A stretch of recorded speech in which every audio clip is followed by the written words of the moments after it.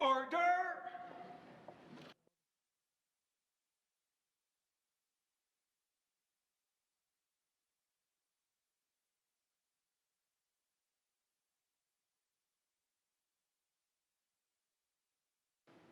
Creator, may your spirit and guidance be in us as we work for benefit of all our people, for peace and justice in our land, and for the constant recognition of the dignity and aspirations of those whom we serve. Amen.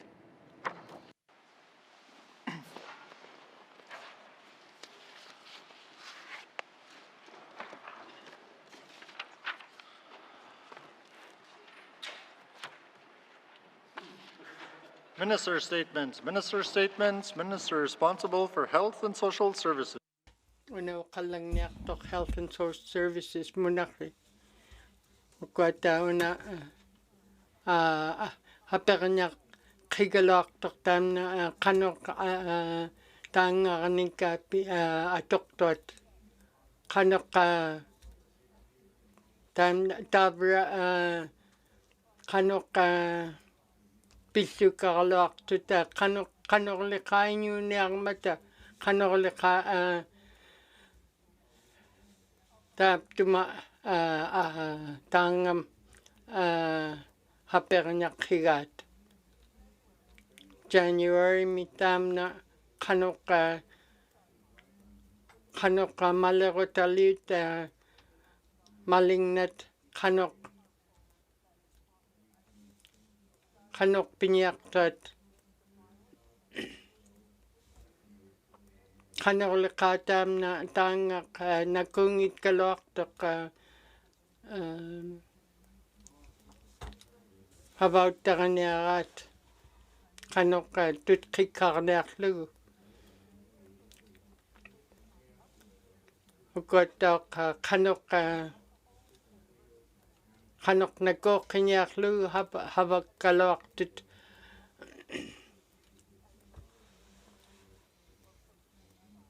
atok totay na tangarnik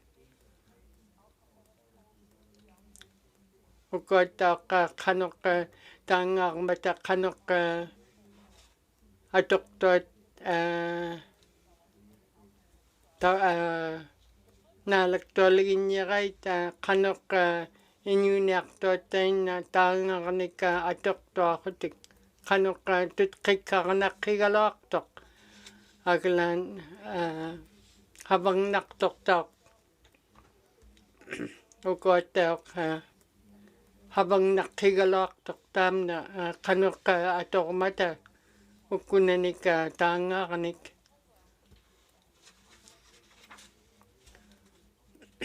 kanok ihmagigalok itap inyuita maninodapting ni kanok leka tutkikkarniak lu itap kot atok tot kanok leka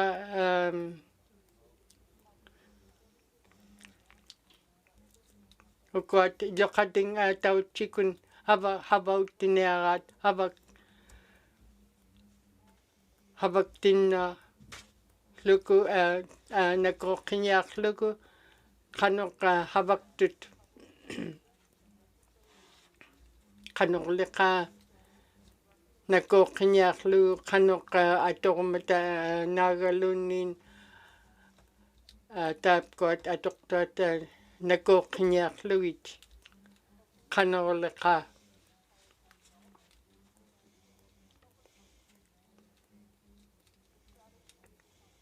kanok leka habak luting kanok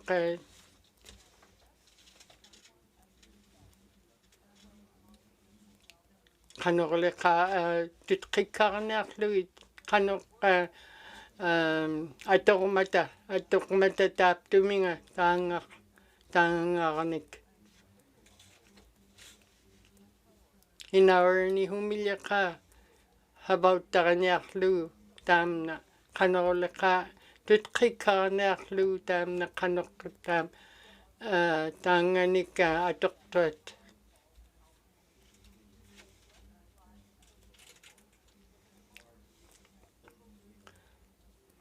ukotok kanok kuat Inuvialuktun tuota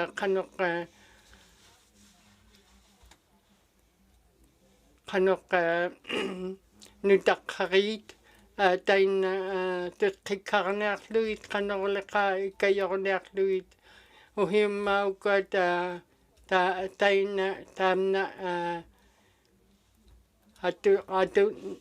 atorneangitkaat taamna taanga havakkaluartut taapkaata tautsikun qanorleqa tutqikkarniarluit taapkaat qanoq atormata taina taangaarnik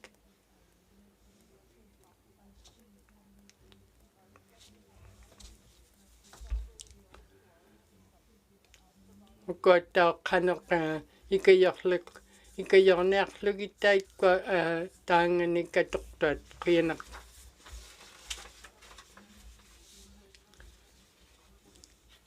Honorable Premier tamna qaqlika qalangniartoq uqaqti tamna puvlaaluk qanoq tamna hapeqniaraluartaaq tamna puvlaaluk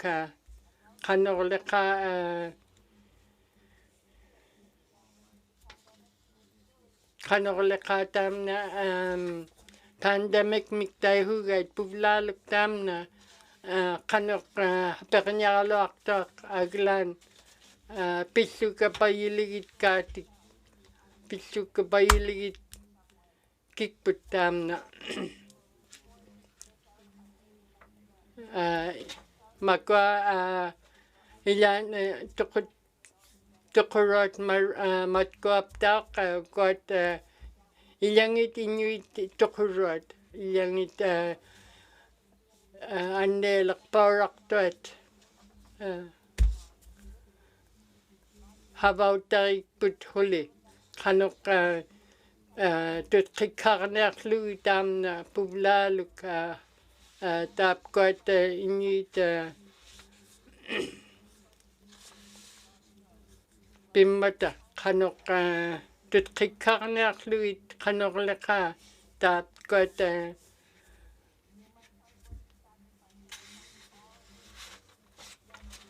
uvagit tavra humiliqa inuit maani nunaptingni qanorleqa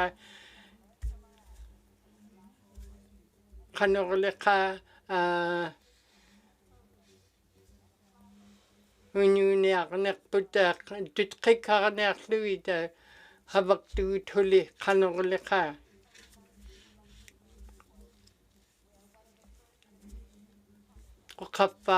uqarippaarniariga taamna puvlaaluk aannugu ukkuat qanorleqa uqarrihuuga taamna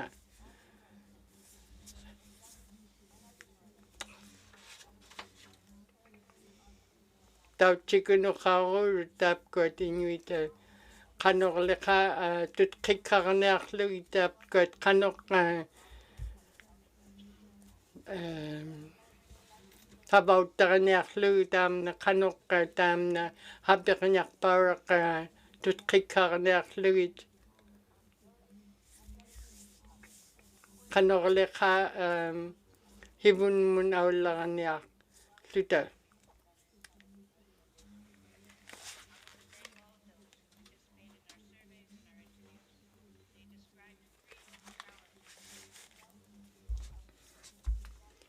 ukkuat inuit qanoq inuit ikaqqaarlugu nunaptingni haangarut qanorleqa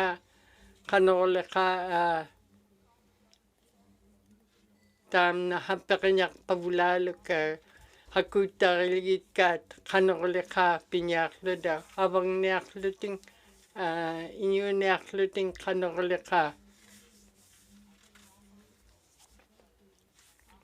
taamnaptaaq nakuungitkaluartoqaglaan pissukaligitsugut pissugurualigitkaat taamna qianaq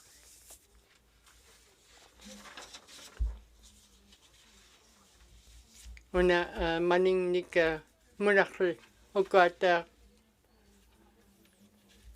kanok tamna maningnika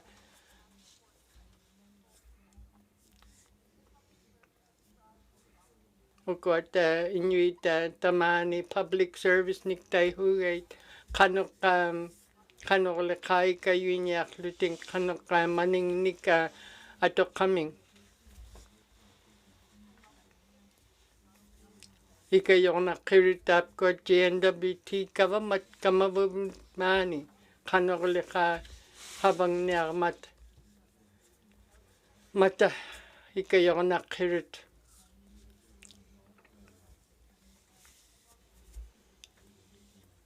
ukata ka kanok Inuit tamani habauti hu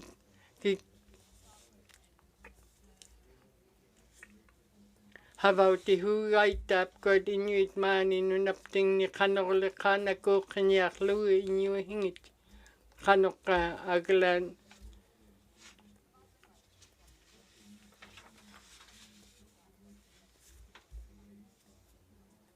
kanok leka ikayor na huaitap ko Inuit mani nunapting ni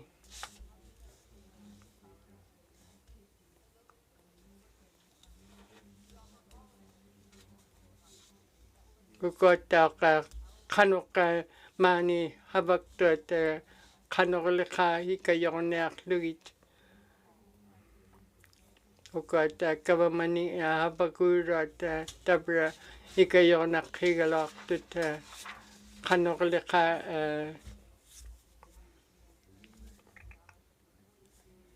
habaktot mani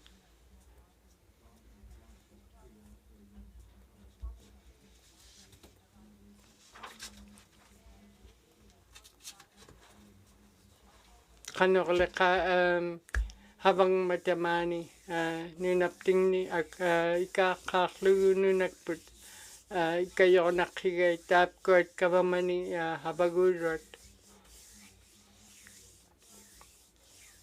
kanok leka ikayor na rugay tap ko at habaktot mani wakakti kanok leka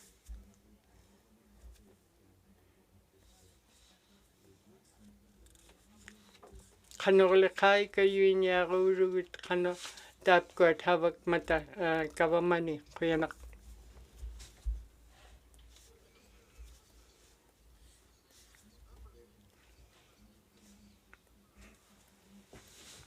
here was house wakalang naktok kuyanak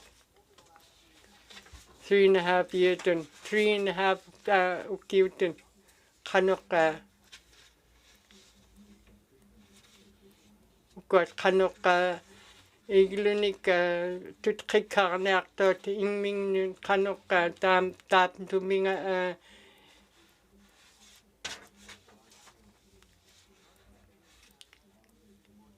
kuat tau kanok ikayor na kiritap kuat mani nunapting ni nako kinyak tot mani iglunik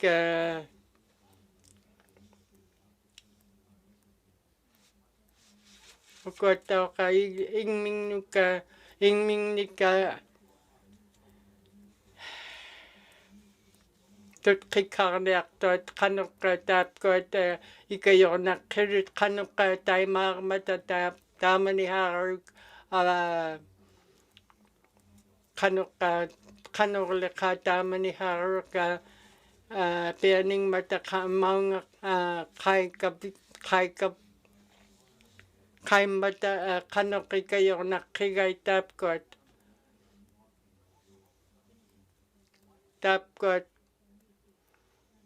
kanok hok tayo na hinik pinyangit pat huvat kanok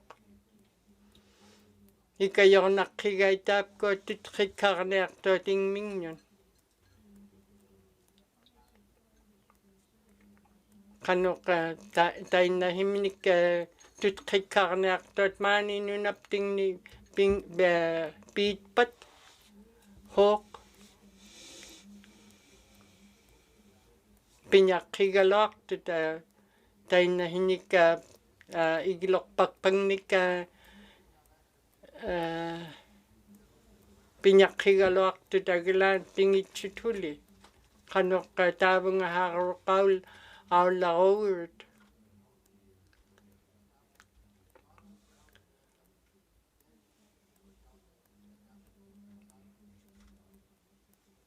taiku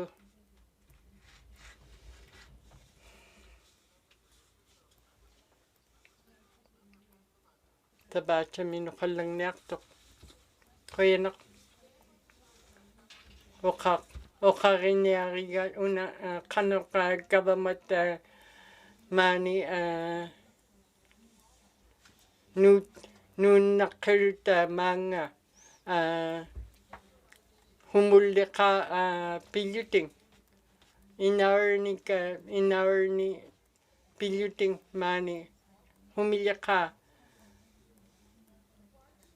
pinyaqqirut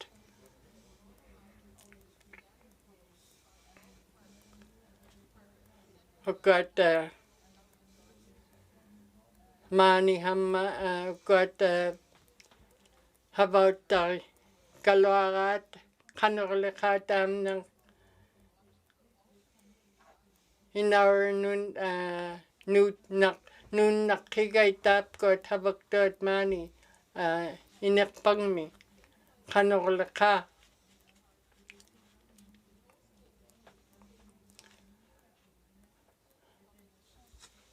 nuutsuurut maanga inerpangnun hawk I'm a lightpat I'm maraaq liting havangniarpat havagukkaluartoq tittainna aglaan nuutsuurut maanga inerpangnun havangniaqamminghamma tabrap haperniartoq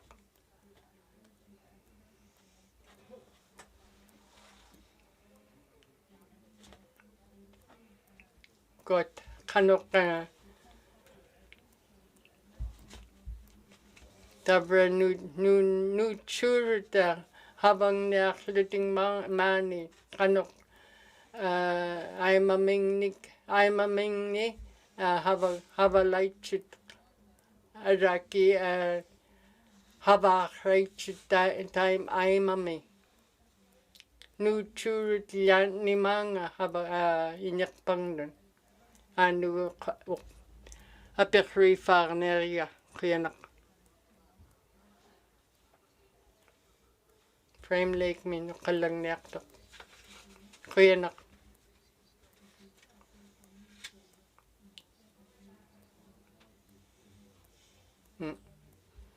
oqarinerigat qanoqqa havaktuat maani kavamani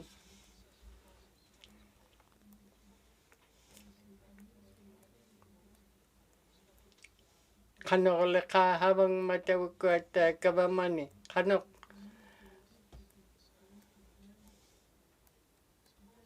qanoq havaguvat taapkuat qaarliit oqarma qavang matatain qanoq tutqikarnaqqigai taapkuat qanoq havaktuat taamnaptaaqa apquterpakliitso taamna ukuat kliitsomi apquterpaita oqarinialigitkaat qanoq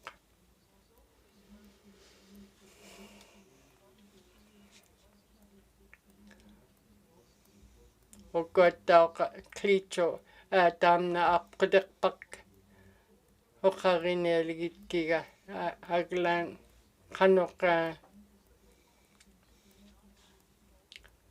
thank you, Jesus.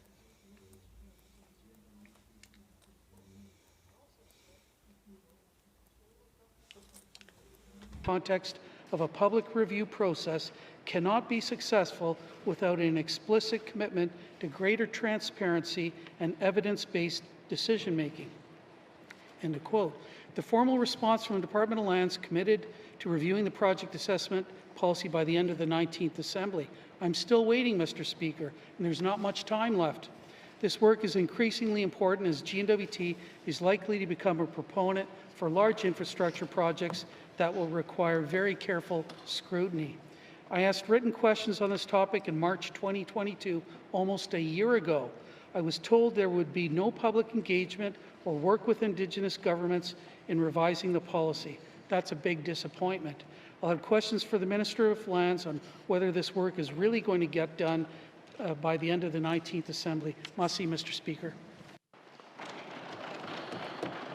Thank you, Member for Frame Lake. Member statements. Member statements. Member for Nunukput. Thank you, Mr. Speaker.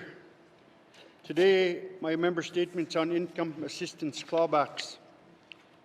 Today, I rise in the Inuit ay mabimni kanok Inuit adoktot maning nika kanok income support nik tayo got maning nika adoktot kabamani kanok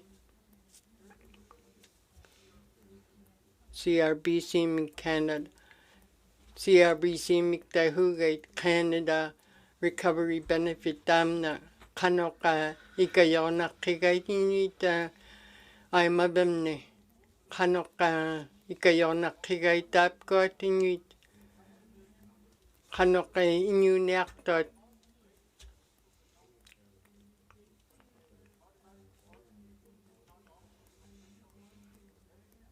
oko kanok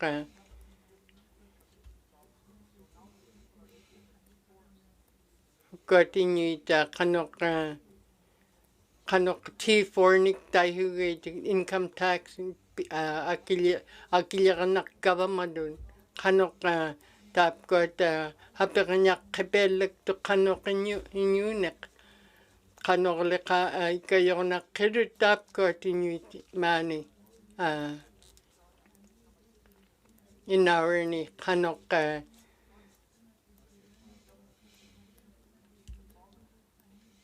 got kanok Inunek tot hapiranyak kebelek to kanok Inunek kanok leka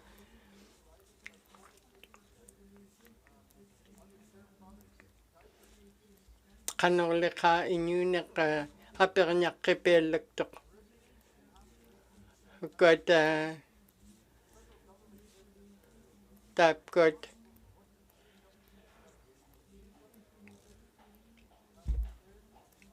who got government money kanok hikayonak kirit tapgot Inuit tapgot Inuvialuktun ay mabimni kanok leka hikayonak higalaktut maning nikadoktot government got inyait kanok leka Inuvialuktun tapgot inyait nagalunin hulay charting mingnik kanok hikayonak kirit tapgot kanok leka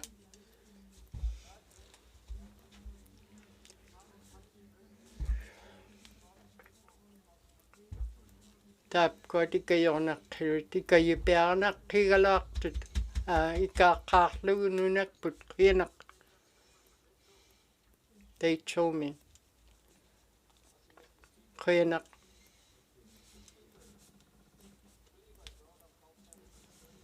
got tamna okarin lakalawak kaga kanok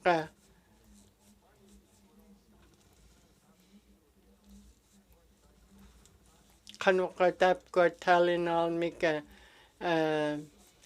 madihinik kaichivlugi tain kanok got kanok anniar mata kanok leka pinyak lugita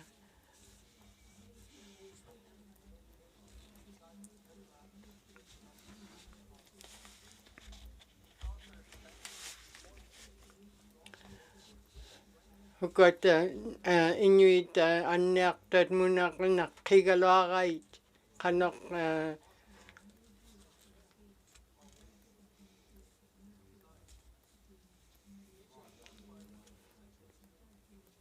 qanoq qanoqleqa hakuutteqabiu hakuuttaqabilugittaapkuat Inuit anniaqtuat qanoq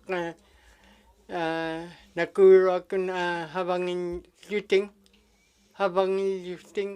taapkuat anniaqtuat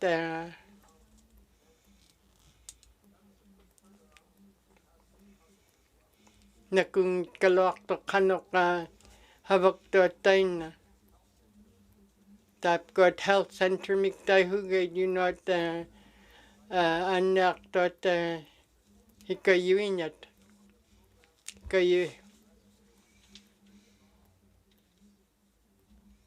qanoqleqa Inuit anniaqtuat ikayornaqqigaluaqait anua piqruifaallangniartunga quyanaq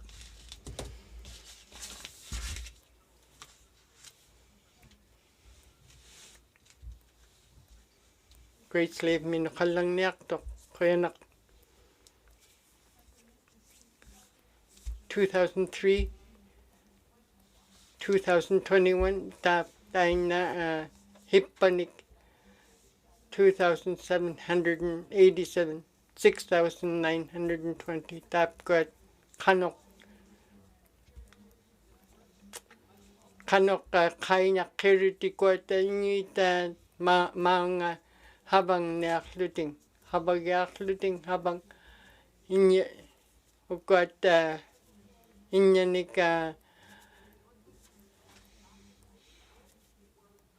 inyanika tauqa munaqrilluting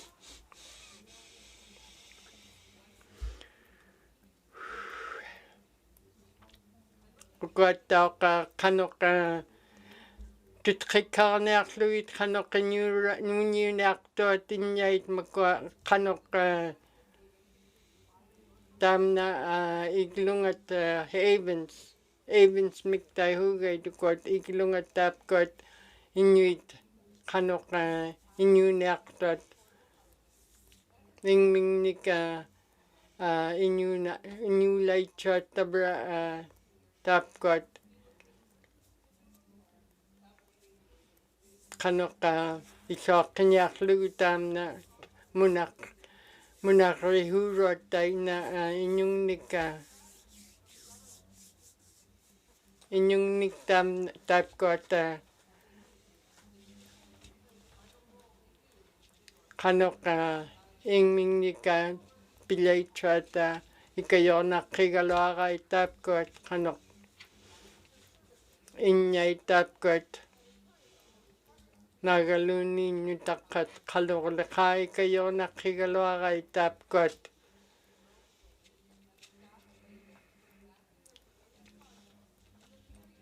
taapkuat habaktuat Evansmi taamnaiglumi qaunagihugai taapkuat Inuit qanoq inuniartuat YK Senior Society taapkuat ikayorpaararurut qanoqleqa inyungnik pilaitsuat ingmingnik quyanaq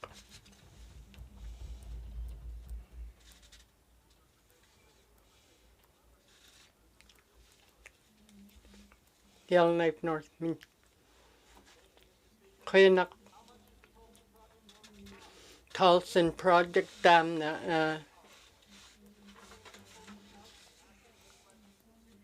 qanoq ipiqruhiurut qanoqleqa taaptuminga tamna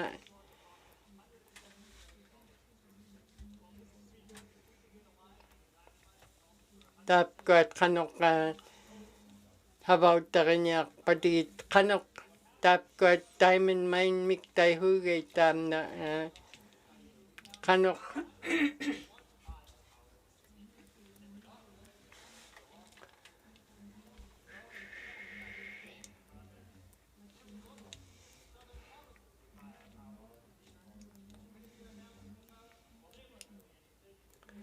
kanok kabautariak parung tam na kanok ato mata kanok hong rock pangnik kanok tam na Towson Hydro Project tan tay hugay tay na tap tuma kanok hong rock pait ikayo nak hong rock pangnik ikayo nak tap tam na Towson Hydro Project mik tay hugay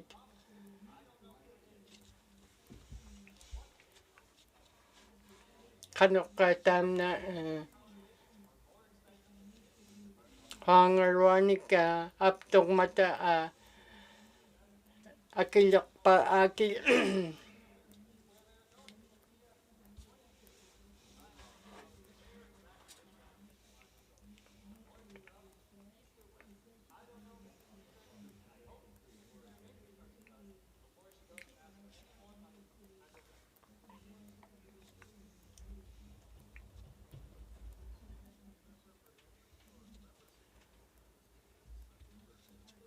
20-day well day ukal ng niyaktok.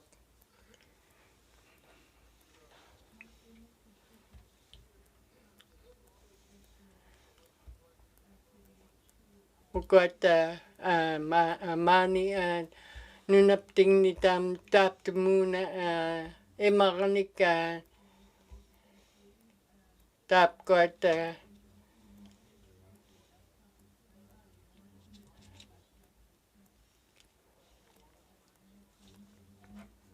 tap ko at hapernya kaigalak to kanok tam na mga nunapting nun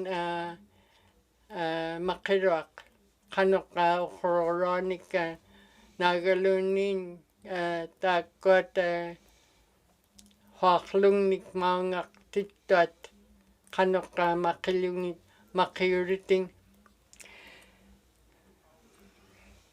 makibliting mga nunapting nun tam na tutkikar na kigalaktok tam na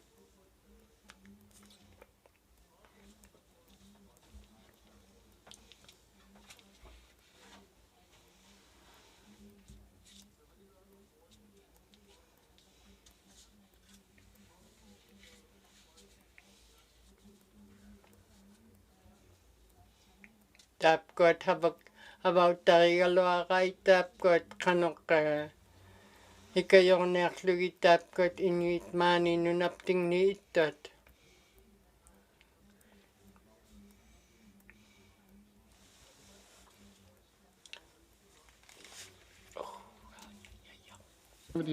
Causeway 954 and its nuclear reactor crashed over the frozen Great Slave Lake. The crash scattered an enormous amount of radioactive debris over 124,000 square kilometers. Some large pieces, but most peppercorn-sized bits of radioactive black soot that rained down. Over the frozen land and lake, our recovered pieces emitted a radiation level of 500 radiotons per hour, enough to kill a person in a few hours. Mr. Speaker, I seek unanimous consent to conclude my member statement. Member for Tunde Welde, the member seeking unanimous consent to conclude a statement. Are there any nays?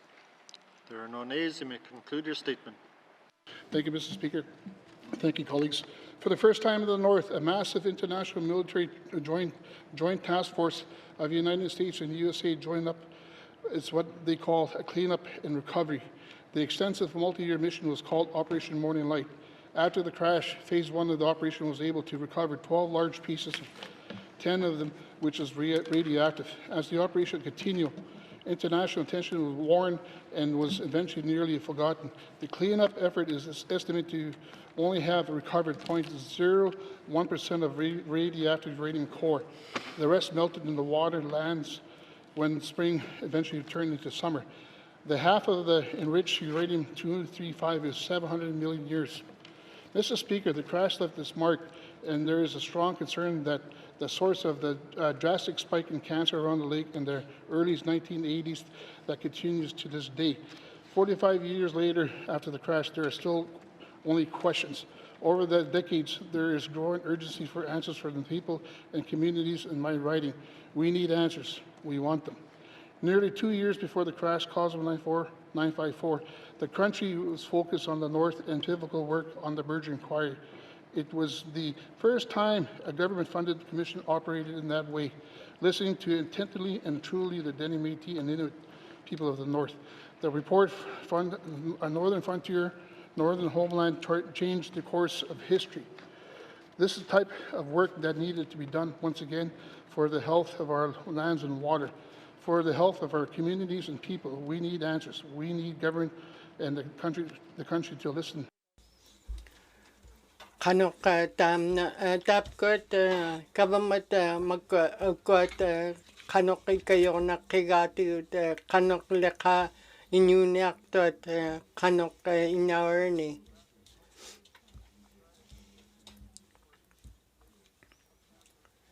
Kanok tamna anneron kansunik tahuga tamna anneron Inuit hamma taina annele gaur tap tuminga tam anu pekri fallang nektunga kuyanak.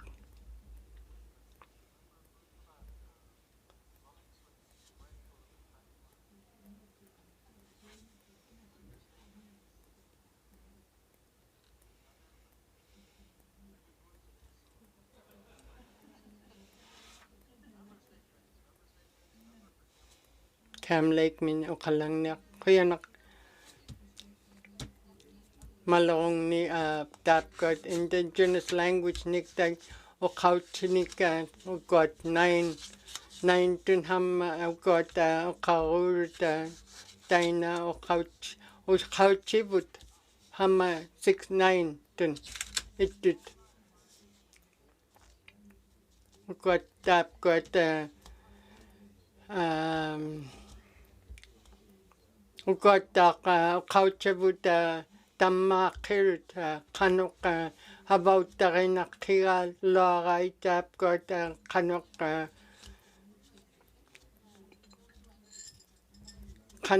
tapkot ikayonakigai tapkot karnak to kauchip tingnik kanok kanorleka tapna official languages nik tainik kanok tapkot language nik pinyakluting ukauchinik habang nyakluting kanorleka tutkikarnyaklugi tapkot in ukarnyaktot ukauchip tingnik ukot ukaktot taina kanorleka pinyaktot ikayonakigai tapkot kotak ukarmata taina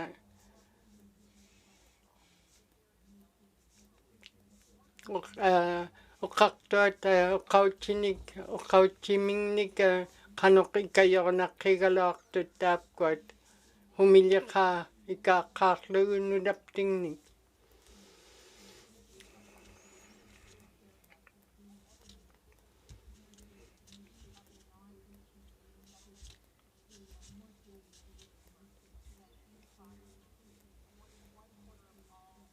ukot Inuit kanok ukalaichit kauchimingnik kanok taimna hapernak kipelak to kanok Inuit ukarnyaktot kanok ukauchimingnik tamna kanok hikayoluit tapkot ukarnyaktot kanorleka revitalization miktayhugay tukot kuyanak.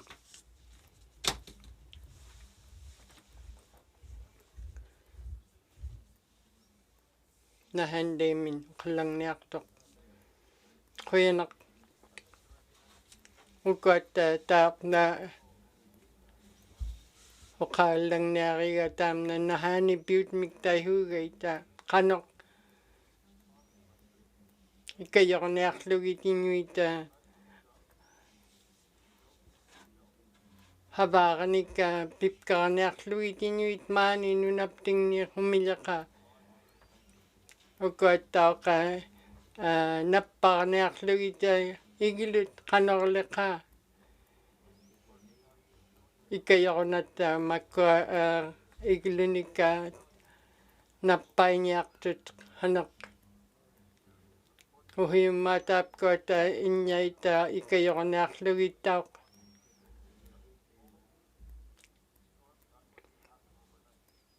Ukoit qanoqa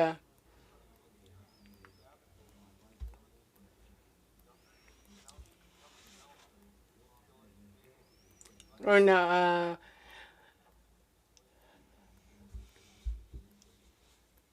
taapkoita uqari hugaitamna taaptuma inya qanoqa ingiliraan tam pi isagutirua qanoqa pihukluni tainahinika igilunika ikayorniarlugitaapkut inyalat inyait qanorliqa ikayorlugit aglaan hungitsut huli pingitsut huli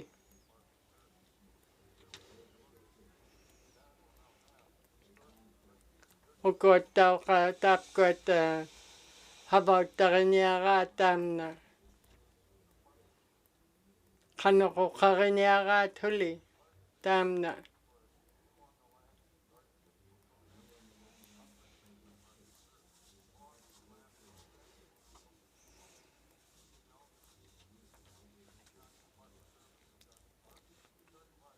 National Park mia taamna nappainiarkaluartut taagalaan uqariniaraat taina qina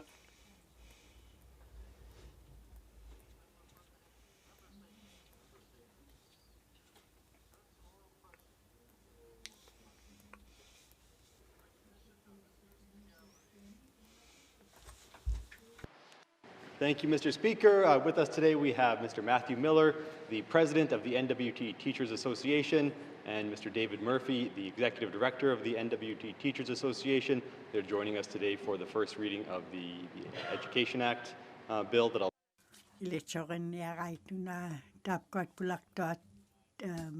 maunga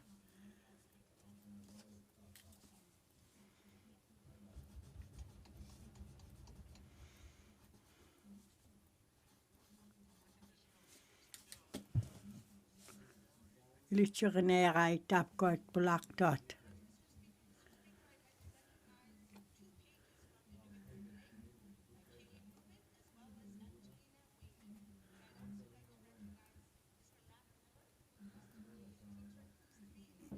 Ilihari tamna inuvingmi. Lichuria nerait pulaktit.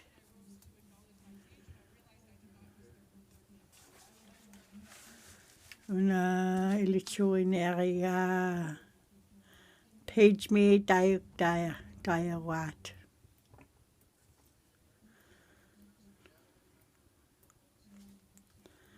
Yellowknife South.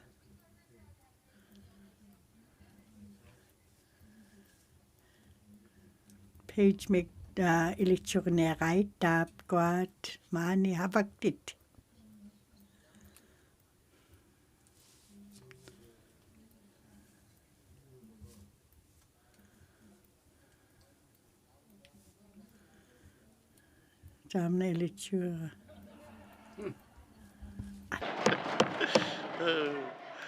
Thank you, Member for Haver South. Recognition of visitors in the gallery. Recognition of visitors in the gallery. If we have missed anyone in the gallery today, welcome to the chamber, and I hope you're enjoying the proceedings. It's always nice to have people in the gallery. Masi. Acknowledgements. Oral questions. Nunakpun minu kallang niartut kuyanak uvlupaka taina okari kalloak okari lakkalloak ki akku kanok tapkot kanok ikayornak tapkot inuit kanorleka inuneaktot haperanyak hirok kanok inuneaktot kanorleka kuyanak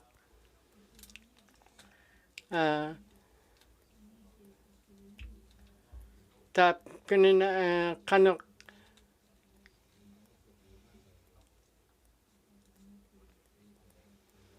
kanok ikayin nyaktot ikayok kaloaray tapkot kanorleka income assistance niktay huit maning nika pirot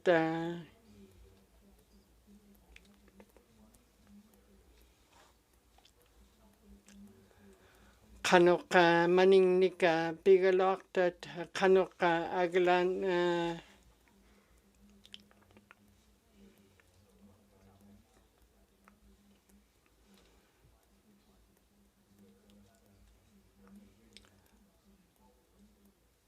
kanok kayo niyaw tayo na kanok inyong nika adoktor tayo na maningnik kuyanak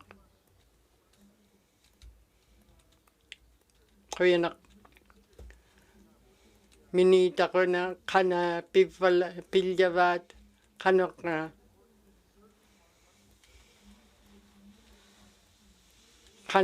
manira kanika kanok ikayok na aktuit ikayok na kigay tapot inuit ay mabimne kuyanak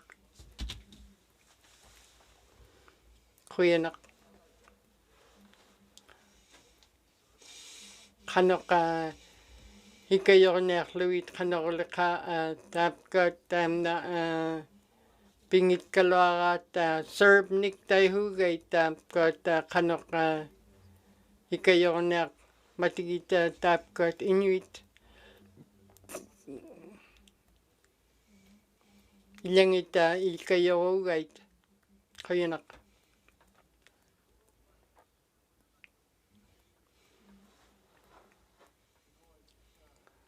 okak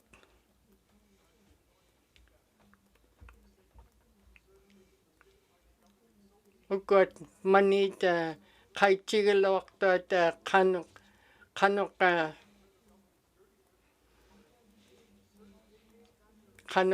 tayo na maningnika chigaloktot aglan kanok pinyakpat kanok hapirnyak kebelektok kanok tapkot kawamat ikayungit kay kanok leka inuit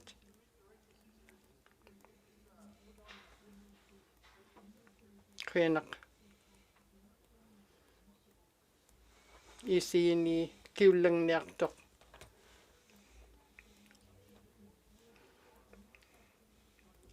itabra inuit ilangit haperanyak kebelektok kanok inunermik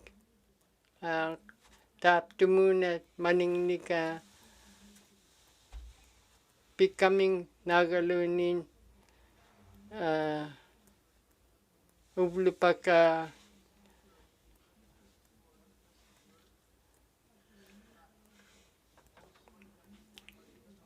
ukot kanok maningnik pigalok to daglan uplupak haperanyak kebelek to kanok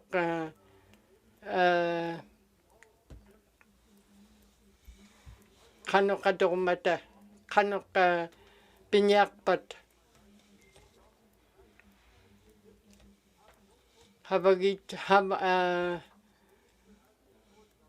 habang nikpit chutap ko tinyuitin ay mabimni kanok inawar ni kanok leka ikayo nakigalawa ka itap ko tinyuit inyunaktot ay mabimni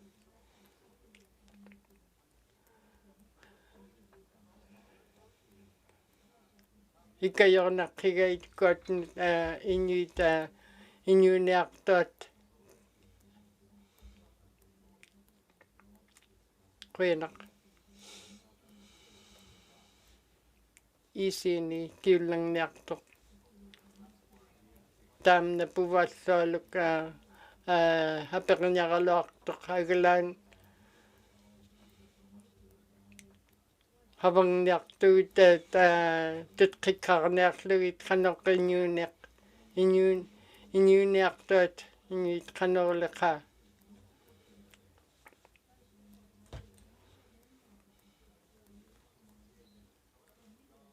qanoqa inniukaming qanorleqa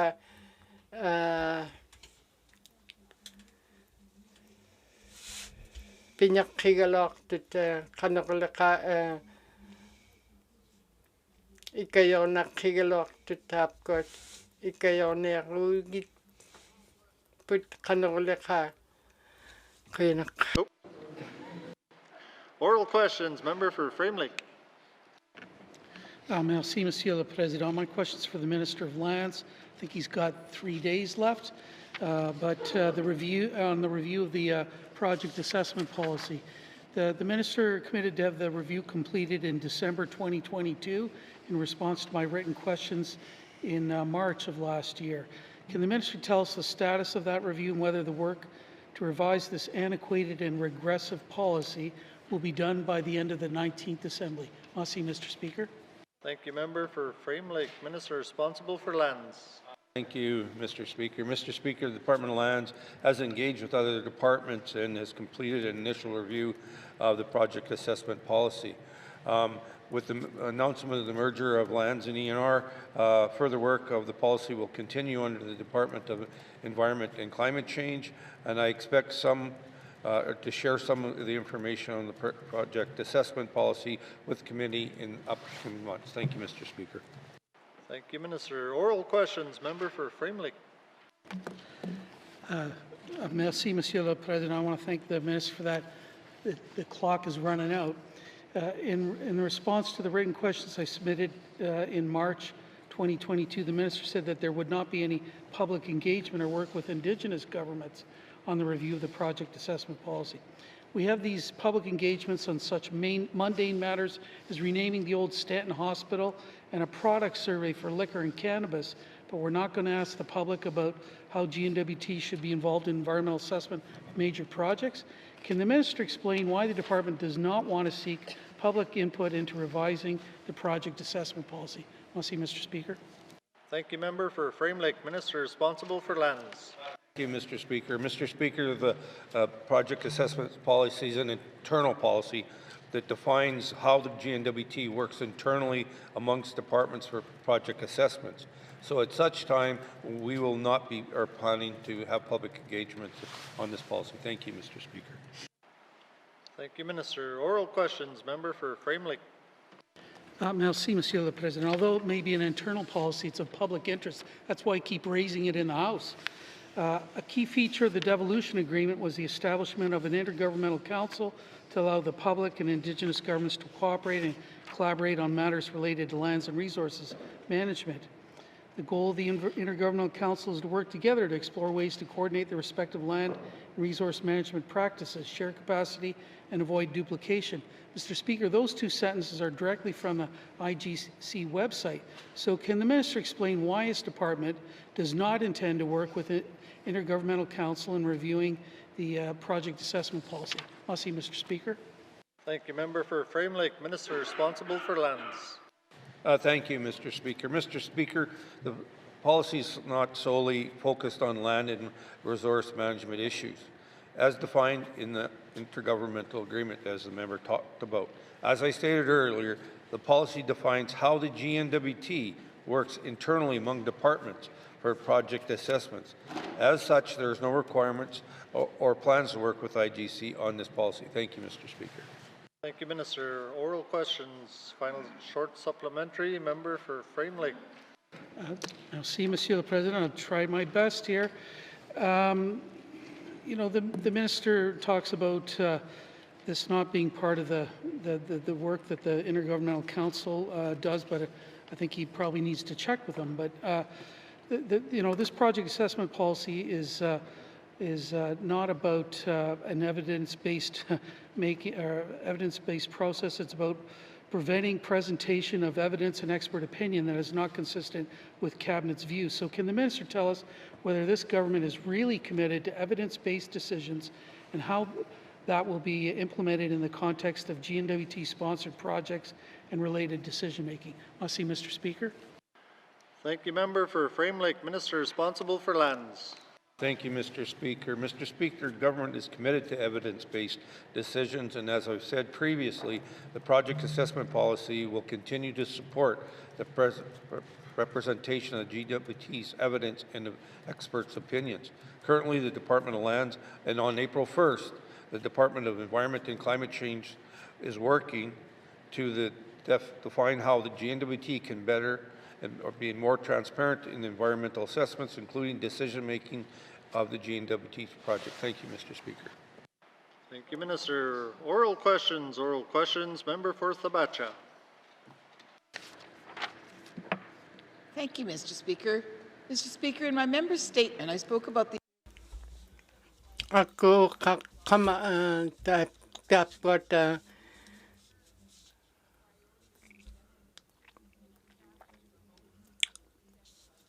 got kanoka dapat mani nunami In the priorities that were developed by the Legislative Assembly, there wasn't a decentralization. There was a priority around regional decision-making. However, and we're working towards that. However, in saying that, Mr. Speaker, decentralization has been a priority of previous governments, and it's a priority of our government. It always should be a priority. Many of the members from the Cabinet are outside of Yellowknife. They're constantly reminding us all the time that, and I recognize that myself, that we need jobs in every single community, and we're doing the best we can to make sure that that happens. Thank you, Mr. Speaker. Thank you, Madam Premier. Oral questions. Member for Thabacha. Mr. Speaker, can the Premier provide some concrete examples on what efforts the Executive has done throughout the 19th Assembly to support the decentralization of public service jobs away from the capital? Thank you, Mr. Speaker. Thank you, Member for Thabacha. Madam Premier. Thank you, Mr. Speaker. There's a couple of things, examples that have actually carried on into this Assembly that have been from previous Assemblies, though, such as the priority hires. It's still a priority. Every position that comes across the Cabinet table is always scrutinized. Are they priority hire? If not, why not? So that's one example. The other is, and again from previous governments, that we've continued secondments so that both ways, so that if, for example, Indigenous governments need a worker in their community, we will second from the GNWT and vice versa. That helps in actually building the skills that I think people need. One of the best ones that I do have to give credit for from Minister Wozniak from Finance is the remote work policy that was just brought in after COVID. I mean, we realized that we could use the internet more. So the remote work policy, if my recollection is correct, is that you can, if you have a job that's offered in the headquarters in Yellowknife, you can talk to your supervisor, and if you can do it remotely, you can do that in a community. It only goes one way. That cannot happen for jobs in communities that that person can come to Yellowknife. So that's a great example of work that we're done in this government to make sure that we have jobs in communities and decentralized positions. Thank you, Mr. Speaker. Thank you, Madam Premier. Oral questions. Member for Thabacha. Mr. Speaker, can the Premier tell us if she believes her government has been successful with decentralizing jobs and services into the communities and regional centres? Thank you, Mr. Speaker. Thank you, Member for Thabacha. Madam Premier. Thank you, Mr. Speaker. I mean, I'd like to say yes, but the reality is that it's work that's always going to have to happen. Like I said, it's a concern for all of us, and it should be a concern. We need to make sure that all communities actually have the economic opportunities, including jobs, which is economic opportunities, to be able to support their residents. Like I said before, Mr. Speaker, I think that the biggest achievement of this government has been the remote work policy. I think it's a little bit too early to actually give stats on that, though, because it's only been a few months. But I am looking forward to actually seeing the stats on that and actually seeing if it works. And it'll take a little bit of time, things take time in government to change the culture, but I'm a big advocate of it. I do thank the minister for actually bringing that forward, and I am thinking that hopefully within a year or two you'll see huge results because of that. Thank you, Mr. Speaker. Thank you, Madam Premier. Final supplementary, member for Thabatcha.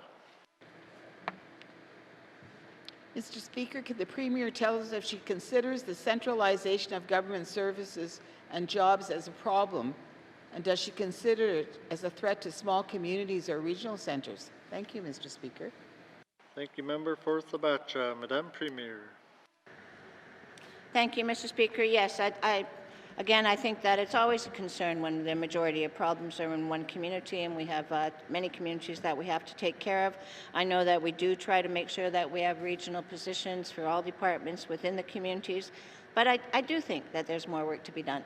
And I don't think it's only this government. I think that it's going to have to be work done for many governments to come. We need to look at the jobs, we need to look at the departments, we need to look at positions. So it's ongoing work. Our commitment as Cabinet has been to try to get as many jobs in the communities as possible, and I'm hoping that the next Assembly will continue that work and try to get as many jobs into the communities as appropriate. Thank you, Mr. Speaker. Thank you, Madam Premier. Oral questions. Member for Tunide-Weldy. Thank you, Mr. Speaker, and thank you for your latitude in extending me some time to conclude my member statement. And thank you to all my colleagues. And Kuyanaka Mani Habaktot. Lutel came court resolution. Kanoka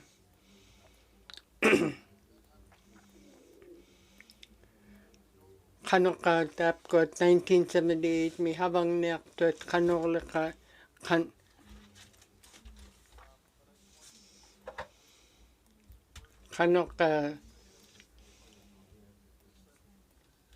Kanoka habang nakaloktot tap tayo na habaktot kanok ano.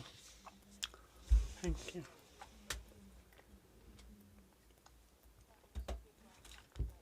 Catholic na kiulang nakto kuyanak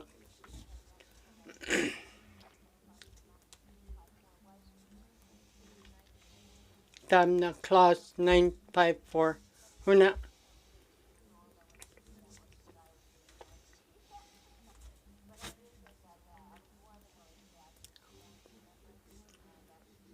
kanoka tayo na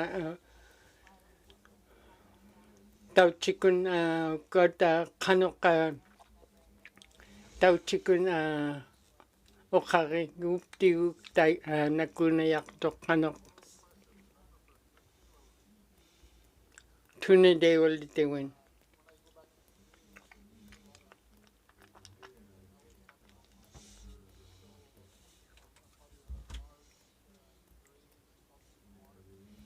Okari ay tab na Kanoka imang mi atam na uranium miktahu tayo na kanoka imang mitok tayo na kanoka nakukinyak parang kanoka nunabatani habang matatay na Ukrainian mik kanoka iswakinyak parang tayo na tam na tutkika nakigalokto ka halum nakigalokto tam na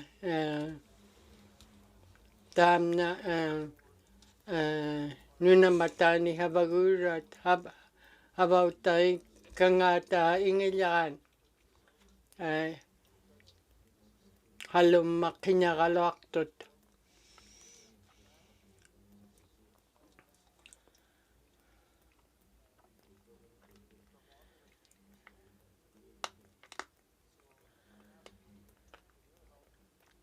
kanoka iswakinyagaloktot iswakinyakigaloktot tam na kanoka nyunaktot nyunapting ni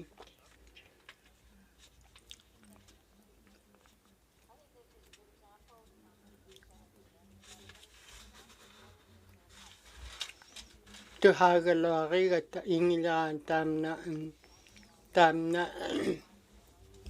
humilaka hamma nunamatani havagualoqtat qanoq isoqina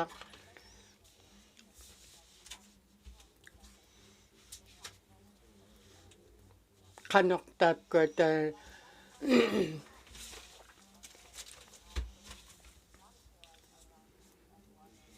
qanoqleka havakkaluartut araki humilaka tapkota havaktuat nunamatani qanoqleka humilaka nunaptingni havaguuruat taina qanoqa isoqqinaaluartut qanoqa piniarpat kuyanaq tundewilde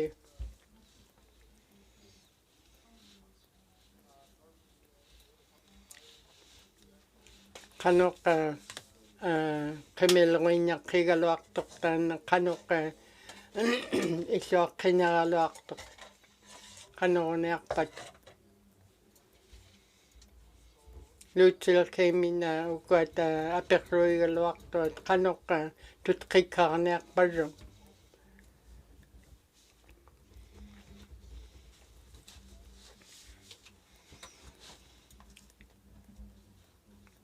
kuyanaq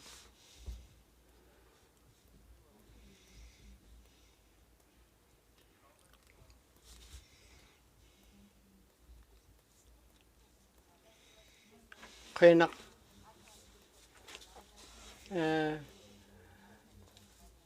tapkota federal government nika taihugai tamna Canada government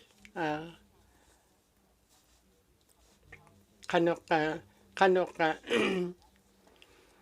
piniarpat tapkot havangniarpat qanoqa kiuniarpat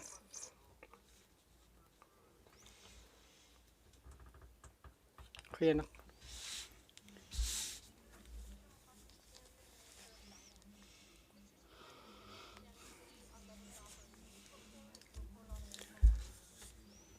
kota maningnika qauna yuhuraqa aperruilagniaria qanoqa government makwa qanoqa qanoqiñungnika havaktinniartuata qanoqa inuita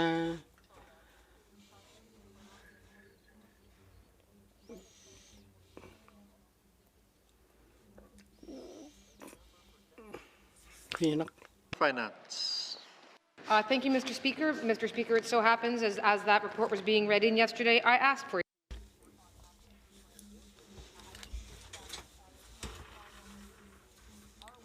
tauchigun havakkalortuta Department of Finance tamna maningnika munakri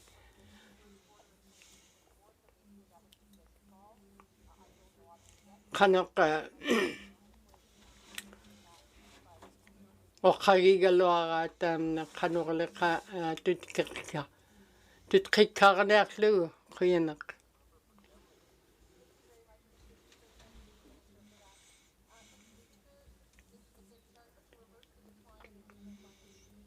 qanoqa tapkot uqauchingata uqata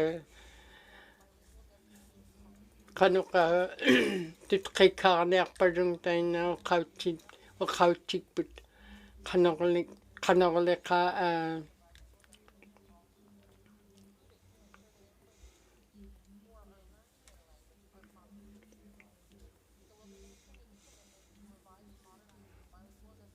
qanoqa tapkot ikayonaqqigaluaruat taina uqaqtuat uqauchingmingnik qanoqa ikayonaqqigai tapkot quyanaq kota qanoqleqa ikayoniaika qanoqa maningnika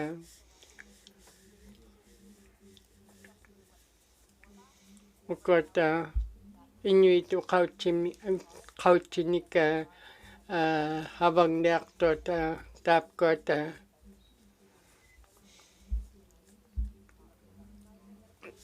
tapkot tautungnartuta kuata habangniartot qarniartot qautimingnik qanorleqa iliharniartot qiyanaq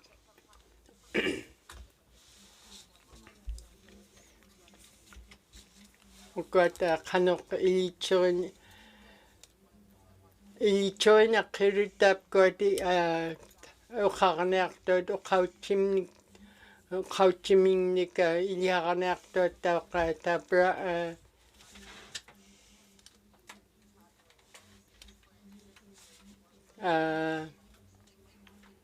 ilichorinaqqirut tapkot qanorleqa piniartot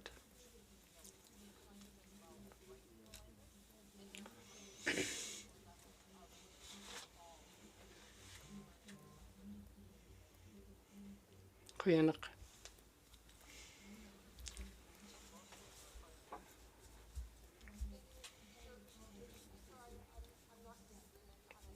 qanoqa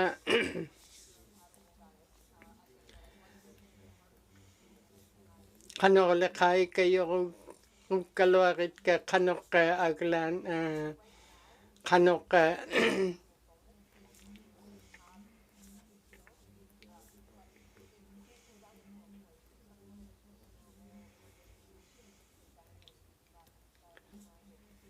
qanoqikayorniarugai tapkuat uqartuat ingaming qautimingnik qanorleqa ikayorniarugait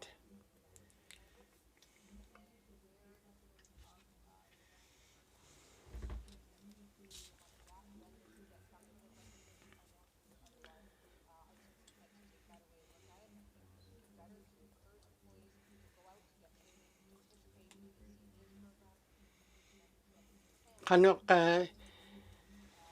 iliharniarpatatainna qanorleqa taiku qiyanaq uktuaqappi qiyanaq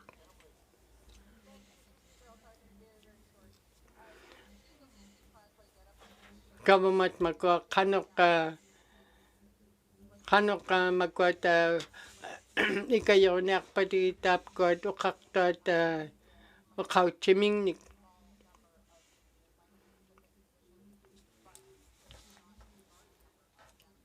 kuata qanoqa qautimingnik uqaruruat aglingitkaluartoqa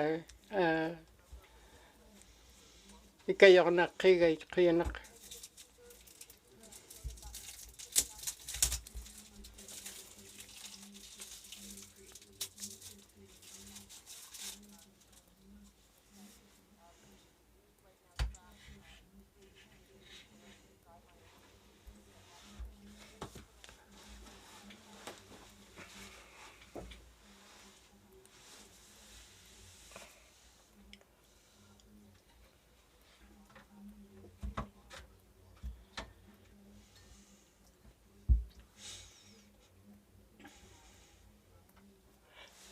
qanorleqaatut qiqqarniarugaluarait qanoqa angiruami kavangnartoq qiyanaq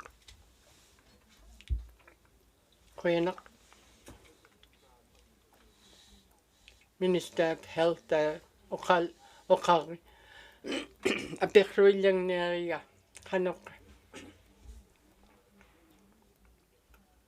uqattaaqquat atortuat qanoq addictions niktaihuugait qanoq hoallungnik pihuuruat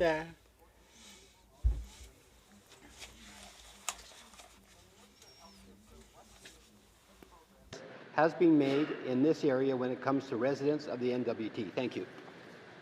Thank you, Member for Haver South. Minister responsible for Health and Social Services.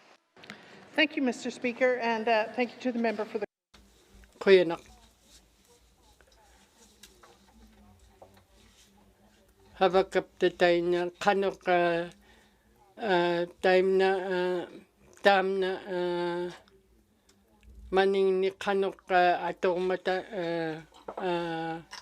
qimilriukaming taina Auditor General miktaihuugait qanoq qanoriarpat uqat qanuqa tauchikuna uqarikalluaqaata taamna kihulliqa qanuqa tutqiqqaarniarlugi tainna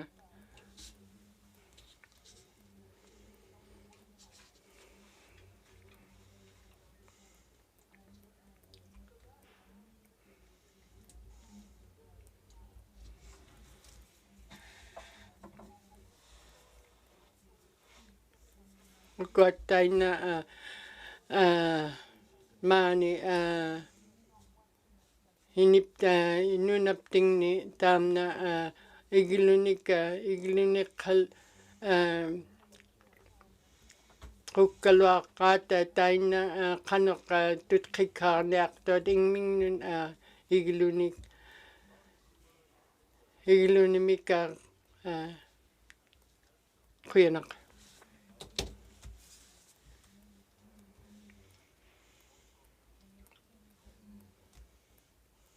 Kaikappi from telenamin taiko kaikappi maunga nalaktuarearluting Haversouth Queenak uqat qanuq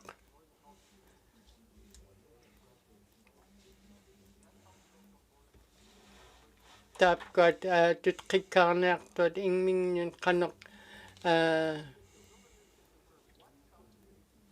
qanuqa taina tutqiqqaarniarmata ingmingnun ikajornaqqigaluartut taapkuat qanuqa taamungaharuqa aullarummata taapkuat tutqiqqaarniartuat ingmingnun quyanaq Stephanie Earl Barker Fox taina qaikapit taiku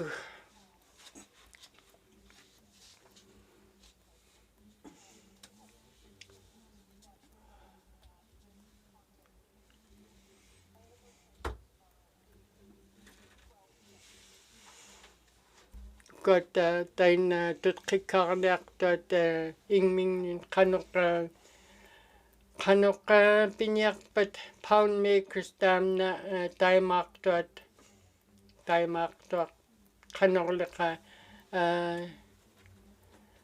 ivarleqaluartuut qanuqa iglumika taapkuat isuaqqiniartuat ingmingnik qanuq iparlerlugit iutivilugit taina qanuq ikajorniarlugit quyanaq taapkuat federal government qanuq ingirrualua rait qanuq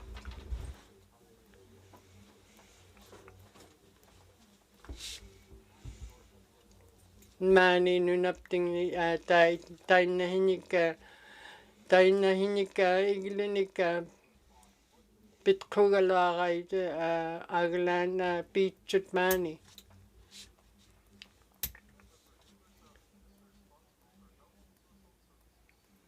Health and Social Services una kiullangliartut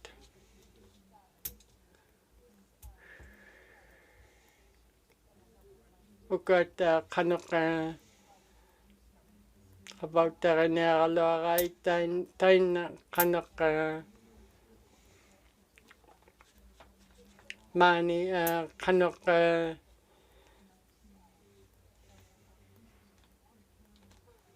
habaqquq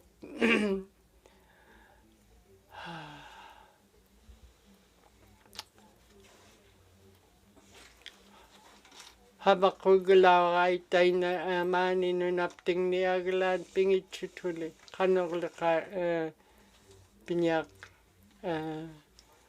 ikajorniarlugit taina inuita ingmingnun qaqqaarniartuat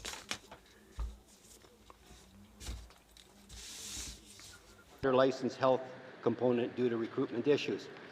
Mr. Speaker, is the Minister willing to consider establishing a treatment centre, whether in the NWT or in the South, that provides clients with treatment that reflects Northern appropriate culture and addition to services provided by licensed health workers? Thank you.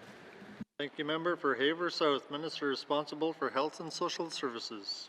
Yeah, thank you, Mr. Speaker. Mr. Speaker, I know that the member would like me to say yes, and he wants me to leave the past behind.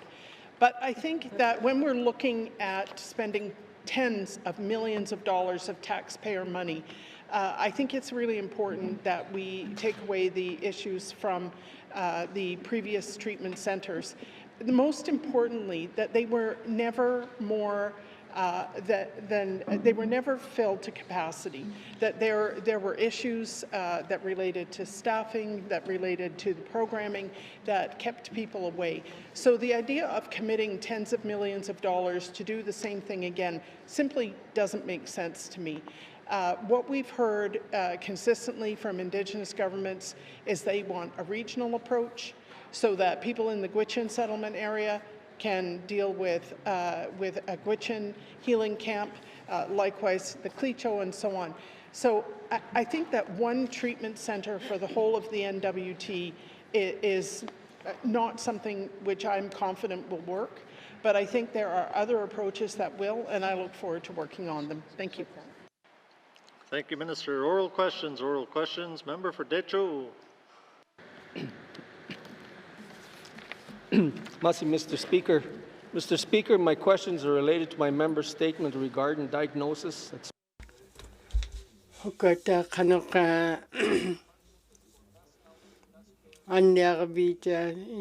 our health center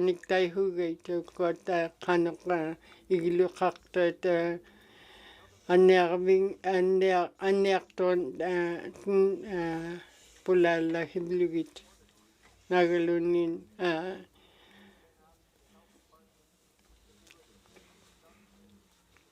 kanoka tutkikarnagaluaga itapkuat inuita kanoka taina iglurenika bitkugaluaga itap anneaktonika Pillalugit kuyanak.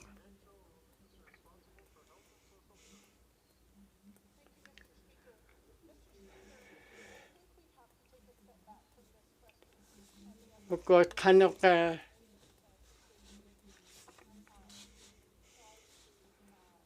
kanorleka ikayunya rugaluak tuta kanoka tap kunanika health center miktai hugay tap ko ta iglumika pitkovlugita kanok anneaktonika ikayuinyak lugiting.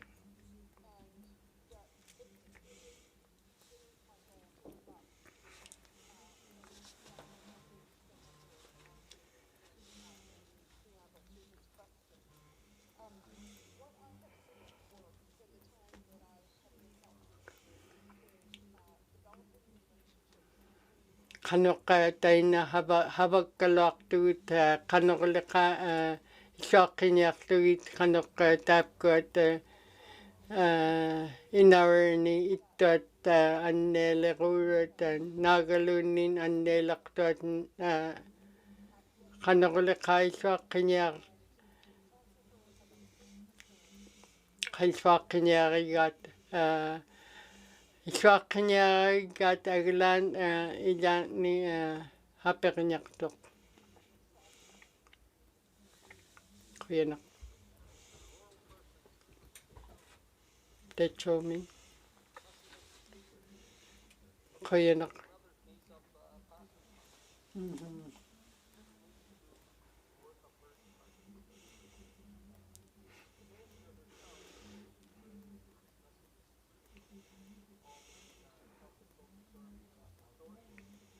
Kanok tamna habang nakirok kanokleka ikayuinyak liti. Kanok ikayuinyak lit kanokleka pinyak kigalok tuta ichakinyak ikayonak kigalok tut kanokleka.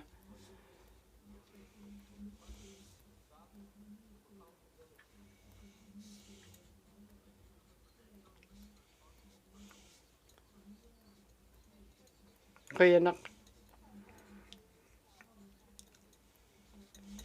kanole ka habaguru te tamna inarani habaktot kanole ka tam Inuvialuktun kanole ka chokinyak lui daglan kanole ka ikayinyak tot ikayihurut kanok pillarut kanok ilihimarut kanok habangnak tonik kanok tap kuninik inuit anyak tonik kanole ka kuyanak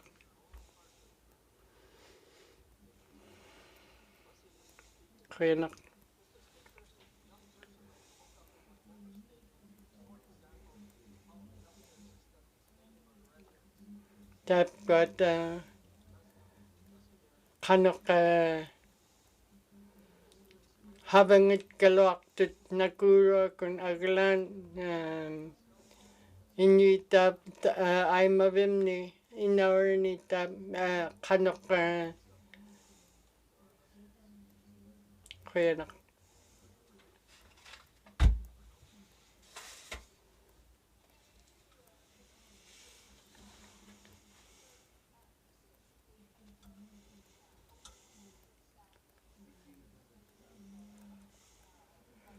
$610 million in hama manakaktut got una department miktay hugay habaktot mani ubamni kanokle ka tayo na habaktot aglan kanokle ka ikayon nakluita got anaktot kanokle ka Inuvialuktun daglan tap got habaktot inarani humilya ka ilimarut kanokamik habang niramik ikayon nakamik tayo naku ilihimarut kanokle ka Inuvialuktun kanok tayo na about tayo kalawari putaglan ila ni hapekinyak tok habang nik tayo na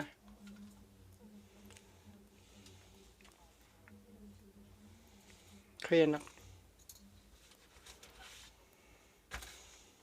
tayo chomin kalang nik tok kuyanak got tam na kanok tap got habagurut munakrit got isokinyak lugi tap got inuita kanokle ka nurses doctor tayo hugay to got ikayuhurat anyak tonik kuyanak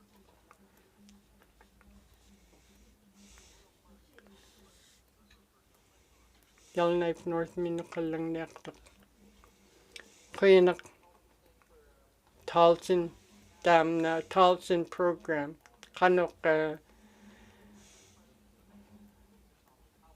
habag taranek par kanok dam na maning nik pinyak pat kanok tukonek pat maning nik kanok kanutun kuyanak ukakte.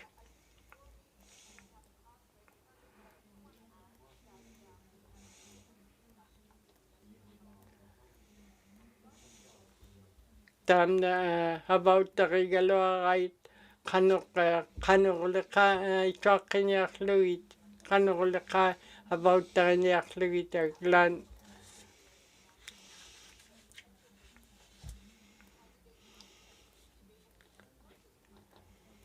una Talson project nika imbernika wangarok pang nika atonak 2027 tam na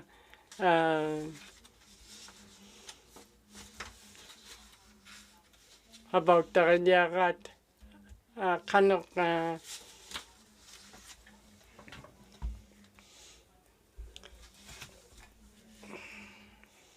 kanok itwak kanyak luit kanok leka habang mata kayanak kayanak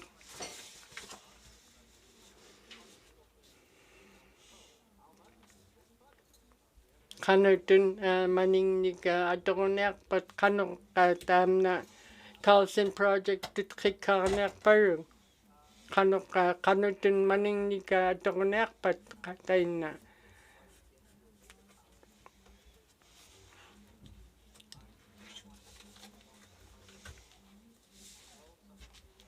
kanok itwak kanyak parung kanok tam na Talsin project atokmat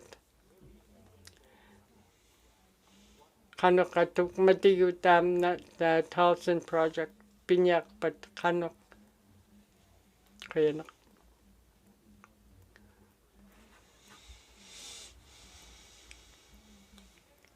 kayanak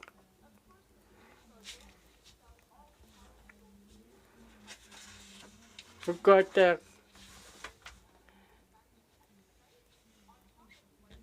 kanok leka habang niya tam na Talsin project about niya kanok leka itwak kanyak lu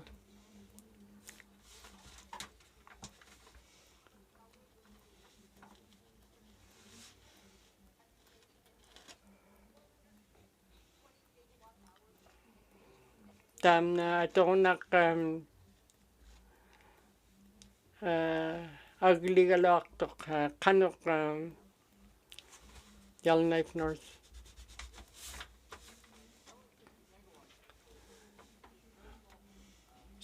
megawatts tun atok mata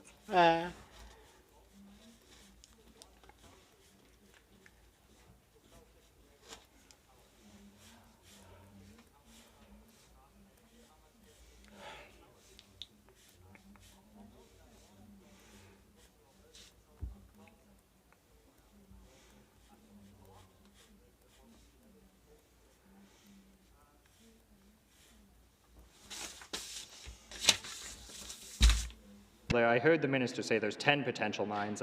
I'm racking my brain to even picture 2 mines that are on a potential route. Pine Point is an obvious one. But can the minister tell me which potential mines these are that would actually be on the grid? Thank you, Mr. Speaker. Thank you, member for Yellowknife North, minister responsible for infrastructure.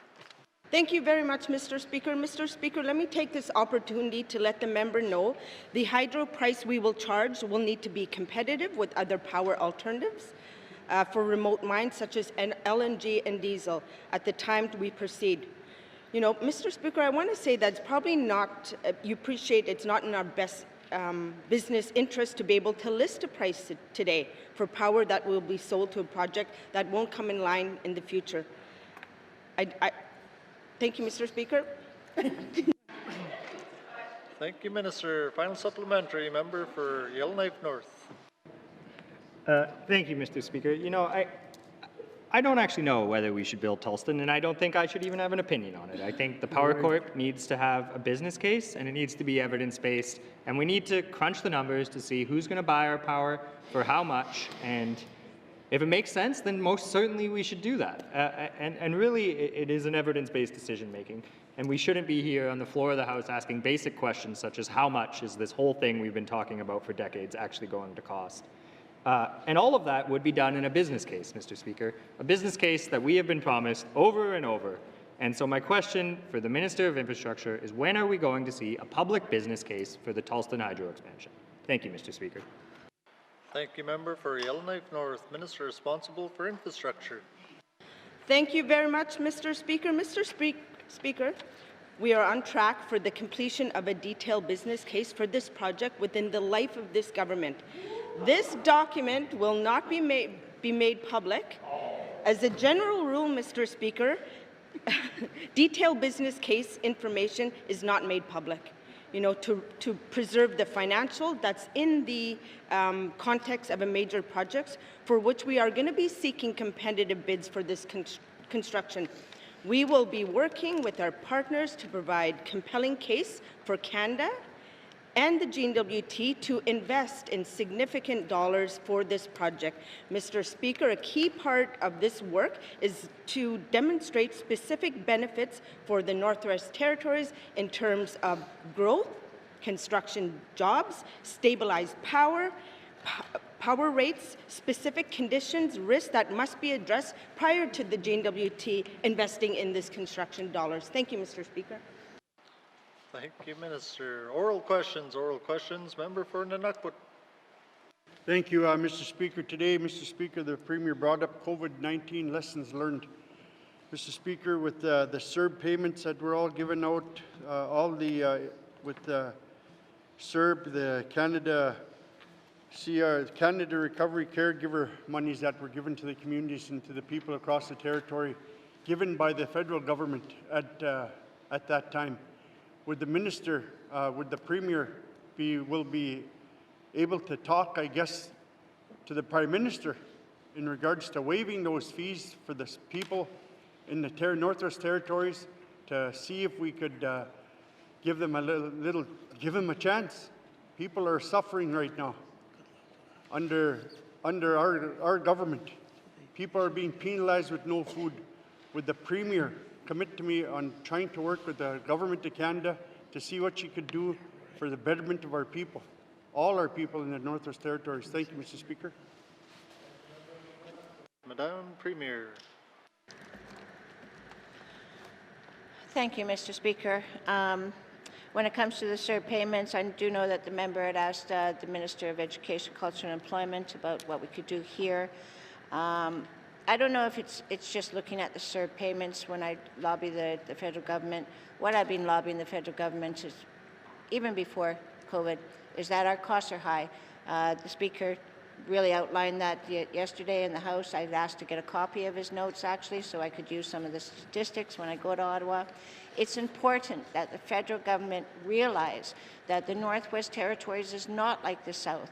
We have huge problems in the north. We don't have the transportation access that people have. Our cost of living, our food is expensive. I hear that. So I'm trying to lobby the federal government for more than just to alleviate the CERB payments. I'm trying to lobby the federal government so all residents of the Northwest Territories will benefit and that we will have a sustainable cost of living. Thank you, Mr. Speaker. Thank you, Madam Premier. Oral questions. Member for Nunavut. Thank you, Mr. Speaker. You know, Mr. Speaker, we're in a tough situation right now across our territory. We got people. Okata Inuit mani nunapting ni kwat inaramni tap kwat hapernak kibelik tut kanok inunirmik kanok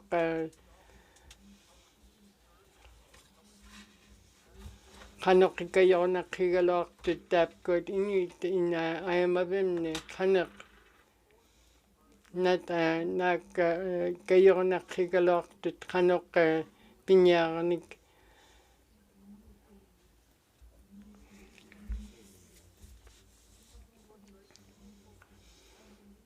tap got in our ni kanok habang nek tot kanok new nek tot ikayona kigaloagay tap got kanok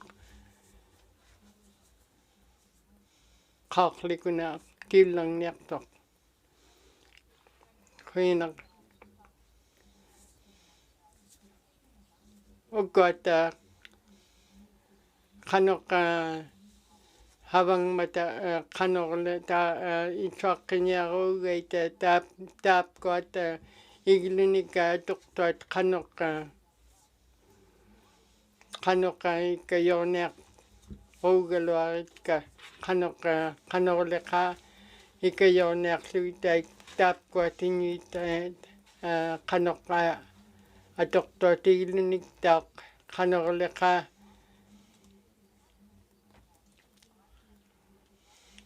ikayong nakalawakait kanok maningnik atonak kanok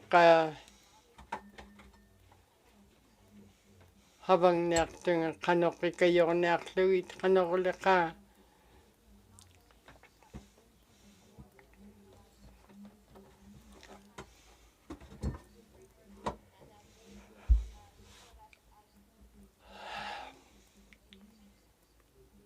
kanok leka ika kinyakluit habaw tayo galakit put aglan haperenyak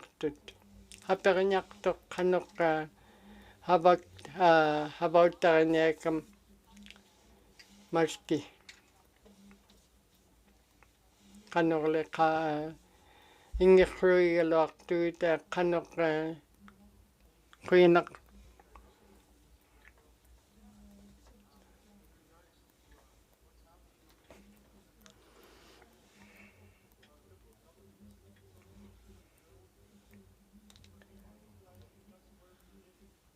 kanok tapkot itam na anyuk gives enough for the first 2 weeks. It used to be 3 weeks, now it's down to 2, Mr. Speaker. You know it as well as I do. We all do in our small communities. People need help. I need my Premier to tell Minister Vandel, you know, to stop this recovery in regards to that. Stop it right across. It was 2 years ago. But yet that Liberal government gives money to everywhere else but here. Ministers got to stand up and make a stand for the people of Northwest Territories, Mr. Speaker. Thank you. Madam Premier. Thank you, Mr. Speaker. Anytime I meet with any federal minister, including the Prime Minister, I stand up for the people of the Northwest Territories. Otherwise, I have no reason to be there. Mr. Speaker, in honesty, though, I will bring it up to Minister Vandel again. I'd spoken to him this afternoon at lunchtime, spoke to him about our needs, and I will continue to speak to him about our needs. I'll talk to him about some of the problems that we have with CERB as well. Thank you, Mr. Speaker. Thank you, Madam Premier. Oral questions. Member for Nanakput. Thank you, Mr. Speaker.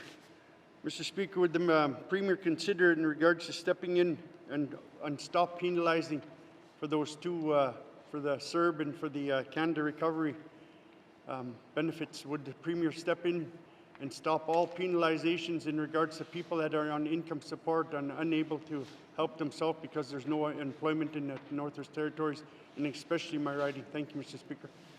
Thank you, Member for Nanakput. Madam Premier.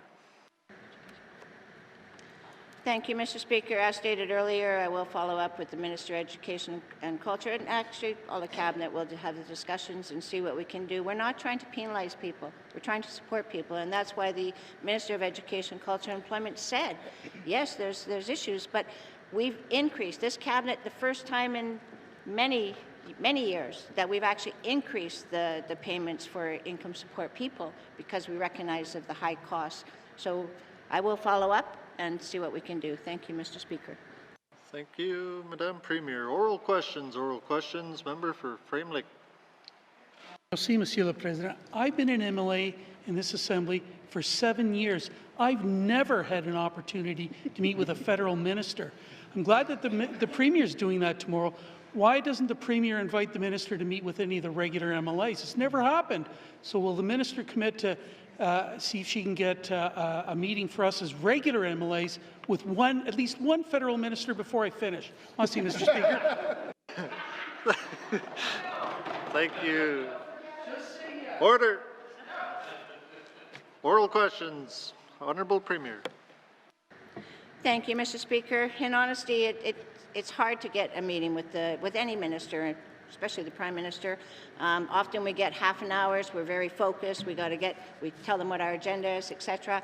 It's not my understanding when I talked to my staff before about having regular members there. It's never been done in other jurisdictions. It's not something that's normal that happens. However, I will like to say that Minister Vandel is coming here tomorrow, and I am assuming, if things go right, that he'll be a visitor in our gallery. So I can't guarantee that I'll get a personal meeting for the regular member, but the stairs, there's one set of stairs, unless they go through the back. So I'd recommend that run out and shake hands. Thank you, Mr. Speaker. Thank you, Madam Premier. Oral questions. Member for Frame Lake. Merci, Monsieur le Président.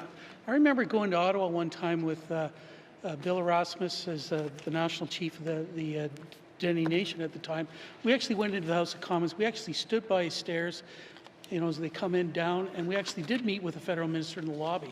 But we shouldn't have to do that in this building. Yeah, we do things differently. That's because we're a consensus government, Mr. Speaker. So I want this Premier to actually commit to raise this issue with the minister while he's here, that he should actually start to meet with some of us as regular MLAs, because that's how we do business as consensus government. Merci, Mr. Speaker. Thank you, Member for Frame Lake. Madam Premier. Thank you, Mr. Speaker. Kuyanak.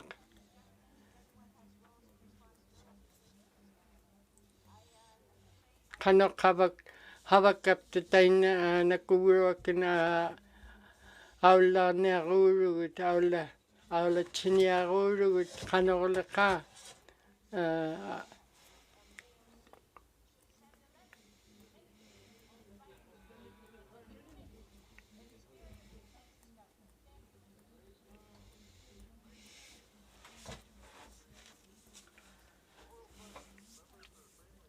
Frame Lake me.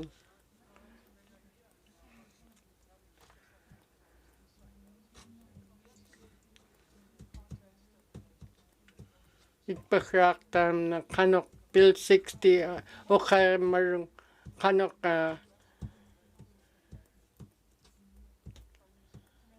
agla kukalwa ka tam na kaklik aglan hunyakpat. Pingit chutuli bihuk bitkugalwa ka kanok aglang ni ka tuyo. Nakhluit kanok tapkot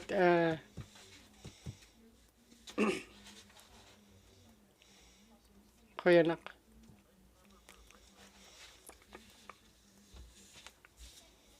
Kuyanak.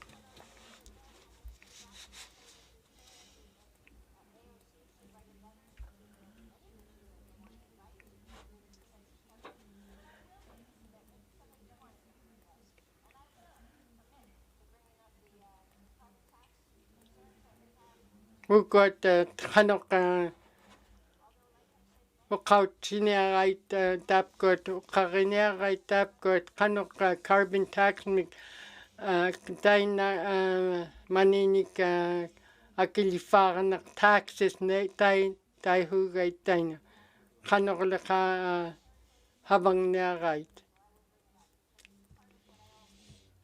ukarinia tabl tamna kanok laka ikayunya ugalak tunga aglan ilani haperna kehurt hin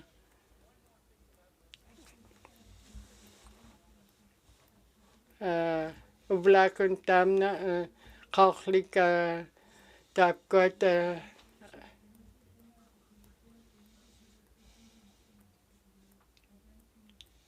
tapchukun katim mata kanok tap kunanik federal government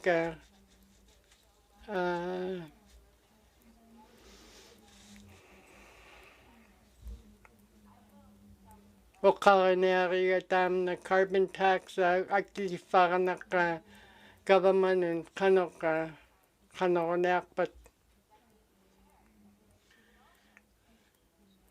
tam na akapirak AOC mig taihugay kanok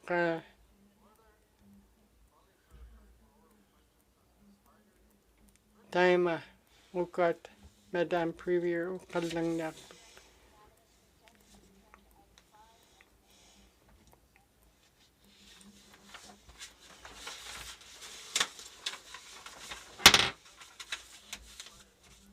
Okay, you do. Recognition of visitors in the gallery. Madam. Electioneer tapkot bulaktit.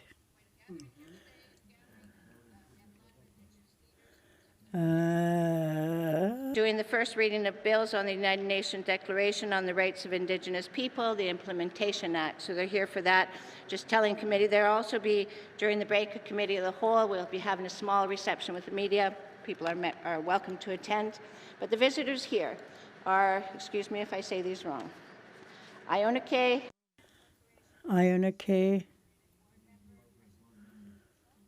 President Joseph Cushon,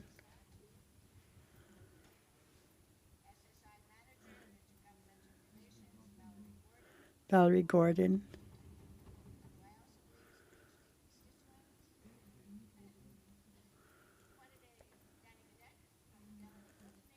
Danny Gadet Delaney,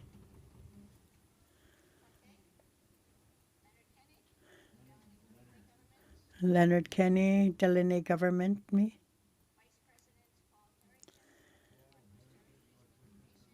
Paul Harrington, Métis Nation.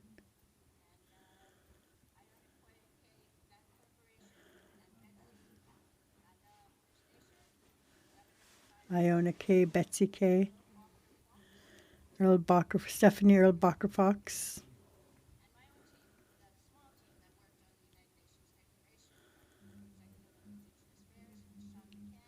Sean McCann,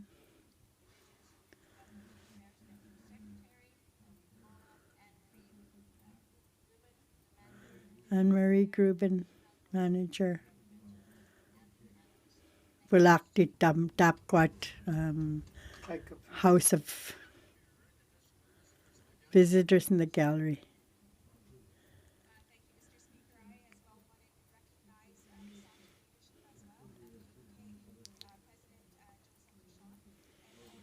Today, Danny Gadet, Leonard Kenny of Delaney-Gotin Government, and also I'd like to recognize Ms. Valerie Gordon, who is the Intergovernmental Relations Lands Resources Manager with SOC2 Secretariat.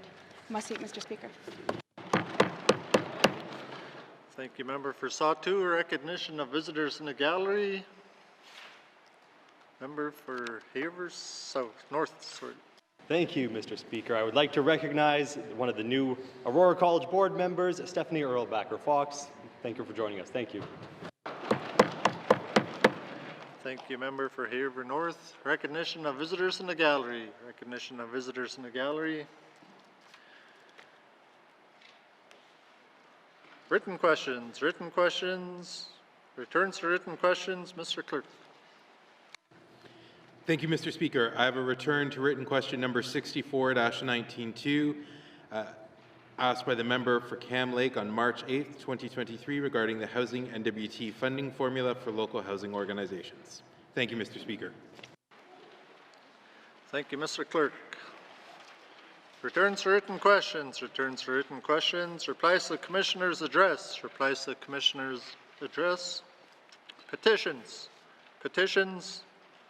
Reports of committees on their review of bills. Reports of committees on their review of bills.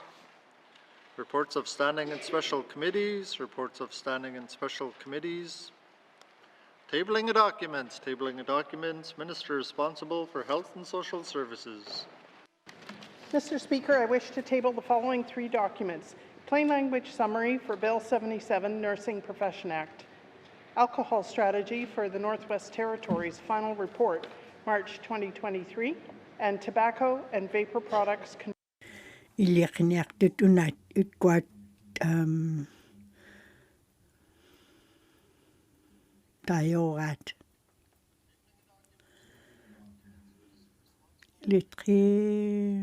Environment and Natural Resources.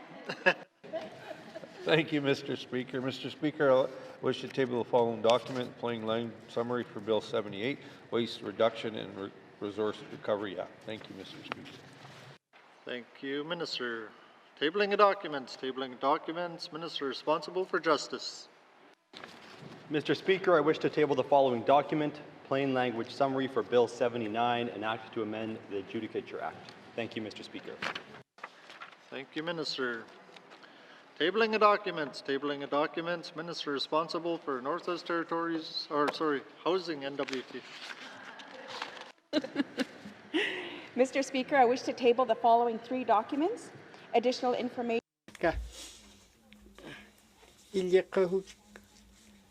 64-19 Brax 2 housing ukwata igilunika kaktut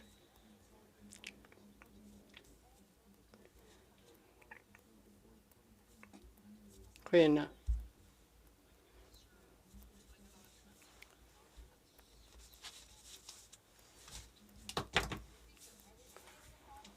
ukwata iliki kaloaritka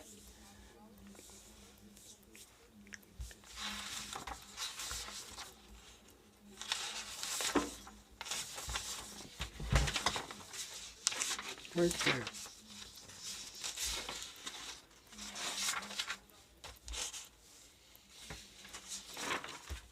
Mr. Speaker, I wish to table the following documents: learning from the response to COVID-19 report and recommendations. Thank you, Mr. Speaker. Thank you, Madam Premier. Tabling of documents, tabling of documents. Notices of motion, notices of motion, motions, motions. Notices of motion for the first reading of bills, notices of motion for the first reading of bills, first reading of bills, first reading of bills. Member for Camley. Thank you, Mr. Speaker. Cam Lake min kalang niyak to. Bill 80 tam na malaro talok 80. Tawdik tichuk kalawaki ka. Kuyanak.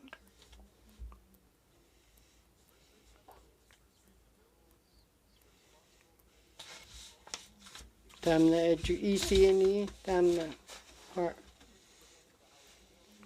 81.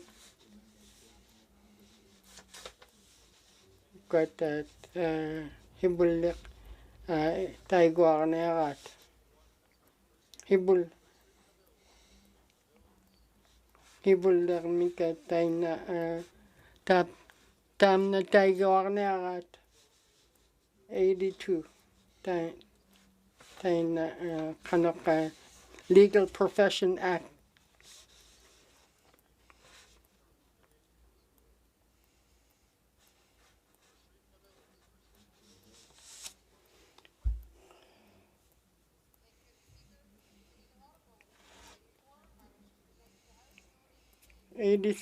Tam na tanganika malaro taliw tat.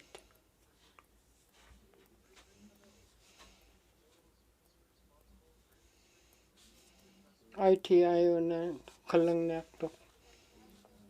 84. Kanoka ingminika hawak tot kanoka ikayo ko naligin niya kahit.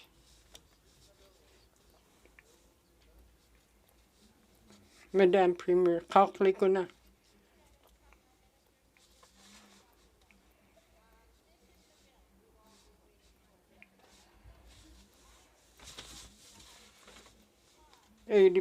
to tam na United Nations Declarations of the Rights Indigenous Peoples implement. Tam na tanong ichonika ikayo niya klitin.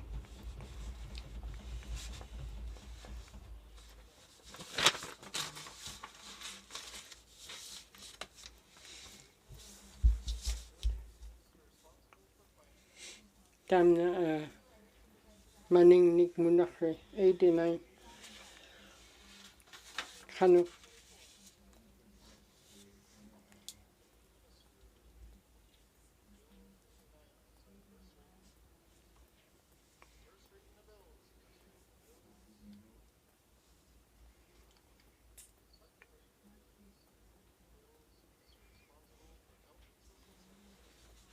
tam na HSS.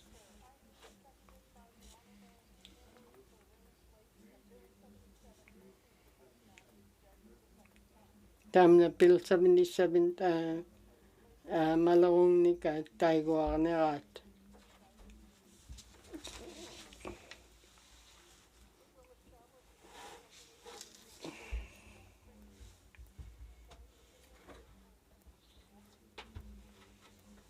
Tap kwat munakrit nursirat kanok ikayo na ligin niya kahit. Tap kununik malaro taliw na.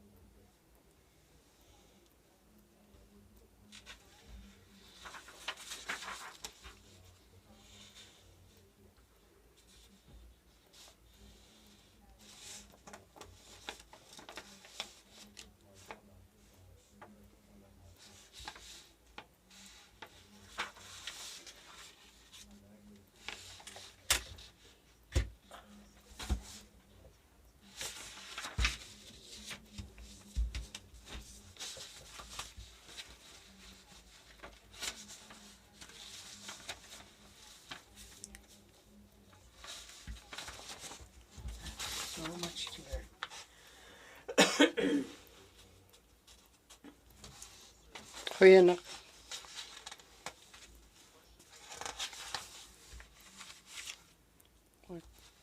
Opposed? Any abstentions? The motion is carried. Bill 77 has had second reading. Second reading of bills. Second reading of bills. Minister responsible for Environment and Natural Resources. Thank you, Mr. Speaker. Mr. Speaker, I move, second by the Honourable Member from Yellowknife South, the Bill 78, Waste Reduction and Resource Recovery Act, be read for the second time.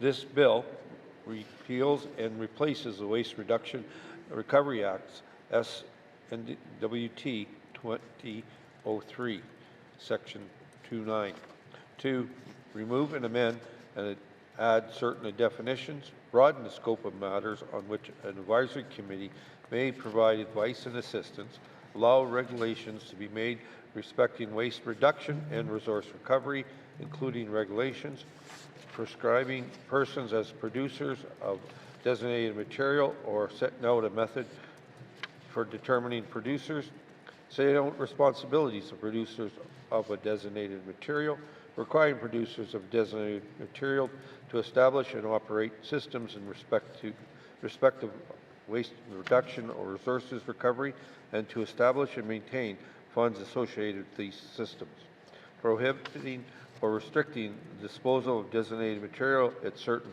premises in certain circumstances, in respect of licensed to operate collection facilities or facilities in respect of designated or prohibited materials, providing for a maximum number of licenses for a geographic area, allow the minister to approve one or more competitive processes to select successful applicants for a license, provide that only those fees collected by or on behalf of the government of Northwest Territories are to be paid into the environmental fund, and update the purpose for which the assets of that fund may be used, update administration, compliance, enforcement, offence, and penalty provisions, clarify the act that does not authorize the contravention of the Competition Act, brackets Canada, and modernize language, including by using gender-neutral pronouns. Thank you, Mr. Speaker. Thank you, Minister. The motion is in order to the principle of the bill. Question has been called. All those in favour? All those opposed? Any abstentions? The motion is carried. Bill 78. Bill 78 na kuginarat. Noted. Justice una minitak.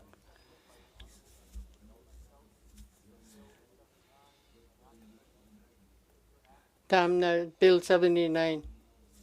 Malakong ni taigwar na rat. Kanok.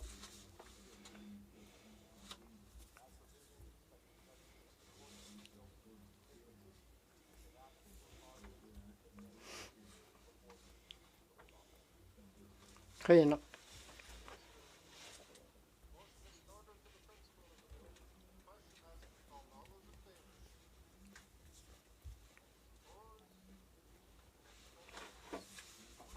Nagkuha ka nakatam na Bill 79.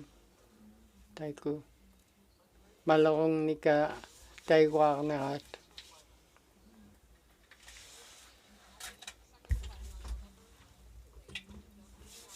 Bill 89 tam na tayo na malakong ni taigwar na rat.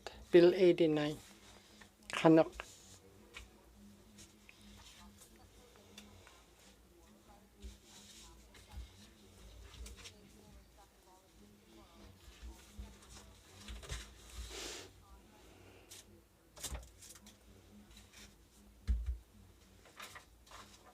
Kuyanak.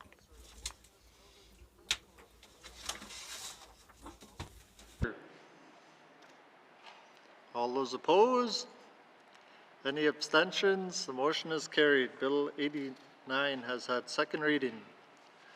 Second reading of bills. Second reading of bills. Consideration Committee of the Whole of Bills and Other Matters, Bill 23, 29, and 68, Committee Report 47, 49, 50-19 brackets 2, Minister Statement 264-19 brackets 2, Table Document 681-19 brackets 2, and Table Document 694-19 brackets 2. Colleagues, by the authority given to me as Speaker under Rule 2.2 brackets 4, I hereby authorize the House to sit beyond the daily hour of adjournment to consider the business before the House, with Member for Inuvialuktun Lake Senator.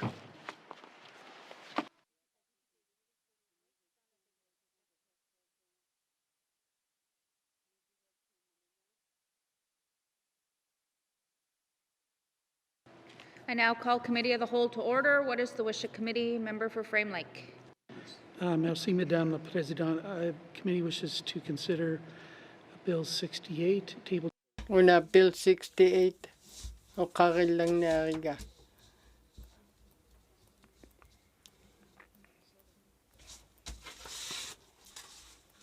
Kuya nak.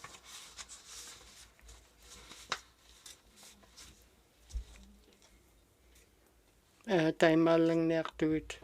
Ano, itipaklog.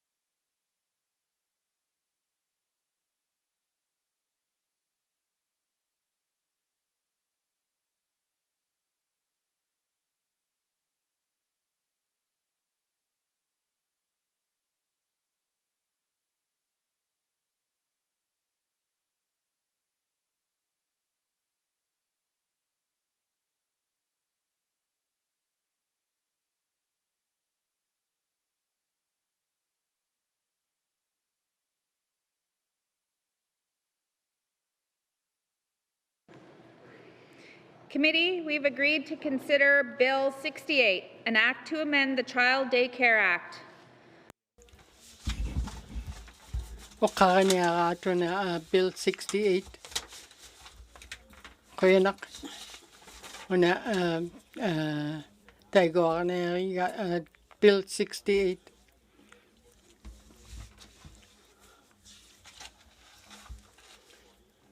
Malikotali ako na Bill 68. Kanok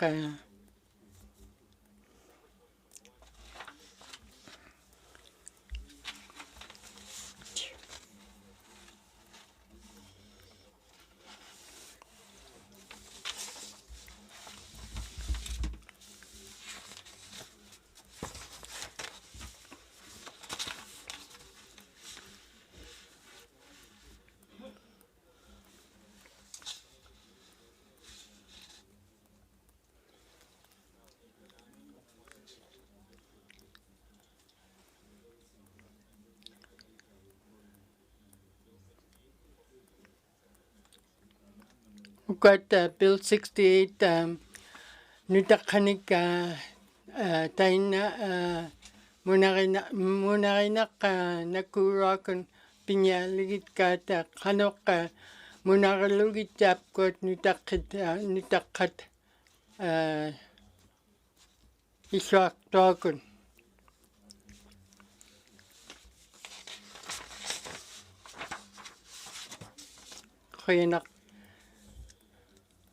Kuyanak tapkot standing committee malarutalioktot malarutaliunik malarurot. Kuyanak.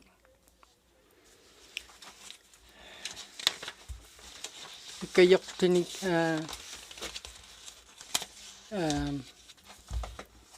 isak tinaktok. Malaronik hamma malaronik hamma ikayok ti kaktok. Kuyanak.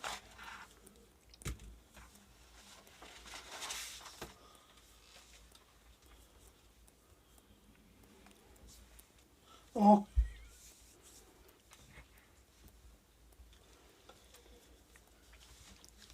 Tapgot. Don McDonald. Christina Duffy.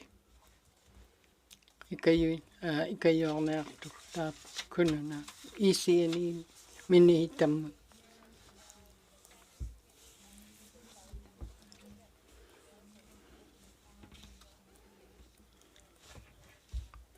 Cam Lake minyo kalang nektok.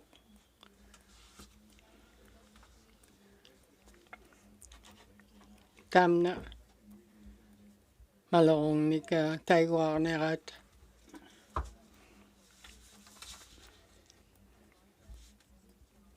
Tam na Bill 68 nutakanik munakrit tay na tam na malakotaliwlignyarat tam na kanok nutakanik iswakto kun munarinak.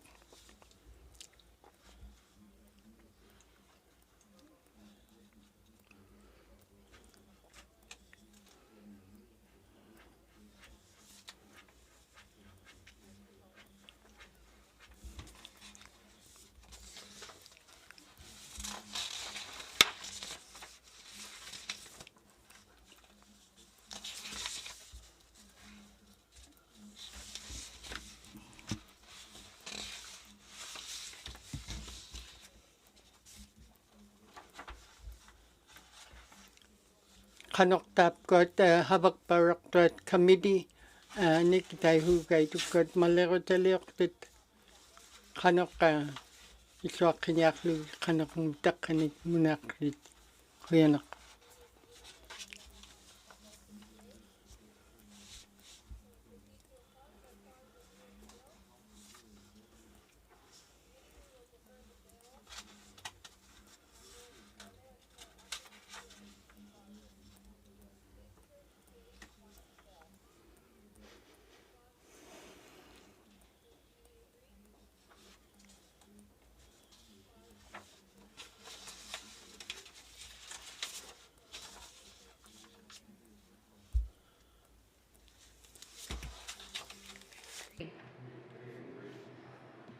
Clause 5, does committee agree?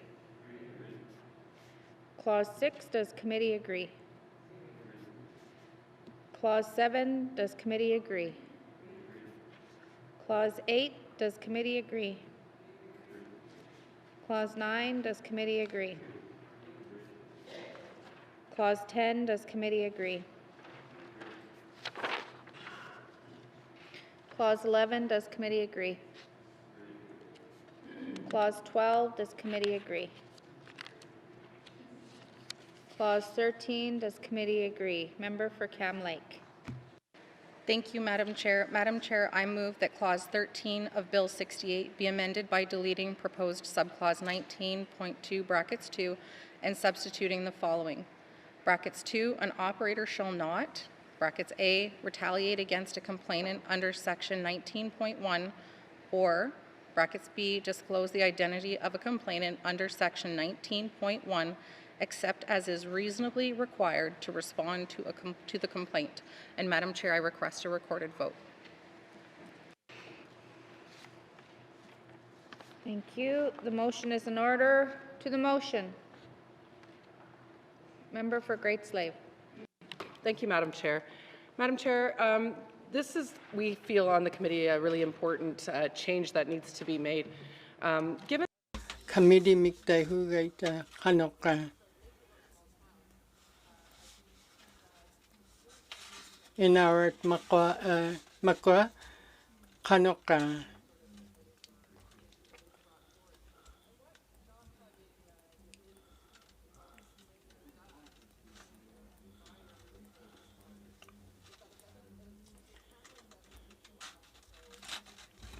advice from their peer group. It doesn't allow them to properly be able to defend themselves against any sort of complaint. I think it gives an avenue then, should they do inadvertently disclose someone's name, it gives another avenue for retaliation, especially in a situation where the complaint is actually vexatious and not of an actual nature that's maybe grounded in reality. So we felt that by hampering or by keeping people restricted, and sorry, I'm having a hard time articulating myself here today after this week, but that it was at detriment to the providers and not fair. We also wanted them to have the ability to be unhampered should they need to engage legal counsel or any sort of adjudication platform that may come out of or mediation type situation. And it's our understanding from our legal counsel that this does prohibit defendants, or whatever we want to call them, from engaging and telling their legal counsel who exactly is the complainant. So I think rather than set up a situation where people are going to be in violation of the Act because people talk and it's a small town, I think it's better if we were to make this amendment so that there is some avenue for flexibility in how this is all dealt with. Thank you, Madam Chair. Thank you. To the motion. Member for, or Minister Vicini. Sorry. Thank you, Madam Chair. And this motion was brought forward at the clause by clause, and at that time I did not concur with it. I think there was a bit of miscommunication between myself and committee in terms of what this clause meant. I think there was a perception that it meant that the complaint itself could not be discussed with anyone, but the issue was just the identity of the complainant we did not want exposed. This act or this bill proposes to provide child care providers with information, a summary of the complaint when it is made, which is currently not the process. So this is sort of a give and take. There's additional information going to child care providers, and as such, we just want to ensure there is a little more protection for families. And this is not something we expect that would come into play very often. The vast majority of cases are, the vast majority of complaints are dealt with very quickly. There's many that are found to not be substantiated. Some might be vexatious.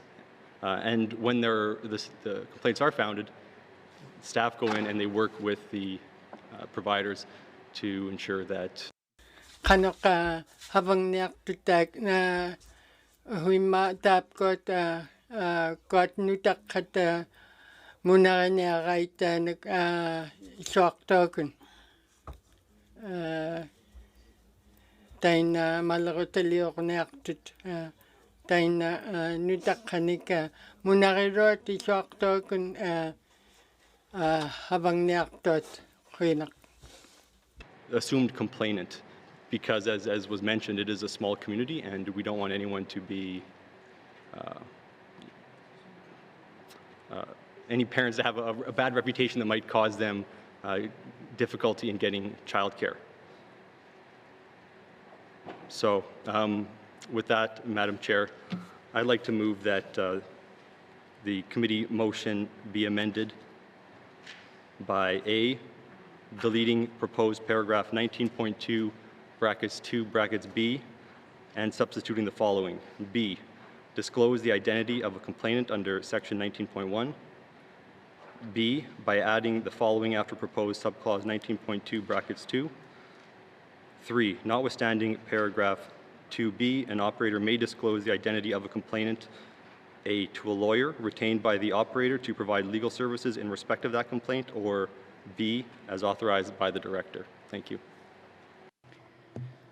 Thank you. Member, the motion is being distributed onto the floor.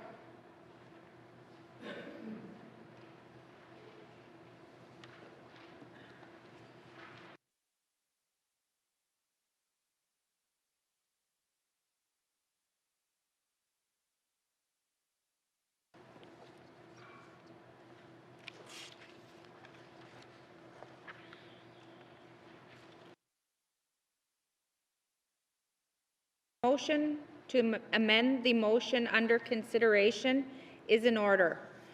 Members, we will consider the motion to amend the motion under consideration prior to returning to the original motion. I know this is confusing, so we're going to consider the motion that the minister has put forward before we consider the remainder for the motion that member for Cam Lake has put forward. So at this time, debate should focus on the motion to amend from Minister of EC&E versus the member for Cam Lake. So I will go to the Minister of Education, Culture, Employment to speak to the motion to amend, then we'll allow any other members an opportunity to speak to that motion. Okay, so Minister of EC&E. Thank you, Madam Chair. So what this motion does is amend the motion to allow for child care center or day home operators to disclose the identity of a complainant in certain circumstances. And so that would be when they would like to retain legal counsel to help them navigate this complaint, help them deal with the complaint. Or alternatively, I recognize that not everyone wants to hire a lawyer, and really this complaint process is not that administratively burdensome that you would necessarily need a lawyer. The later appeal process is perhaps the time when you might consider that, but for this process, you might not need a lawyer. And so there's also the opportunity for the director to authorize an operator to reveal that identity to someone else to assist them and deal with this complaint. Thank you. Thank you. To the motion, member for Great Slave. Thank you, Madam Chair, and I appreciate the willingness of the minister and the department to try and rectify the issue that we had raised, and clearly was listening to what our concerns were. Again, though, this I don't necessarily, though, agree with 3 sub B as authorized by the director. And the reason I have concern there is further to what I was saying yesterday about the way that this is going to be set up, that it does allow for there to be an arbitrary GNWT employee who is making decisions about people's livelihoods in an industry. And I just don't see that we have a lot of that type of overreach in other other industries. And so I have to question why we would be so prescriptive in one like this. I mean, if we were in the construction industry, and somebody was mad at one contractor, there would be nothing to preclude them from speaking about that to others in the industry. So I feel that this is too prescriptive, and again, it's giving power to a GNWT employee that is not impartial necessarily. I've mentioned yesterday, heard complaints about vexatious complaints being followed through from in the department, and that is the perception. I'm not saying whether it is the reality, but that there is an impression that certain people are targeted, and therefore, how could I, in good conscience, agree to allow a director to be making this type of decision with no policy or anything or guidance around and no investigative process outlined ahead of time? So for me, I can't support this change. Thank you, Madam Chair. Thank you. To the motion, member for Yellowknife North. Thank you, Madam Chair. I was not part of the committee, and so I'm just trying to catch up on where we're at with this. But I want to note that the Act, we're starting a new complaint process, the director first has to decide whether to even disclose the identity of the complainant to the operator. And I would say in many cases, you probably don't want to do that. And if I'm going to file a complaint against my day home, I'm probably going to ask to remain anonymous. And I know that anonymous complaints processes are often used in other jurisdictions and day homes to protect the identities of people involved. So we're now in a debate. Child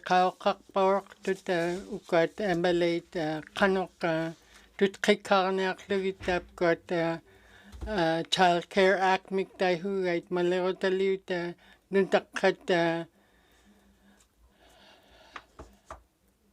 iswaktogun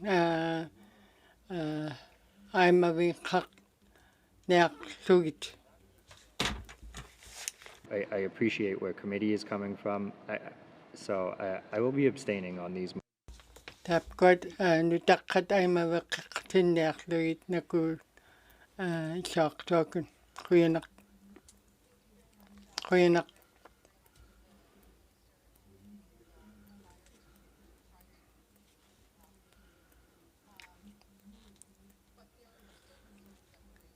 Kanok leka ukat wakak parak tut kanok nutakat shock token munaganek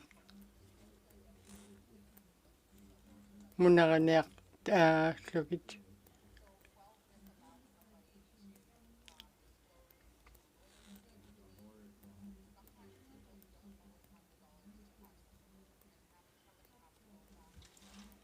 Nagalunin kanok nutakanik monari kaming kanok pinyak tot pinyak kanok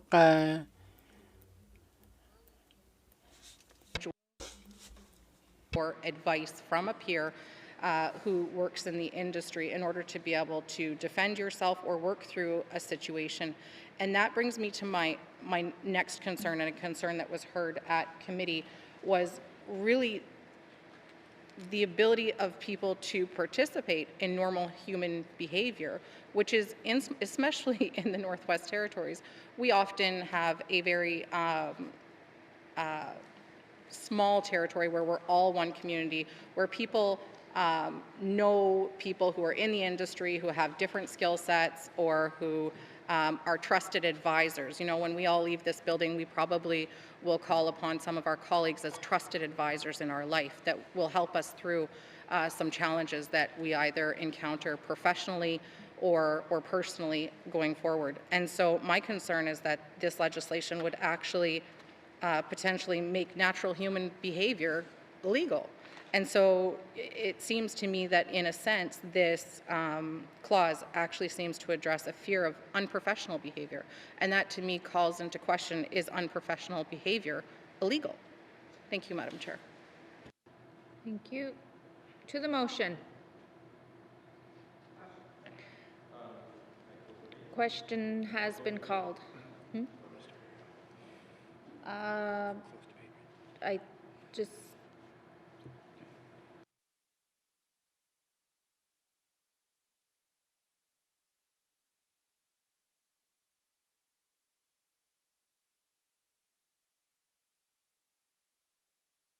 Sorry. Yeah, so. Question has been called. All those in favor, oh, sorry. No, you didn't request a recorded vote. So, all those in favor of, sorry.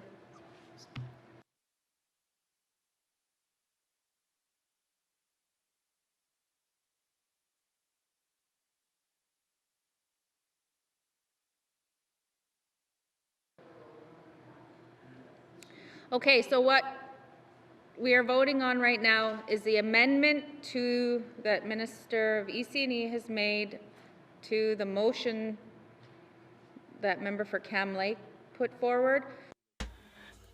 Kanok tutkikarniak lugitap kot kanok munarinak ta nitakanik kanok nako aribat tamna nutak.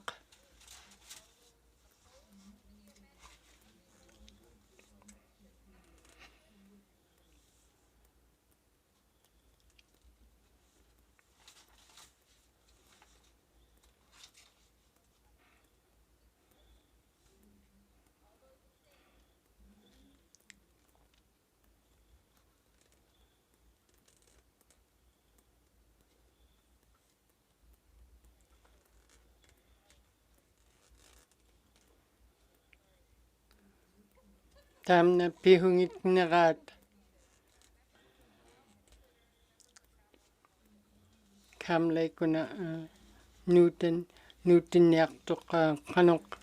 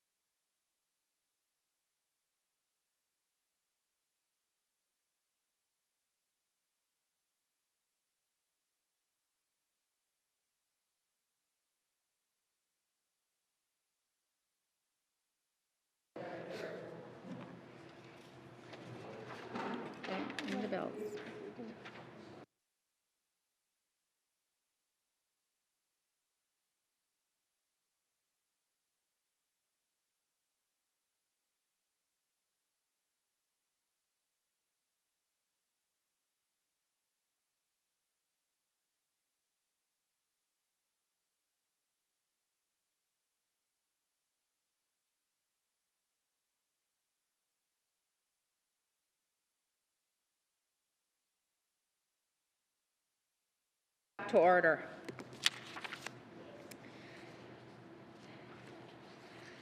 Committee, as chair, in case of a tie, I get cast the deciding vote. But by convention, I vote in a way that allows further debate. So in this case, I vote to defeat the motion, and the motion to amend the motion as the amendment could be brought forward in further debate at third reading. All right, so now we will go back to the original motion. To the motion, and this is the motion that was put forward by member for Cam Lake. To the motion. Question has been called. All those in favor, please raise your hand so that we can make sure I can count. Oh, we are having a recorded vote, that's right. A recorded vote has been requested, so all those in favor of the motion that was put forward to amend by Cam Lake, please stand.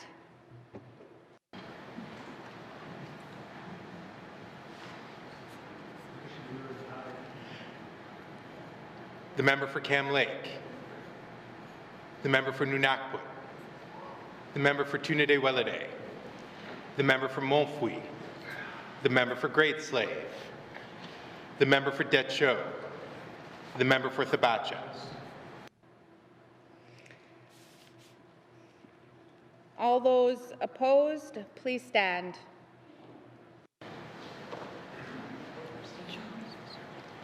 The member for Nahende, the member for Yellowknife South, the member for Sahtu, the member for Range Lake, the member for Inuvik Boot Lake, the member for Yellowknife Centre, the member for Hay River North.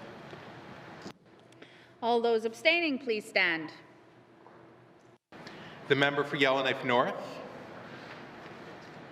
the member for Hay River South.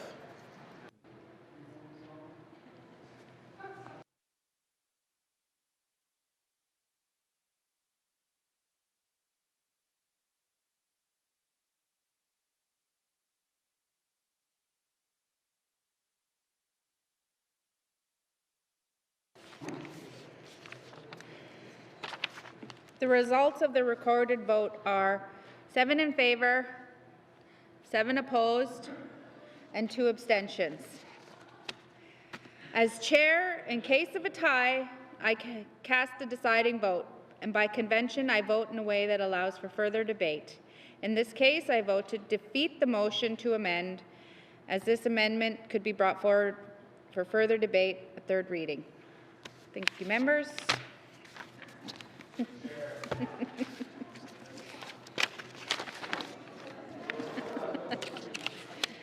Okay.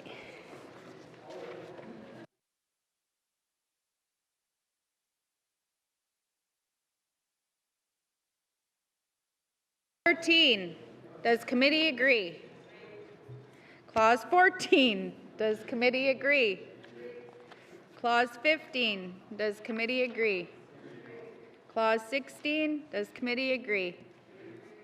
Clause 17, does committee agree? Committee, to the bill as a whole, does committee agree that Bill 68, an act to amend the Child Daycare Act, is now ready for third reading? Thank you, committee. Does committee agree that this concludes consideration of Bill 68, an act to amend the Child Daycare Act? Thank you, Minister, and thank you to the witnesses. Sergeant-at-Arms, please escort the witnesses from the chamber.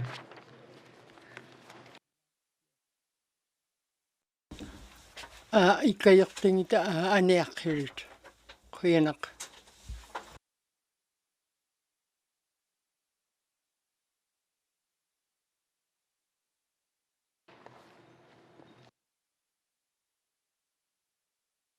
To consider table document 694-19 Northwest Territories Coroner Service 2021-2022 early release of the suicide data. I will now open the floor for comments. MLA for Cam Lake. Cam Lake min kalang nek tok.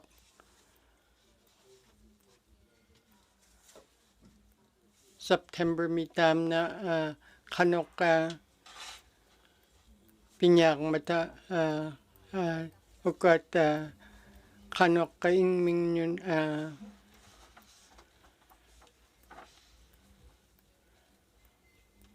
ingming yun tay na tukutot.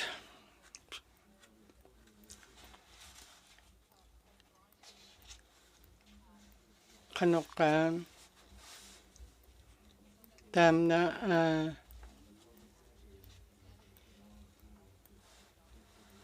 kanok tau tuktualagin niya tam na kanok ukat tam na ingming tay maknak tot kanok una tay gwalang niligit kat. Into the House during this sitting. And then this week, the Standing Committee on Social Development continued that conversation by tabling a suicide prevention report, which we will also have the opportunity to speak to in Committee of the Whole this week as well. What I wanted to point out here, Madam Chair, is that the coroner's report has some information that committee, or sorry, the coroner's report could have some information that committee feels would be helpful in further and future reporting of suicide in the territory, so that the GNWT can be a lot more targeted and strategic in suicide prevention going forward. The coroner's report currently doesn't have any information on race or ethnicity or on regional distinction of suicide either.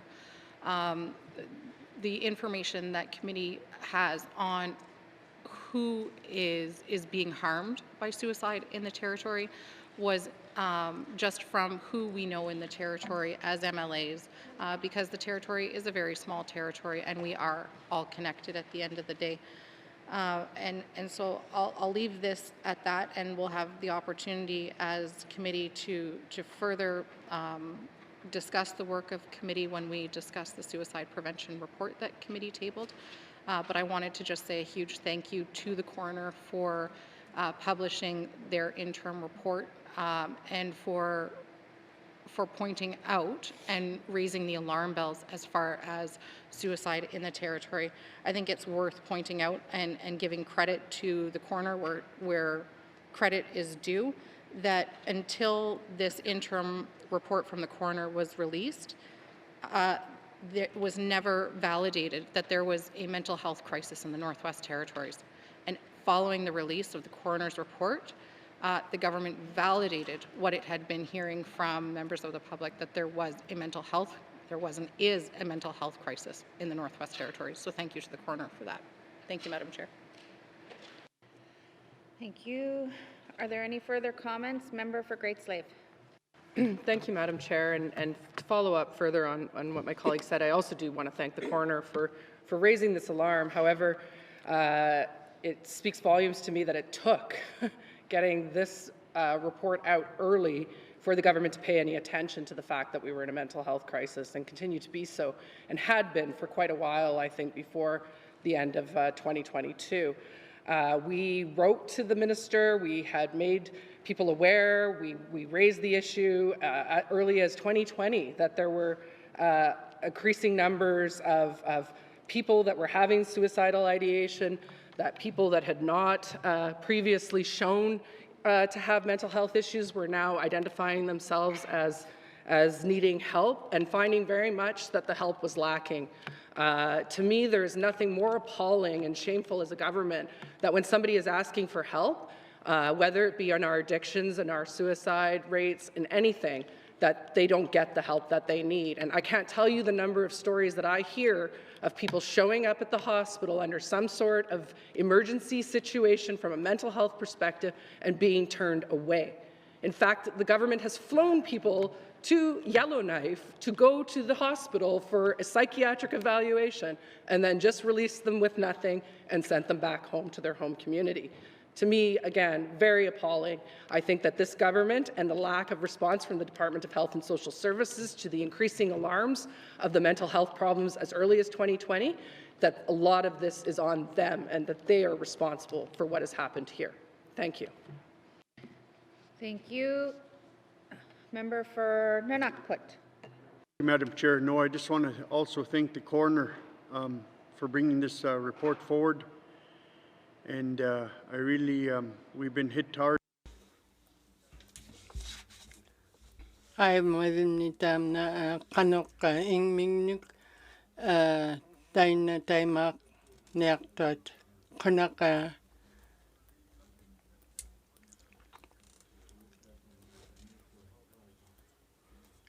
Kanok Taikok Paraka Ikayok Haptiguta Kanok Kanorleka, oh God, I'm a bimni tap got Hibuli Hurut, Kanok leaders, Nick Tahu, got Kanok Ikayuinak Lutin Kanorleka, tap got Kanorleka Taina, Inunek, Apernak Kipelektok. Aglan Kanorleka, Ikayonak Luit. Ikayonak Luit, Kanorleka. Habak Para Urut, Lokata.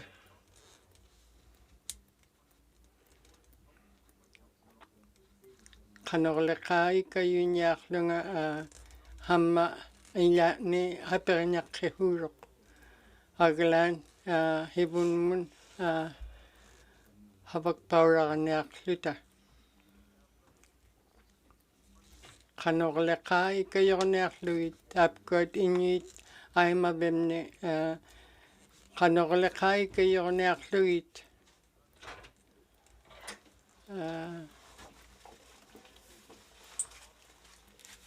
Got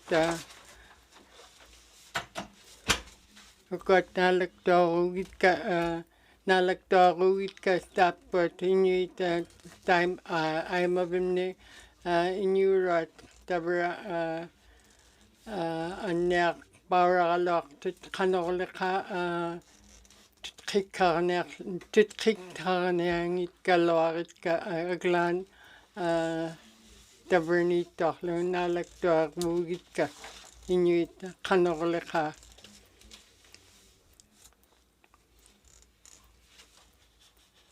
Hapernya Loktok, Aglan.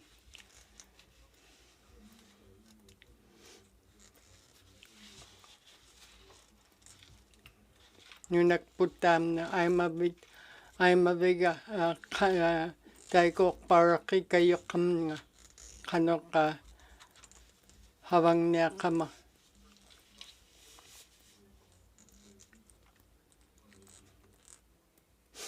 Taikok parak.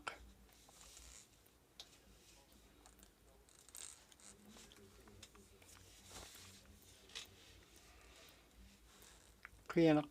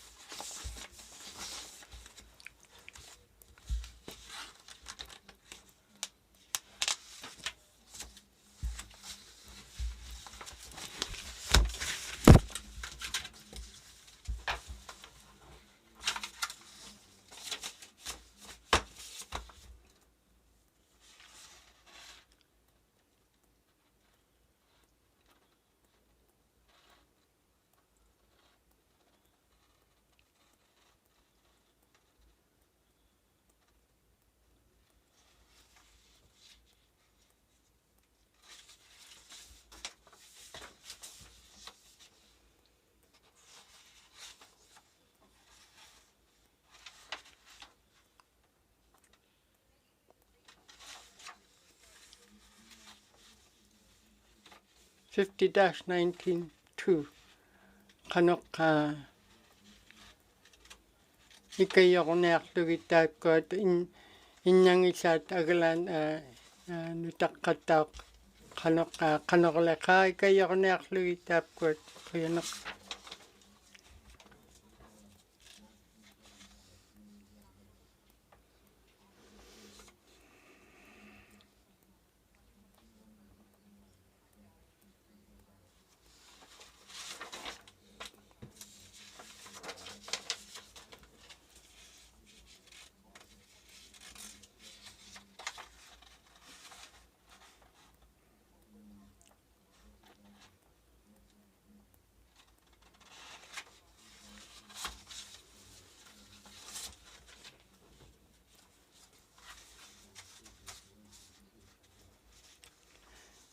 tapkot uqautinnialginniarai tapkot nutaqqat qanoqqa ingmingnun piniaqtuat taimaarniartuat qanoqqa qanoqleqai kayornaqqirut qanoq tapkot nutaqqata tauqa uqarilginniaraatainna qanoqtainna nutaqqata inñai tapkot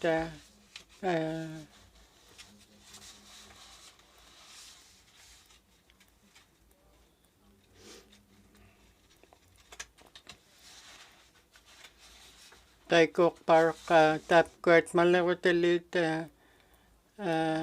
qanoqqa ikayornaarlugit inuit maani nunaptingni qanoqqa tainna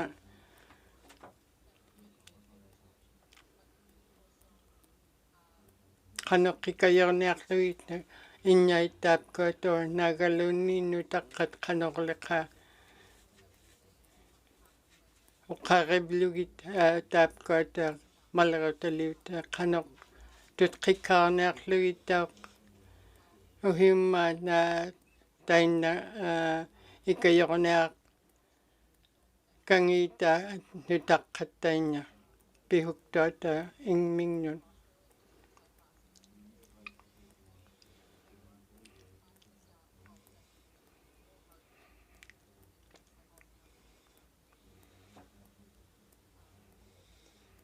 Qianaqparaq qianaq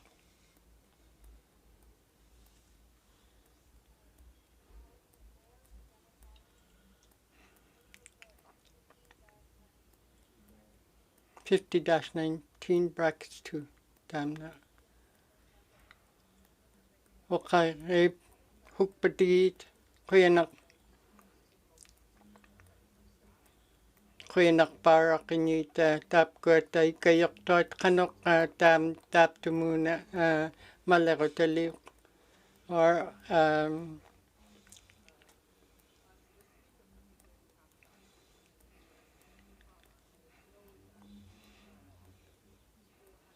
qanorleqa ikayortuat taikoqparaq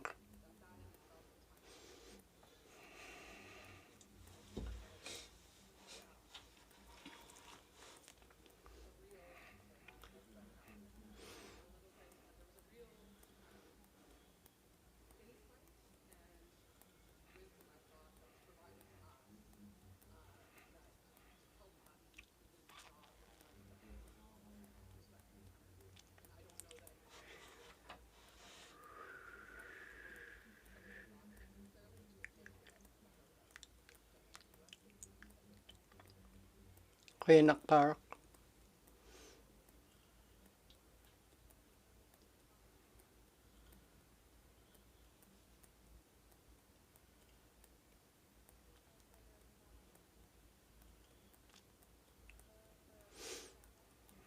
Cam Lake min qallangniaq qianaq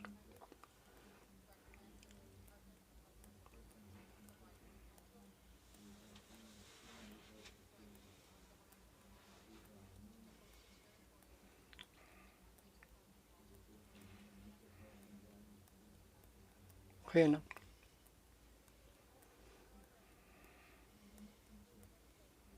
Great Slave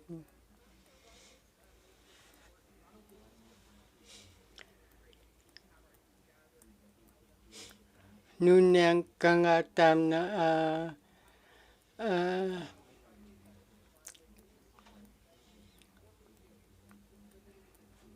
qanoqqa isuaqqiñaakangi tapkot ingmingnun piniaqtuat taimaarniartuat qanoqqa ikayorniaraqlugit tapkot qianaqpaaraq iliffi ikayuikappi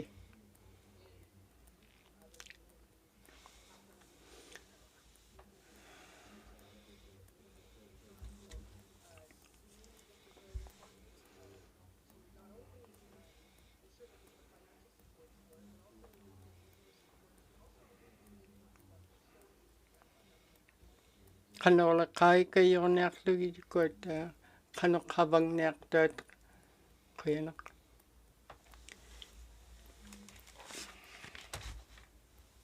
All those opposed? Abstentions? The motion is carried. Member for Cam Lake.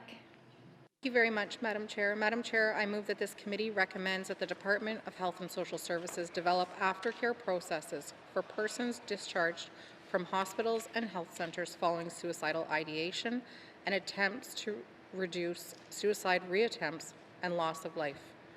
Thank you, Madam Chair. Thank you. The motion is in order. To the motion, member for Great Slave. Thank you, Madam Chair. As I mentioned when we were talking about the coroner's report, I have heard numerous times of people presenting at emergency rooms across the territory and either not even making it in to see anyone, given that it's not considered to be high in the priority list when you look at triages in an emergency room situation.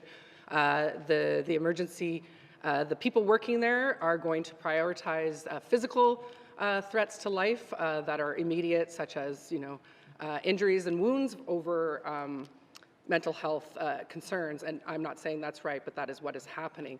I have heard again, I mentioned about a person being flown into Yellowknife and then being sent home again and just discharged from the hospital without ever having seen any psychiatrists or any social workers, provided with nothing as far as supports.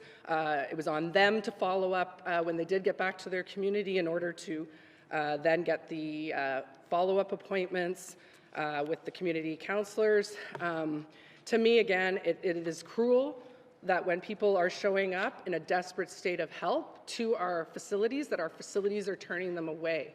The ER is not equipped to deal with mental health issues that present. The psych ward is full. We don't even have a youth psychiatric facility. I have constituents that have reported to me that their children as young as 12 have started to identify with them on suicidal ideation, and these aren't even what we would normally think of as the vulnerable youth that potentially get stereotyped as being the ones that are at risk. These are people, it's across all socioeconomic lines. And so as such, to me, it actually almost seems like a legal liability that we are sending people away who are at risk and not giving them any sort of follow-up. It's just actually quite mind-boggling, and it's actually very inhumane. And Madam Chair, I cannot stress this motion enough, and I hope it will be supported, and I hope the government will actually implement it. Thank you. Thank you. To the motion, member for Cam Lake. Thank you very much, Madam Chair. Madam Chair, this is something that we heard directly from youth. It's also something that I've spoken about numerous times in this House. On multiple occasions every year since being elected as the MLA of Cam Lake, I've received phone calls from families, particularly parents, who recount their experiences to me. And the consistent piece of information that I am told is that when their youth have gone to the hospital, there has been no effort to create a safety plan. There has been no follow-up, and there has been no feeling of support as they leave our hospital here in Yellowknife, and I can only speak to here in Yellowknife.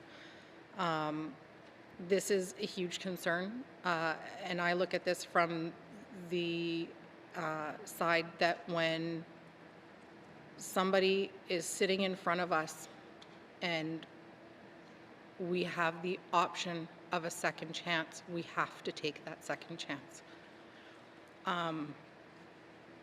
I have also had the privilege to sit next to somebody at Stanton who was given a second chance.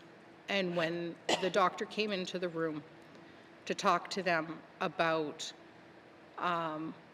what had happened to them, the questions that were asked of that person were, do you get enough sleep?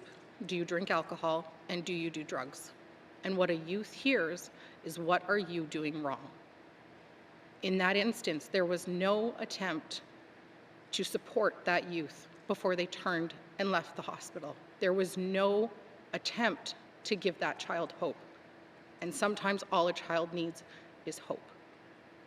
So this is a very, very important recommendation, and I hope that the government is listening, and I hope to see, we need to see an appropriate response from the government to this recommendation. Thank you, Madam Chair. Thank you. To the motion. Question has been called. All those in favor? All those opposed?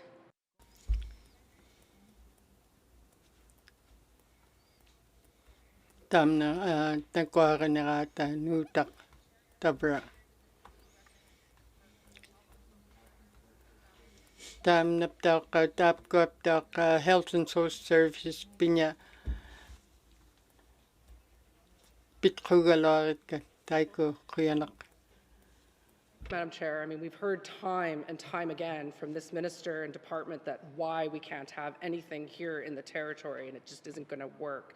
Well, when I look at youth who can hardly even sometimes have the ability to move on out of the territory to go to school, who are children that are moving to a positive situation, I don't even understand how we remotely think we should be sending our children away when they are in their most vulnerable position. We pay more attention to the kids going away on SFA and give them more supports than we do in our youth that are struggling. To me, this needs to be an Indigenous-led, an Indigenous government-led, community-led initiative, and it does not need to be clinical the way that the Department of Health and Social Services will try to. Tamna pitkrugalaria puta kanoka nutak kanika tutkika munarinak toata kanoka taina iglumika maunga napaina kirot. Taina tapkwat nutakat aulangin lingit. Again, all I can say about all of this is how shameful I find it. Thank you. Taina nutakat aulangin lingit chutabong hagar kuyanak. Kuyanak.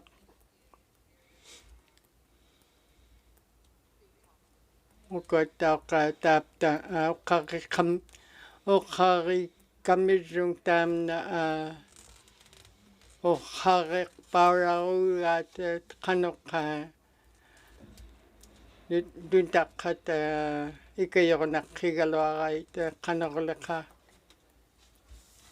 tapkot tangung ichot kabamaligit tapkot ikayuinak kirut kanokolaka koyanak. Thank you. To the motion. Member for Hay River South. Thank you, Madam Chair. I guess I look at this motion and I think about youth in Hay River and some of the issues that I've had to deal with as well. And again, we are talking about a very vulnerable population. We're talking about Indigenous youth and others as well. We're talking about poverty as well. But one thing we don't do is we don't seem to make this a priority. It has to be a priority. We're talking about life and death here, and for some reason I don't know why we can't get it through our heads that it's so important, and losing anyone else is just not something we should be looking at. And it always seems to come down to lack of funding, and this cannot be a deterrent. The lack of funding should never be a question or an excuse when we're dealing with youth in these situations. So I would hope that the government will really take a look at to keep youth safe and not use the lack of funding to be a deterrent. Thank you. Thank you. To the motion. Member for Nunukput. Yeah, thank you, Madam Chair. No, just want to urge our government. We do need support for our youth and our communities, and I've been standing on this side of the House and being able to try to get out for youth sport and stuff like that, different aspects for our youth to get out of our small communities. We need to help them. They're really, after, like I said, since COVID, this last 2 years out of COVID, our youth are really struggling. I see it every day because I live in a small community, and I really, the supports that we give her, it's not enough, and it's too much stress on our local community governments because they're having to take a lot of the weight. But I really urge our government to try to work with this side of the House to make a plan on a go forward for suicide prevention, a meaningful participation on both sides to make something be able to work for all of us and something to be proud of, to support our youth in our small communities, which we need to do. Thank you, Madam Chair. To the motion. Question has been called. All those in favor? All those opposed? All those abstaining? Motion is carried. Member for Cam Lake. Thank you, Madam Chair. Madam Chair, I move that this committee recommends that the Department of Health and Social Services expedite and streamline the application, approval, and reporting requirements for the Community Suicide Prevention Fund. Thank you, Madam Chair. Thank you. The motion is in order. To the motion. Question has been called. All those in favor? All those opposed? Abstentions? Motion is carried. Member for Cam Lake. Thank you, Madam Chair. Madam Chair, I move that this committee recommends that the Department of Health and Social Services expand the eligibility for projects under the Community Suicide Prevention Fund to include sports, arts, and recreational programming, culture, language, and on-the-land programming, and informal elder, respected community member, youth mentorships. Thank you, Madam Chair. Thank you. Motion is in order. To the motion. Member for Great Slave. Thank you, Madam Chair. Madam Chair, one of the things that we heard repeatedly as a committee, both in this work and as well, if anything, around addictions and such, is that the youth that have nothing to do when they're bored, that's when they're getting into trouble, and that's when they're finding themselves too wrapped up in their heads and what they're thinking and their emotions, and they need creative outlets and places to go that are safe spaces, that are free from the harmful influences of perhaps alcohol and drugs and the trauma that they have dealt with. And we've often talked a lot about sport here, but things like beading and traditional workshops and drumming, and as well, even just spending time with elders, it's something that will occupy youth and will give them a sense of accomplishment and pride in themselves and what they're doing.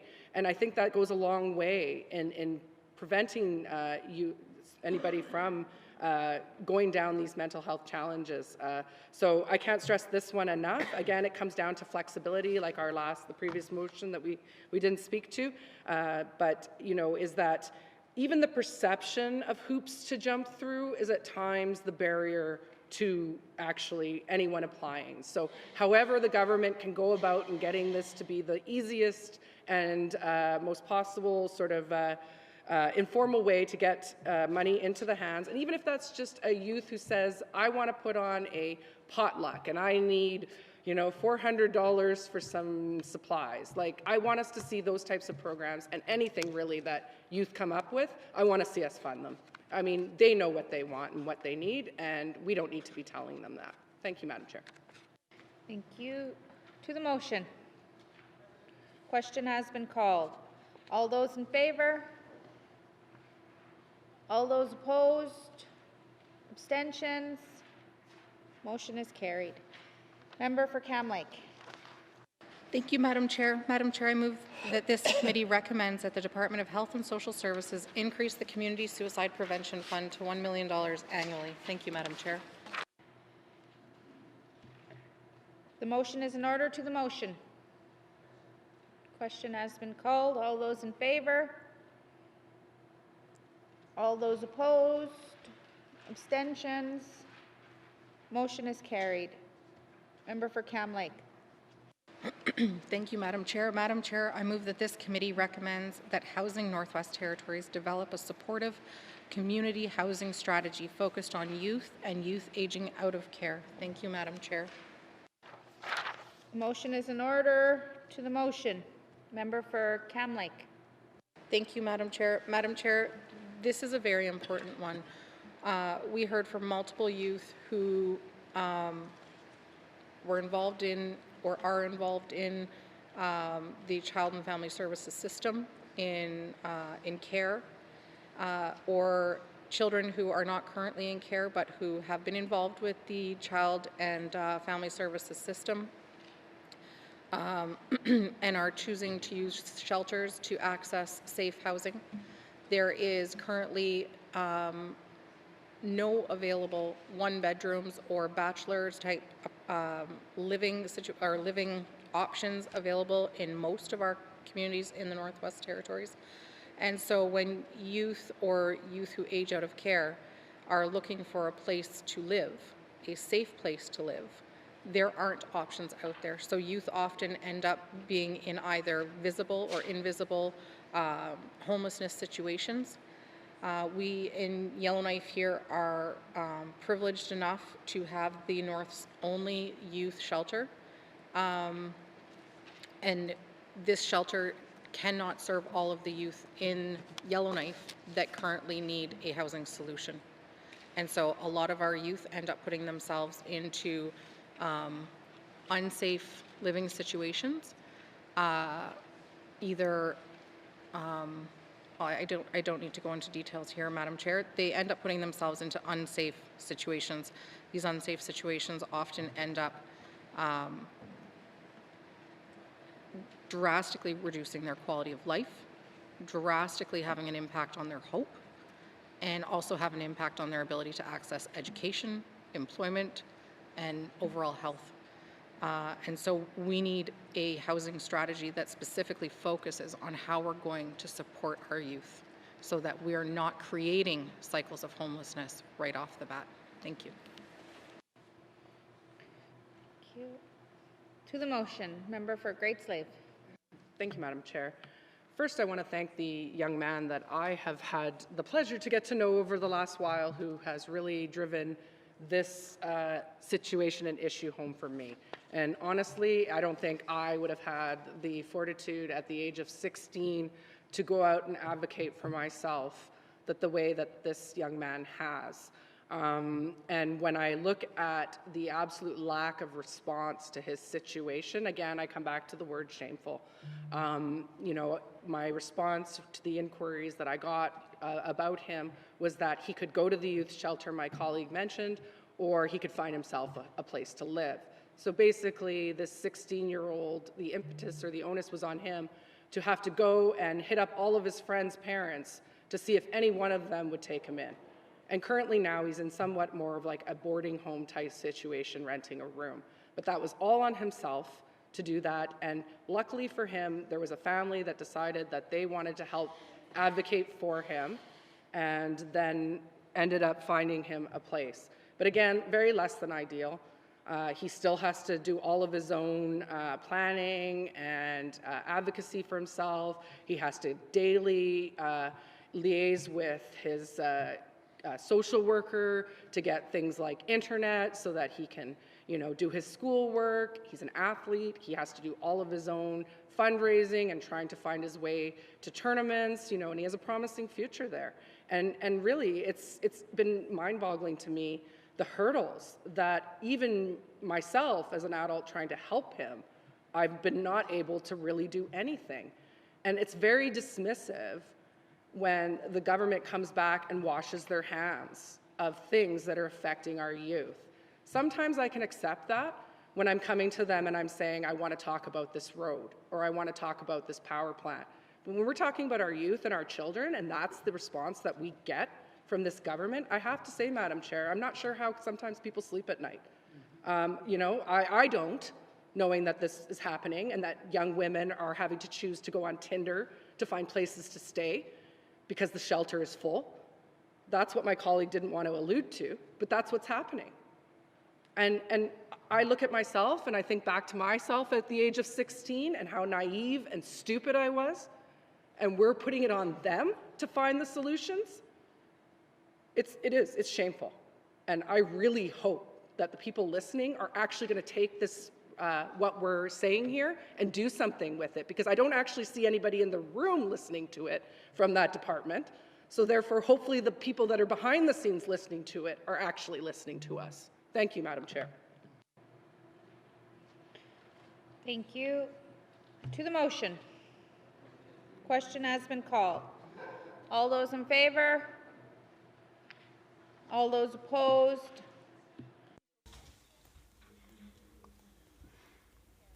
Nakugineratam na nutak. Kuyanak.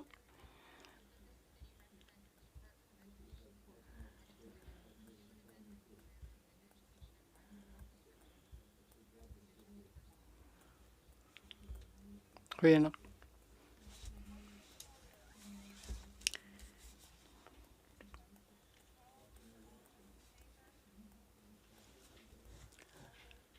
Tam na nutak. Nakuginerat.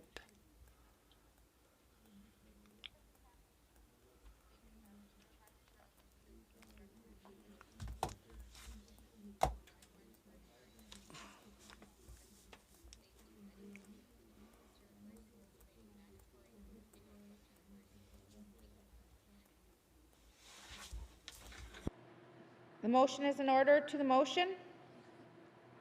Member for Great Slave. Thank you, Madam Chair, and I do apologize that I seem to be speaking a lot, but this is a topic that just really touches my heart, and honestly one I feel that we can't give enough attention to. When I look at what is going on for LGBTQ youth, and I apologize for not using the longer acronym, but I don't have it in front of me, not only are many of them facing issues around their own orientation and sexuality, but oftentimes if they are Indigenous, they are also facing racism. And this is creating even more of a marginalized and vulnerable group. I was very heartened when I first came to Yellowknife. For such a small town in the far north, I had an expectation that it would be a lot less tolerant. And I did find that I was surprised 15, 16 years ago to see the vibrant community here. However, since then, I have realized that that is a lot mainly centered and focused here in Yellowknife. And as such, I'm not sure that that advocacy and that support exists for our youth who are of a non-binary or and sorry, I'm trying to be respectful in how I phrase things, but I'm very tired. So I think that if we don't make specific policies and have specific conversations and discussion around people that are experiencing this violence or whatever discrimination as a result of their orientation, it won't get talked about. We can talk about a lot of other areas. We talk about race a lot, things like that. But this is an area that's still not given the attention that is needed. And until we are in a place where it is mainstream to all of our work, it does need to have its own specific attention paid to it. And really, this will save the lives of our youth. Thank you, Madam Chair. To the motion. Member for Cam Lake. Yeah, thank you very much, Madam Chair. And for anybody listening, I just wanted to acknowledge that while our report in full does use the 2S LGBTQIPA+ acronym, that it isn't used here in this motion because the motion refers to a specific course name. Thank you, Madam Chair. Thank you. To the motion. Question has been called. All those in favor? All those opposed? Abstentions? Motion is carried. Member for Cam Lake. Thank you very much, Madam Chair. Madam Chair, I move that this committee recommends that Municipal and Community Affairs increase funding for the Youth Centres Initiative to a maximum of $100,000 for each recipient to ensure that youth have positive and safe spaces to be free of alcohol, drugs, and violence. Thank you, Madam Chair. Thank you. The motion is in order. To the motion. Question has been called. All those in favor? All those opposed? Sorry. Abstentions? Motion is carried. Member for Cam Lake. Thank you very much, Madam Chair. Madam Chair, I move that this committee recommends that the Government of the Northwest Territories provide a response to this report in 120 days. Thank you, Madam Chair. The motion is in order. To the motion. Member for Cam Lake. Thank you very much, Madam Chair. Madam Chair, it's not very often we actually comment on the last motion of our reports, given that it's just a timing thing. But I wanted to speak to this because what committee did was committee tabled in the fall sitting a suicide prevention motion, and that was our first of a series of actions in response to the coroner's report. This report is our second action in response to the coroner's report. And what we were doing is the tools that were at our fingertips that we felt could hopefully have immediate responses and have a positive impact on supporting Northerners and preventing suicide and suicidal ideation harm in the Northwest Territories. And some of the recommendations within this report are things that we would like to see done before the 120 days. 120 days actually takes us to the very last sitting of the 19th Legislative Assembly, which is in August. And one of the things that we've called for example, is a youth-led youth conference in the Northwest Territories. So while we've requested a response within 120 days, I hope that we can start to see some action from this far before that. Thank you, Madam Chair. Thank you.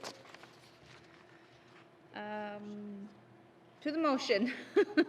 Sorry, lost my train of thought. Question has been called. All those in favor?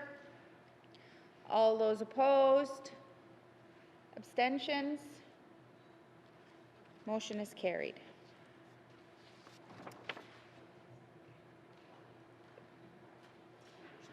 Thank you, committee. Do you agree that you've concluded consideration of committee report 50-19(2)? Thank you, committee. We've concluded consideration of committee report 50-19(2). Strengthening community supports, lifting youth voices, recommendations on suicide prevention.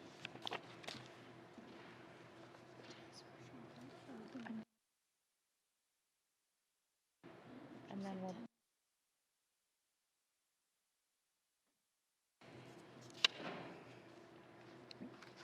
Committee, we've agreed to consider Committee Report 47-19(2), Homelessness Prevention, Supporting Pathways to Housing NWT Residents.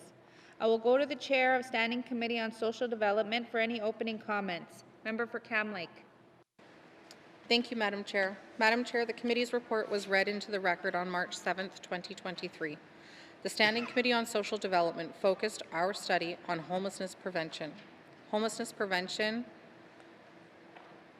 targets policies, practices, and interventions that prevent a person from experiencing homelessness or reducing the risk of homelessness reoccurring. The Northwest Territories is facing an unprecedented housing crisis directly connected to a rising number of people experiencing homelessness throughout the territory. And in this territory, the consequences of homelessness are deadly serious and life-threatening. That's why this work needed to happen, Madam Chair. Despite this work being personally challenging for both the committee and those who had the courage to share their experiences with us to make this report stronger. I would like to thank every person who shared their lived experience with this committee. From May to December 2022, more than 165 people came forward to give their perspectives.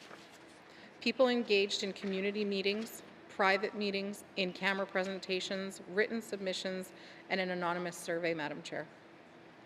Committee took two approaches to this report, a homelessness prevention approach and a trauma-informed approach.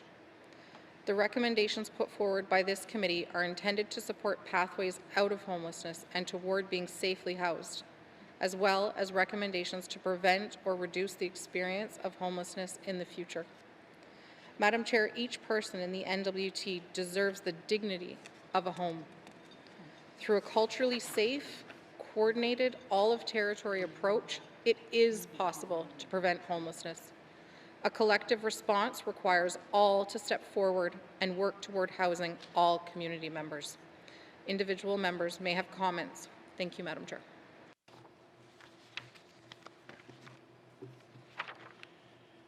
Thank you, Member for Cam Lake. I will now open the floor to general comments on Committee Report 47-19, brackets 2. Member for Tabacha. This homelessness prevention, supporting pathways to housing NWT residents is extremely important to my riding. We don't have a homeless shelter, and you know, we made every attempt to address the individual needs of people that are homeless, and not one of those cases came out positive. It goes on deaf ears. Yeah, how many point systems could you take to make a change? You know, it's not about that at all. It's about making sure that people are not sleeping on mattresses. You know, there was an elder that was kicked out just before Christmas with a daughter and sleeping on mattresses and couch surfing. And the house is still all boarded up and locked up. Then you have the other elder who was in a tornado and he has to pay the highest rate ever because now, and he has medical problems. And now recently, I have 2 students who are trying to make a better life after, and were in addictions, and they're young people. They already have 3 children, and they have 1 on the way, and they're on a waiting list because now they're rated on a point system. You know, homelessness is an extremely important issue within the Northwest Territories, and you know, I'm speaking only on behalf of the people of Fort Smith, because I don't know what happens everywhere else, but I'm sure it's everywhere. And I don't see a lot of change. I've been here now, well, we're in our final year, last 6 months, and positive change has not happened. And I'm very concerned about the way the files were dealt with. You know, we have to go through this, we've got to go through that, we got, you know, and then you never hear. In fact, I had to run down the hall today a couple of times just to get an answer, and it's a negative answer again. You know, so, you know, Madam Chair, homelessness, no matter who it is, whether it be a youth, a single parent, family members, a whole family, it's a major, major issue. And if you don't, how could you fix anything in society if you don't have a home or someplace you call that is your own? And with that, you know, I think about all these things, and we have to do better. You know, you can do 20 strategies. I don't care how many strategies anybody does, but common sense sometimes prevails. You know, common sense and making a decision and showing leadership. Sometimes I don't see that. And as, you know, a former chief and, you know, I've been in politics now, this will be my 18th year, and saw many things. It concerns me that these issues we're talking about now are unbelievable. You know, I saw a lot of different situations when I was at Salt River, and I see the broader situation now that I've come here and listened to some of my colleagues. You know, like Jackie, and like everybody around this table, and I'm sure even across the aisle. You know, it's a sad situation when we're talking about this in this day and age and the country that we live in, Canada. you know, one of the best countries in the world, they say. Yet we're sending all this money off to other countries to make sure that they're okay, but they don't look after our own. And that really concerns me. And you know, I'm very concerned about the homelessness situation in the territories, and I will continue to advocate on behalf of the people that don't have a home within Fort Smith, the broader South Slave, and the NWT. Thank you, Madam Chair. Thank you, Member. Member for Montfouille. Thank you, Madam Chair. Madam Chair, if we have more housing in small communities, there would not be any homeless issue. And if housing policy, it's a housing policy that created a lot of homelessness too as well. You know, there's like, if you go to our warming shelter in Bichiko, many of those people are there because of the housing policy. So it's the housing policy. If housing policy was fixed, you know, we wouldn't have this issue. But if we have, all we need is more housing. And another one too is that for young people, okay, there's no support for young people who are between the age 18 and 19. Like once they turn 18, federal government child tax cuts off. They're legally adults. And so they're not eligible for income assistance. So what do we do with those young people? And so only when they turn 19, they are eligible. and, and we have young people who age out of youth in care. I know quite a few of those young people. They're good young people. You know, they are trying their best. They want to get out of the system. They don't want to be part of the child welfare system. They're working really hard. But sometimes because there's no safe place for them to live, they have no choice. You know, like some of them, they get stuck in an unwanted relationship. And so it shouldn't be like that. And it just seems like we don't have no program and services in place for these young people. We need more housing for these young people. Like I have quite a few in my constituents that are couch surfing, and they apply for income support because they don't have a room. They were denied. The family that are looking after them were denied income assistance. Everything costs money. And here we were talking about carbon tax yesterday, you know, and the fuel costs money to heat the home. So, and groceries, the cost of living. But some of these people, they love those kids, so they're helping them in kind. But they do need the assistance. And this is where we are failing some of our young people. It is really sad, you know, like, I mean, because some of these young people, they are working really hard. They don't want to be part of the system. They want to beat the system. So they are working hard to be in school every day so that they can move on with their life, so they can do something better, you know, later on. They want to graduate from high school, but we're holding them back because we don't have all these systems in place for them. Some of them are stuck, and they're making choices that, you know, that they don't want to make. And a lot of them are in a relationship that they shouldn't be in. And they're putting themselves at risk. And that's why a lot of these, some of those people that are helping them, they are trying their best to help them. And I know of a family that are doing that. They are helping these young girls and young boys so they don't have to get stuck in the system, so that, you know, get them to move on in life. We all want best for our youth. So if we have more program and services, just like, you know, if we have more program and services for them, some of these issues, you know, will be dealt with. And more houses, they have a safe place to live, to sleep at night. They don't have to worry about where they're going to be going for tonight. And it's not just in my region, it's in other regions as well, and especially in Yellowknife too, you know. So we hear all kinds of horror stories from young people of what is going on out there. So I think this is the recommendation that we are making, it's good, and I will continue advocating for our young people and for many of our vulnerable in my community and in the NWT. Thank you. Thank you. General comments? Member for Nunukput.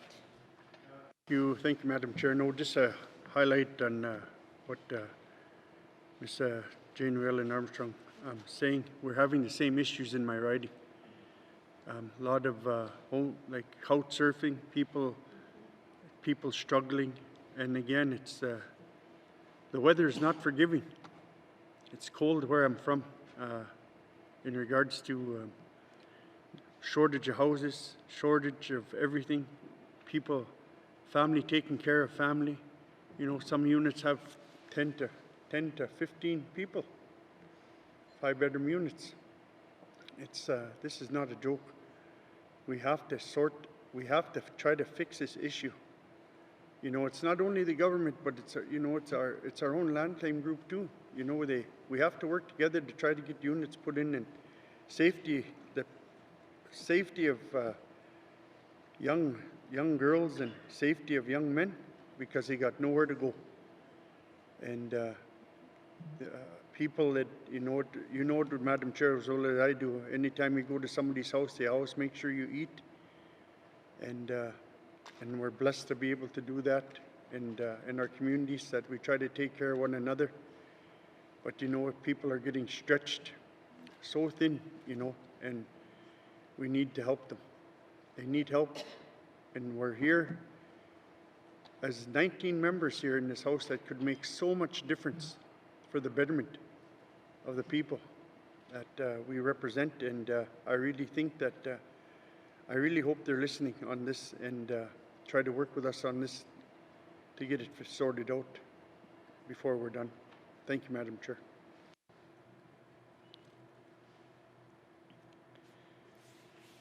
General comments? This committee, seeing no further comments. Member for Cam Lake, oh, sorry. Members, we're going to take a break before we start the motions.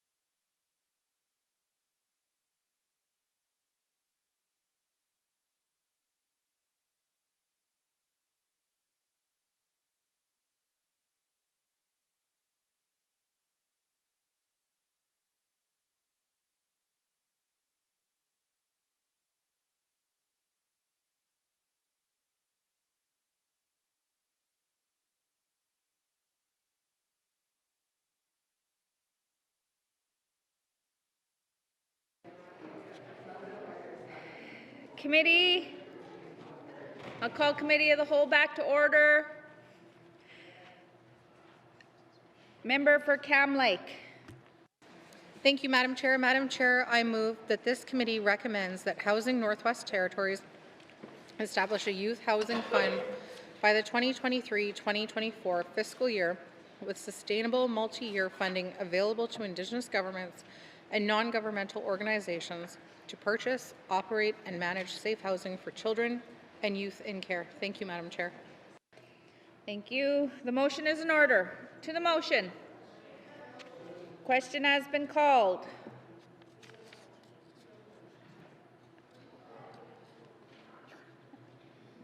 Just one moment. The motions are being distributed. You have no motions either?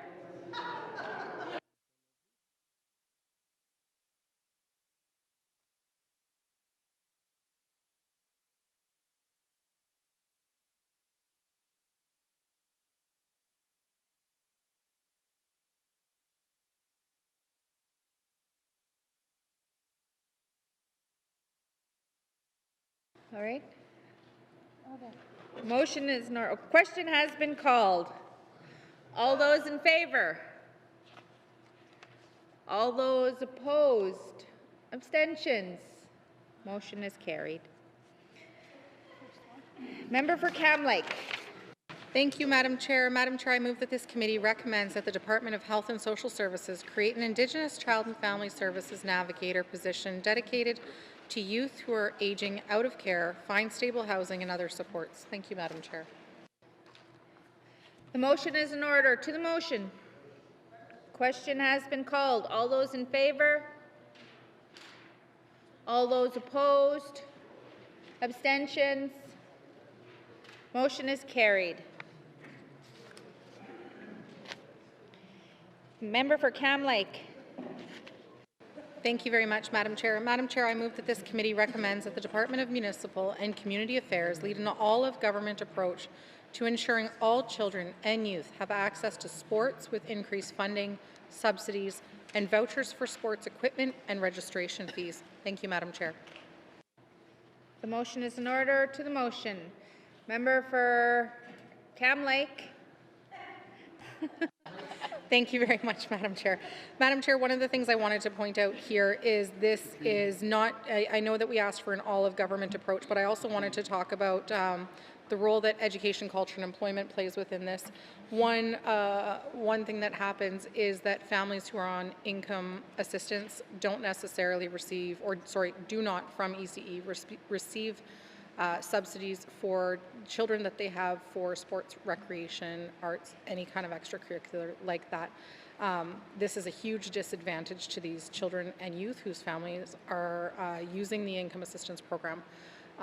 What I know for sure is that what is referenced is that there are programs out there through Sport North that children can take advantage of. But I've helped families fill out that application form. It is a lot of information that's already available and in income assistance, and is a huge administrative burden for families. So I'm wondering if, as part of this as well, really would like the government to be able to look at how to streamline that process so that families that are on income assistance can also easily access funds to get their kids into sports programs as well. Thank you. Thank you. Member for Great Slave.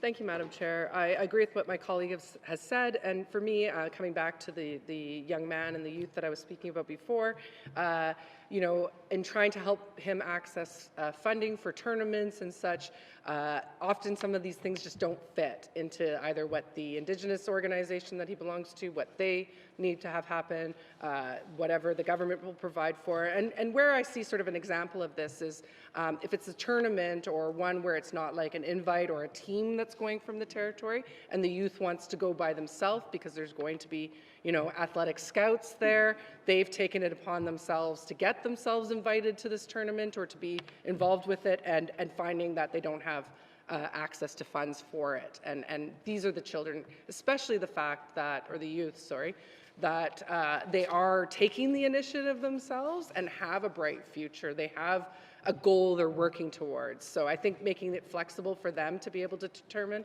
that that's how they want to get, or that's where they want to get money for, then I think that would be a very, very good thing. Thank you, Madam Chair. Thank you. Member for Nunavut. Thank you, Madam Chair. No, just thinking about the motion here, I think some of the youth that I have in my communities are really athletic and really resilient little sports, especially for hockey. I have some really good little hockey players in Polituck and Sax and outshore communities, but for them to go play hockey into Inuvik, for say, for the Gwich'in Cup or the IRC Cup, it's like probably maybe $1,400 return ticket. So stuff like that, like a charter going into the community, could be up to about $12,000 to $15,000. And it's really hard for my youth to do stuff like that. So any opportunities that they do get, something like this would really help a lot of families and get a lot of youth out and get them wanting to work harder to strive better, I guess, and to excel in the sport, in any sports, cross country skiing, biathlon, all that stuff. But I'm really happy this is being brought forward because our youth really need it in our communities. And it's not only in my riding, but I know all other small communities in the north, something like this is really going to work. And if we did this, it's going to go a long way to help families that are not, I guess, privileged enough, like people on income support and stuff like that, and youth getting excited for something to get out of the community. Thank you, Madam Chair. Thank you. To the motion, member for Mapui. Thank you, Madam Chair. Yes, I think this is really good. It's good for our young people, especially some young people who are into high performance sports. And I know there are some youth that go to Yellowknife, and some of these parents, they need funding to transport, to go to Yellowknife. It costs money to come to Yellowknife and wait for your child while the child plays sports. And it's not just that only, but hockey equipments, I know quite a few years ago there was lots of hockey players, and now we don't have that many. And I know that hockey equipments, they are expensive to maintain, to buy. And if we have more sports program in the communities, we know youth are going to be busy and they're going to be, they're going to stay out of trouble, because I can tell you that in my community, we were without sports complex for about almost 10 years. And there's a group of kids that grew up without having that facility in place. And many of these youth, the only sports activities that they had access to was at the school. So there's a school volleyball. So all the kids sign up, volleyball, soccer. That's what kept our young people busy. So you can see the impact of those youth missing out that 10 years, when we were without sportsplex. So I think this is really good because families, single parents, two-income family, because of the high cost of living, and some of them are not able to buy these equipments. So it's going to help families. So I really do like this motion, and I do support it too as well. Thank you. Thank you. To the motion, member for Hay River South. Thank you, Madam Chair. When it comes to sports, when I was younger, one of the things that I guess that really helped me out was, playing hockey, I guess, was the big thing. And it kept me busy. Plus, the other thing, it got me a job at the arena, so it helped me make money. But, it kept me active. It kept me healthy. It kept me away from cigarettes. It kept me away from alcohol. And when I see youth today, everything is so fast-paced, and sometimes I think they just don't know where to turn. And everybody's so busy, nobody has the time to really talk to them. And sports is one area where they can You know, I think that they can, you know, compete against themselves, compete against others, and get motivated. It provides them with a really healthy lifestyle. And, you know, we talk about health here, and we talk about the cost of health and all the issues, you know, and that's taken away because you know, the other day I was thinking about myself is that I help people out, you know, when they got problems, when they can't get medical travel and that. And I was thinking, you know, I've never used medical travel for anything. And other ones that other people around here probably the same thing.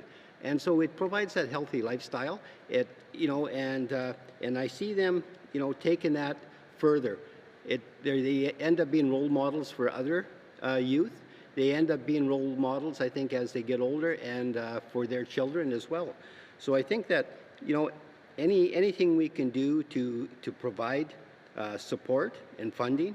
And, you know, I want to go back to to my favorite subject, which is the Hay River Ski Club. Like, they have quite a few, you know, members there. And, you know, we're talking about, you know, skiing and biathlon and snowshoeing and that. And the amount of work that is done there to support them, it's all volunteers. But the youth that I see there, and in the last 3 weekends, I think, in Hay River, they've just been busy. It's always been ads on there. And the number of youth that go through it and that participate really benefit. It benefits youth, it benefits, I think, families and parents as well. So I think that, you know, anything we can do to support youth when it comes to sports is a big plus. You know, if we really want to make a change, I think that's a great way to start. And so, yeah, I'm for the motion, and thank you for that. Thank you. To the motion. Question has been called. All those in favor? All those opposed? Abstentions? Motion is carried. Member for Cam Lake. Thank you very much, Madam Chair.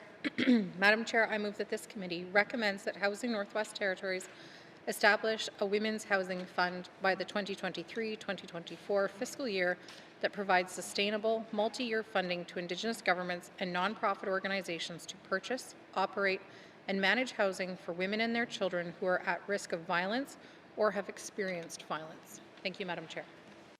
Thank you. The motion is in order. To the motion. Member for Cam Lake.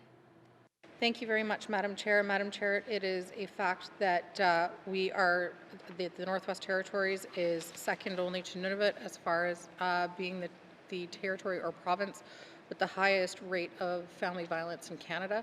That is still very relevant in our entire territory. We also have a lot of communities that rely quite heavily on public housing across the territory. And our public housing still has a community residency policy where people need to live in a community for a designated period of time before they can even put their name on a wait list to then wait for housing. And what this means is that somebody who is in another community potentially cannot put their name on another community's wait list to flee family violence. I know that the minister has said on the floor of this House before that they could go and talk to their local LHO and maybe check a box and be willing to have their name put on a wait list in their own community. The problem with that is that we live in a very small north. We live in a small territory where we all know one another, and somebody might be expected then to disclose to a family member, an extended family member, or in an unsafe way that they are experiencing family violence, and that puts them in further harm. And so I think it's really important that we have safe places where women and children who are most predominantly impacted by family violence can go and be safe. Thank you, Madam Chair. Thank you. To the motion. Member for Great Slave. Thank you, Madam Chair. One of the pieces that I just wanted to point out here that's, I think, super key is the sustainable multi-year piece. And that, again, comes back to everything that we just continuously hear from any of the organizations that receive government funding, that the uncertainty from year to year to year about getting funding actually causes more of a cost to them than it would if they just had it for a few years, in the sense of a cost for the capacity to report or to reapply, but also just even that uncertainty always adds an additional cost to it because you don't know for sure. So you can't plan ahead and be more efficient with your time and your money. So that I thought was a very key piece. And one of the things that as we traveled for this work, we went into a few communities, and I've heard from others that, it's just a matter of the physical space. And this has even come up around arts, everything. Oftentimes it comes down to is that people just need a space to do something.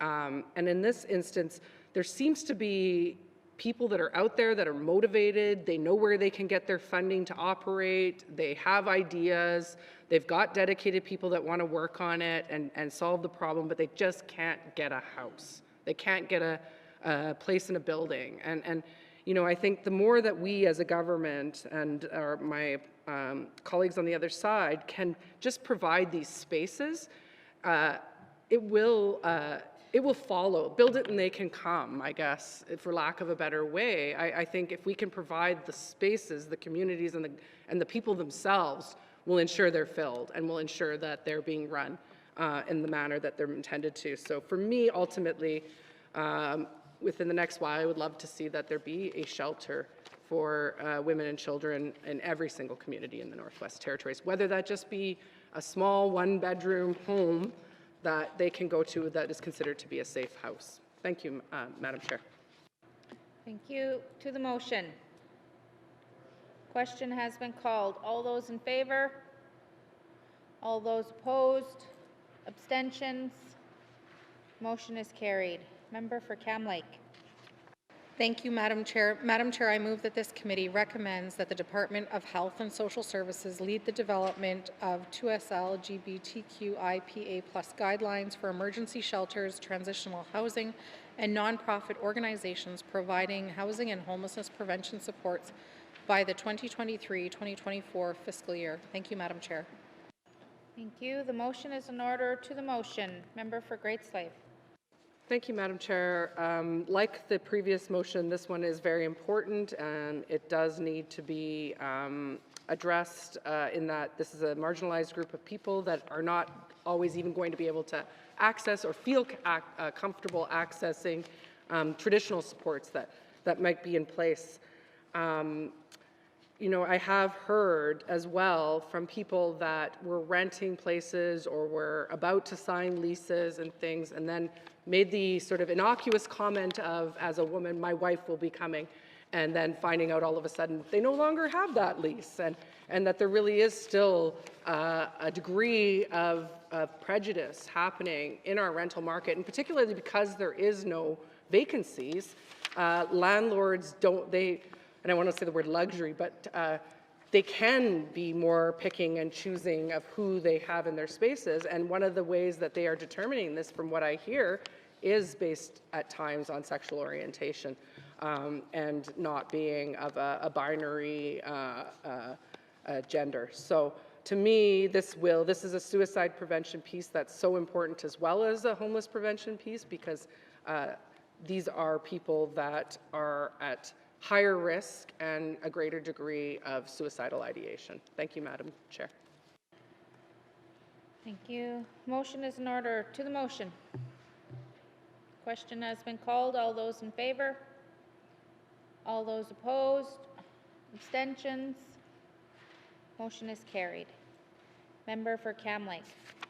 Thank you, Madam Chair. Madam Chair, I move that this committee recommends that the Department of Justice increase funding to the Men's Healing Fund to support regional healing programs for the holistic health and well-being of men. Thank you, Madam Chair. Thank you. The motion is in order. To the motion. Member for Cam Lake. Thank you very much, Madam Chair. Madam Chair, in the work that committee did, I'm sure people have noticed by now that not everything in this report is solely focused on housing. In a lot of this work, we wanted to be preventative and wanted to go upstream. And so we can't have a motion that speaks to safe housing in regards to family violence without going upstream as well and ensuring that healing is also supported there. And so that's what this really speaks to. And I look forward to seeing the government's response on this. I know that this has been an issue for both the 18th and 19th Assembly. Thank you. Thank you. To the motion, member for Great Slave. Thank you, Madam Chair. Yeah, and I have to say that I struggle at times with the conversation around, women's rights or things for families and women and children, because we are moving away as a society from the traditional binary role or idea of there being only two genders, or even people being gendered to begin with. And so I find sometimes that it ends up being that we're so hyper-focused on one group, we're kind of losing intent of that everybody needs help, and any support that's there for one person that might fit some demographic will also help another person, even if they're in a different demographic.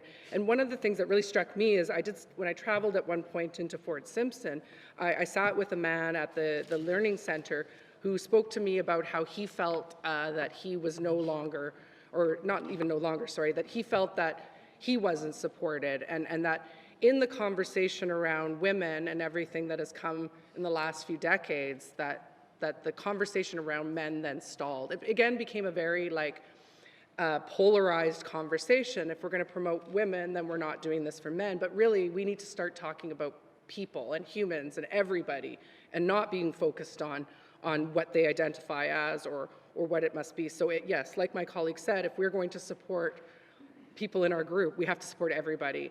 And the reason I think the Men's Healing Fund is so important is as society changes, we only have certain role models that we grew up with that show us how we're supposed to be in our relationships and as members of society. And with such a drastic change that we've seen in a while, a lot of people, I think, are generally lost about what they're supposed to be doing. The role model that was held up to them as being what they were supposed to aspire to be as children is, we have now said as a society, is not necessarily valid or not one that we want any further as women's issues advance.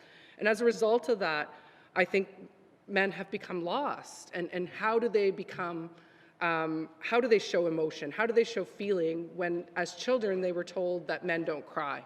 Be a man, be strong and stoic. And so I really feel that this is a piece that's key and critical, because if we don't heal all of us, we're not going to be able to heal our society. So I strongly support this and hope that it is one that will be taken up by the government. Thank you, Madam Chair. Thank you. To the motion, member for Thabacha. I'm going to make a short comment. In my previous role, I saw a lot of abuse that occurred to men also. And I think that this is a really important motion. There's also the reverse, okay? It's not only women that are abused within society in a home life. I saw both sides of the abuse that could happen, and sometimes it could be pretty awful. And so I really support this particular motion. Thank you, Madam Chair. Thank you. To the motion, member for Montfouille. Thank you, Madam Chair. Madam Chair, I like this motion too as well. It's a good motion that's going to help men help each other, helping each other. It's not just men, but there's other young men too as well who needs help and support. So, but the study shows that it's the girls and women that suffer the most. But I have heard many times from others as well that men do need help as well. We got to focus on men, so that way, if they get the help that they need, then their relationship with their loved ones might improve. So which is true, So I heard that statement many times too when I was on the Native Women's Association as well. And so I really do like this, because there are a lot of young boys, that are suffering too in silence, and sometimes they don't know who to turn to for help, because some of them are in single parent household and they don't have a good role model. And these programs like this, Men's Healing Fund or Men's Healing Support Group, is really beneficial, especially in small communities. It's like a big brother program, but they work with each other. It's a group. So I really do like this, and it's good for the well-being and the health of our young boys, young men. So I really do support this. Thank you. Thank you. To the motion, Member for Nanakput. Thank you, Madam Chair. Just a brief, yeah, it's really good to hear that if something like this gets through, we tend just not to do anything for the men and our young men that do need help in our communities for support. And I'm really happy, thankful for the members that brought this forward, and I am in full support. Thank you. Thank you. To the motion. Question has been called. All those in favor? All those opposed? Abstentions? Motion is carried. Member for Great Slave.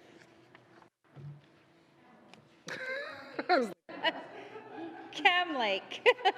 Thank you, Madam Chair. Madam Chair, I move that this committee recommends that the Government of the Northwest Territories complete Truth and Reconciliation Call to Action number 21 and secure substantive federal funding for Northwest Territories Indigenous Healing Centre to support Indigenous individuals who have been harmed and or traumatized by the Indian residential school system, 60s scoop, and other acts of colonization. Thank you, Madam Chair.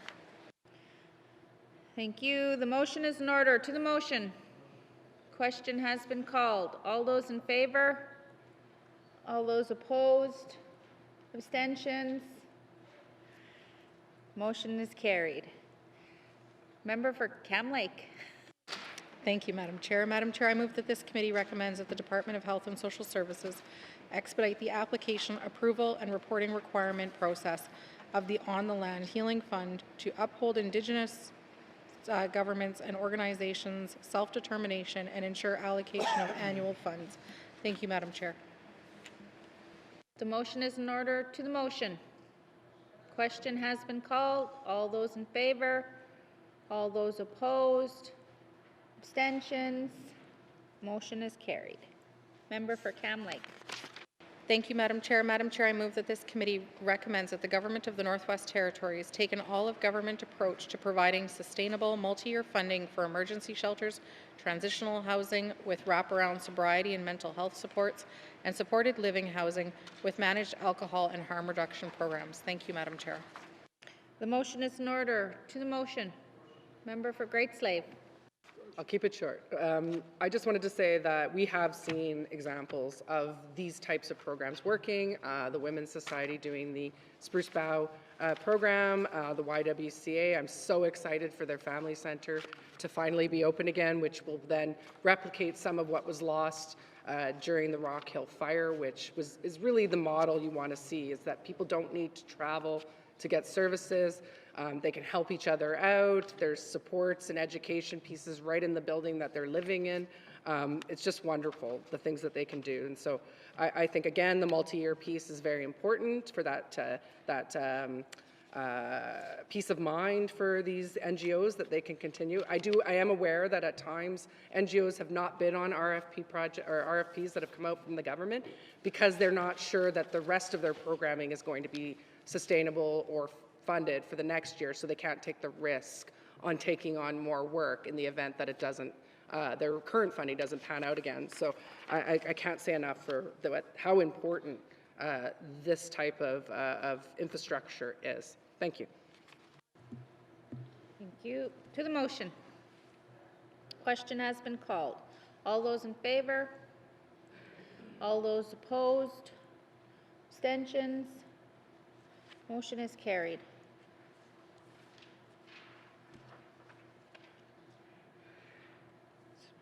Member for Cam Lake. Sorry. Madam Chair, I move that this committee recommends that Housing Northwest Territories work with Indigenous governments and the Canada Mortgage and Housing Corporation to establish an Indigenous housing fund that will provide Indigenous governments and or Indigenous non-governmental organizations financial support to purchase, operate, and manage housing aimed at Indigenous individuals and families. Thank you, Madam Chair. Thank you. The motion is in order. To the motion. Question has been called. All those in favor? All those opposed? Abstentions? Motion is carried. Member for Cam Lake. Thank you, Madam Chair.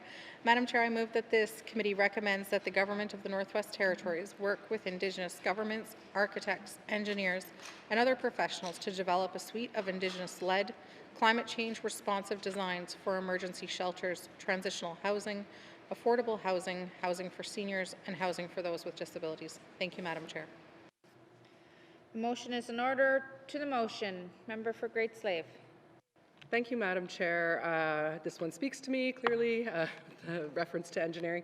One of the things that was shown in the past was that as more women entered the field of engineering, design and such changed to then accommodate things that women thought of that were needed in areas that had not been before. And one of those is the examples is having a mirror in the driver's side panel that flips down. Before, it was always on the passenger side with the assumption that women were always the ones as passengers. And so as you have more people of a diverse nature being involved in different professions, you see those professions change and evolve and become more inclusive of society.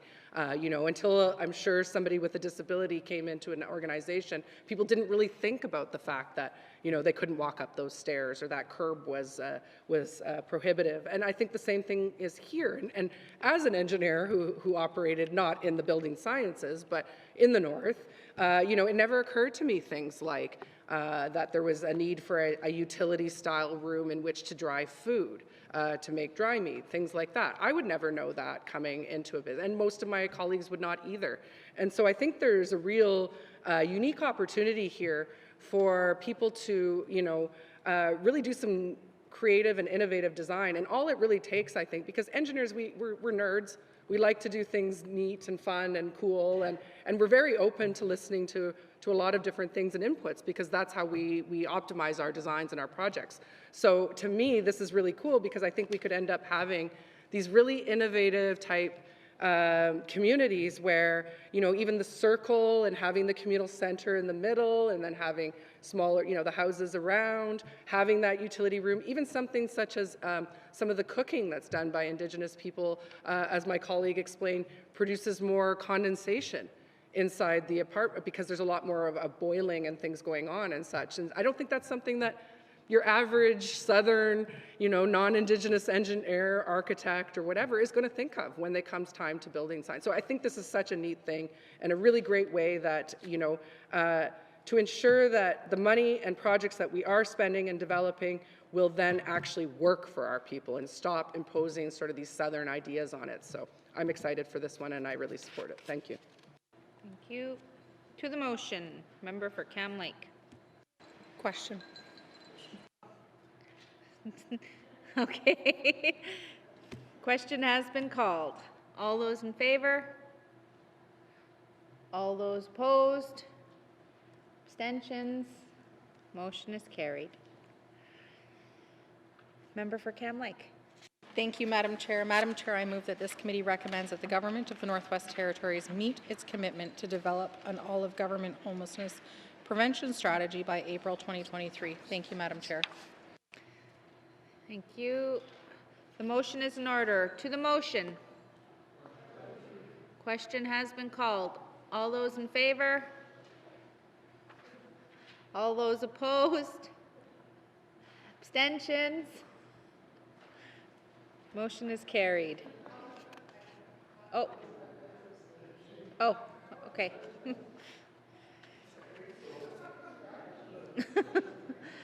Member for Cam Lake. Thank you, Madam Chair. Madam Chair, I move that this committee recommends that the Department of Education, Culture and Employment partner with the northern private sector, non-governmental organizations, and Indigenous governments to develop one-year lease agreements and rental assistance payments to accommodate private sector lease requirements to support housing partnerships and increase access to affordable housing. Thank you, Madam Chair. Motion is in order. To the motion. Question has been called.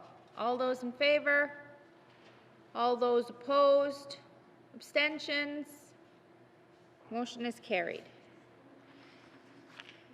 Member for Cam Lake. Thank you, Madam Chair. Madam Chair, I move that this committee recommends that Housing Northwest Territories amend the collection policy, and forgive any arrears up to $30,000 for Indian residential school survivors as an act of reconciliation before the end of the 19th Assembly. Thank you, Madam Chair. Thank you. The motion is in order. To the motion. Question has been called.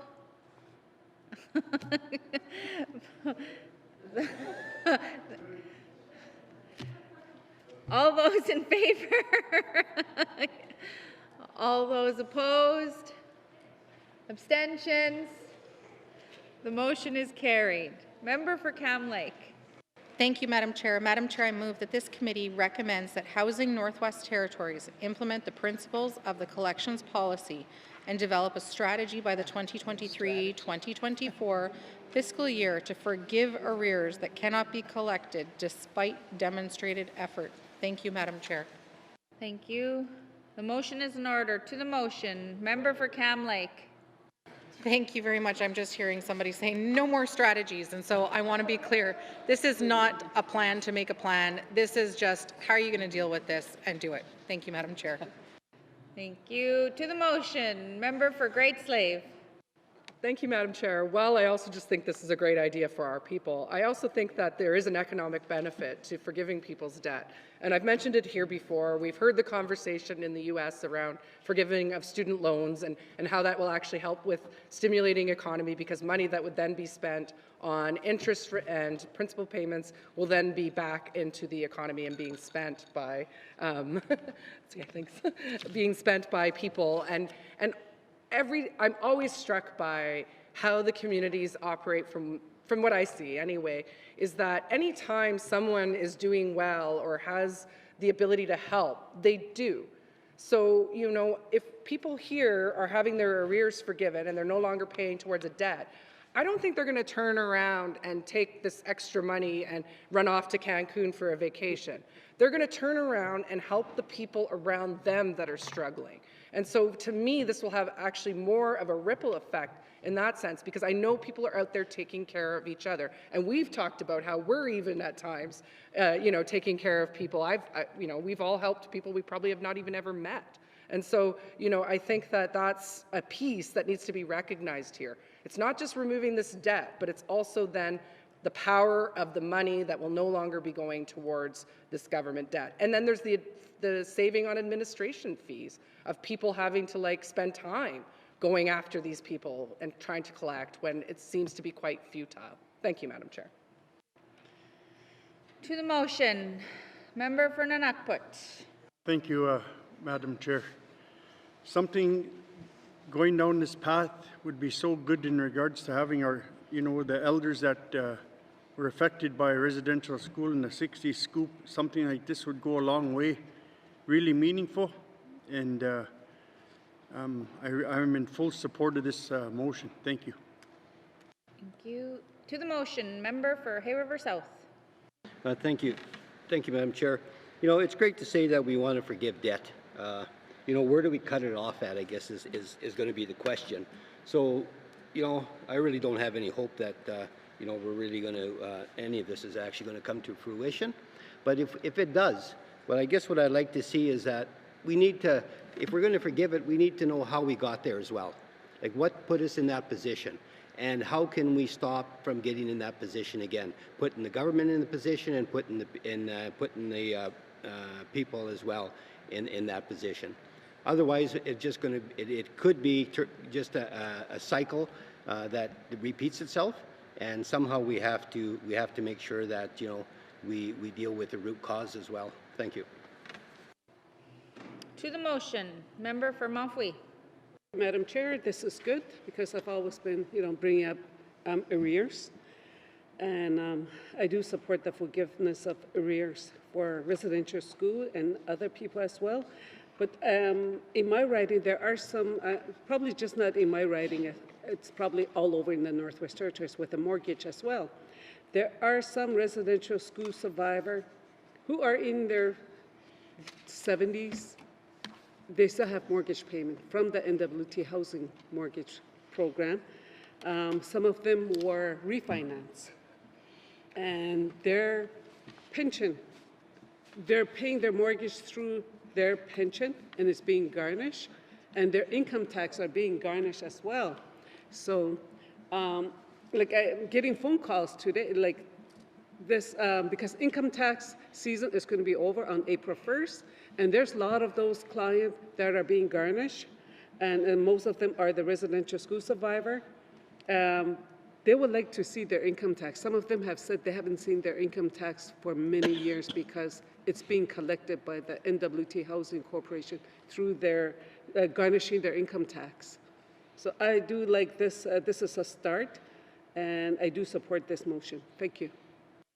Thank you. To the motion. Question has been called. All those in favor? All those opposed? Abstentions? Motion is carried. Member for Cam Lake. Thank you, Madam Chair. Madam Chair, I move that this committee recommends that Housing Northwest Territories eradicate the community residency policy and update the public housing point rating system with community membership as an additional factor with corresponding points and significant weight. Thank you, Madam Chair. Thank you. The motion is in order. To the motion, member for Great Slave. Yeah, thank you, Madam Chair. I have to say I found this one to be a shock when I realized that someone who is homeless has to be considered to be somewhere in order to qualify for a house. And the funny part about that was, or funny, I shouldn't say funny, but if I don't laugh, I'll cry, was that at times while I was, advocating for someone in this position, I got a response from the department that was, well, they left town. We heard they were in Yellowknife, and therefore, their position on the list, whatever. And I was like, but they don't have a home.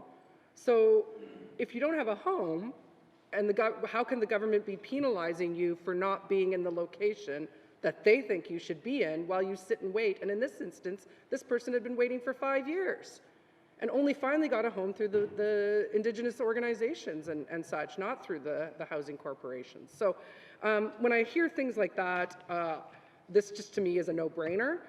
Let's put the residency issue to the side and just make that a point system that just adds into everything. Don't make two things happen at once. So I'm not explaining myself well, but thank you, Madam Chair. To the motion. Question has been called. All those in favor? All those opposed? Abstentions? The motion is carried. Member for Cam Lake. Thank you, Madam Chair. Madam Chair, I move that this committee recommends that Housing Northwest Territories develop a first right of refusal clause in leasing agreements to ensure family members of tenants receive the first opportunity to lease a public housing unit before the unit goes to market. Thank you, Madam Chair. The motion is in order. To the motion. Member for Cam Lake. Thank you, Madam Chair. Sorry, I jumped the gun there. We heard about this a lot in our travels to communities. And what spurred this motion is there are families who have lived in public housing units for decades. And unfortunately, when an elder who is the leaseholder passes away, their children and grandchildren and nieces and nephews who live in that unit with them and have spent their entire lives calling that unit home find themselves homeless and at the bottom of a housing wait list because they are not the leaseholder and they have no claim to that home. And so this motion is calling on a mechanism for those family members that have called that unit home for decades and for their entire lives, a way to be able to add themselves to the lease and continue living in that home. Thank you, Madam Chair. To the motion, member for Montfouet. Thank you, Madam Chair. Yes, I do support this motion because we do have a lot of, if you go to our warming shelter, you will see some of the family members who lost their house after parents passed because their name is not on the lease. And that policy created a lot of homelessness in many of the small communities in the Northwest Territories. And we even hear about it, not just in our riding, but in other region, other community as well, because parents are aging and these are their forever home. And even, did a member statement on it yesterday as well, because when these families are moved who lived in those houses for over 30 years, there's emotion attached to that unit. That's their house. That's where they raise their family. That's where the grandkids were raised too as well. So I support this motion because of we don't have this there, and family who lived in that house for so many years, we're making them go through another trauma, and that has to stop. So therefore, I do support this motion that it ends there. Thank you. To the motion. Question has been called. All those in favor? All those opposed? Abstentions? Motion is carried. Member for Cam Lake. Thank you, Madam Chair. Madam Chair, I move that this committee recommends that the Government of the Northwest Territories provide a response to this report in 120 days. Thank you, Madam Chair. The motion is in order. To the motion. Question has been called. All those in favor? All those opposed? Abstentions? Motion is carried. Thank you, committee. Do you agree that you've concluded consideration of committee report 47-19 brackets 2? Thank you, committee. We have concluded consideration of committee report 47-19 brackets 2, homelessness prevention, supporting pathways to housing NWT residents. What is the wish of committee? Member for Cam Lake. Madam Chair, I move that the chair rise and report progress. There's a motion on the floor to report progress. The motion is non-debatable. All those in favor?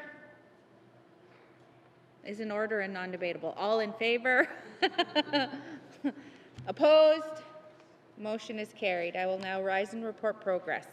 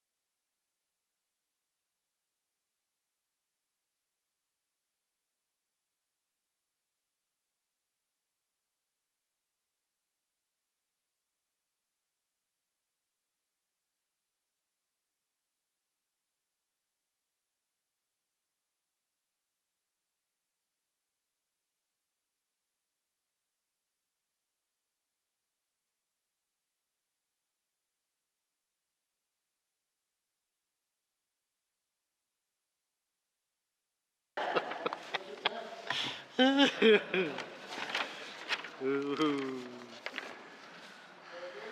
I please have the report of Committee of the Whole, member for Inuvialuktun Lakes.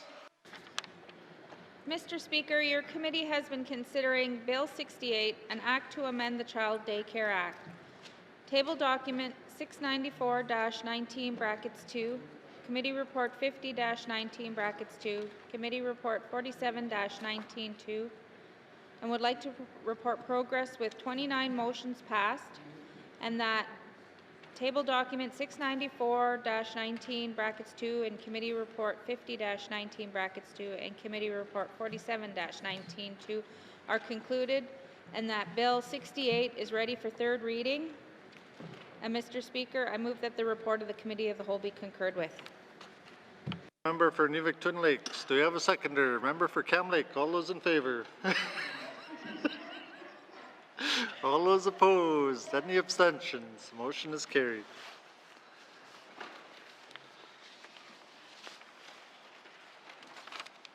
Third reading of bills. Third reading of bills. Minister responsible for finance. Mr. Speaker, I move, seconded by the Honourable Member from Hay River North, that Bill 60, an Act to amend the Petroleum Products and Carbon Tax Act, be read for the third time. Mr. Speaker, I request a recorded vote. Thank you. Thank you, Minister. Motion is in order to the motion. Member for Cam Lake. Mr. Speaker, yesterday during Committee of the Whole's review of Bill 60, an act to amend the Petroleum Products and Carbon Tax Act, I had too much to say and ran out of time, so I am thankful for this added time. Mr. Speaker, we can all agree that increasing the cost of living for NWT residents is not what we want.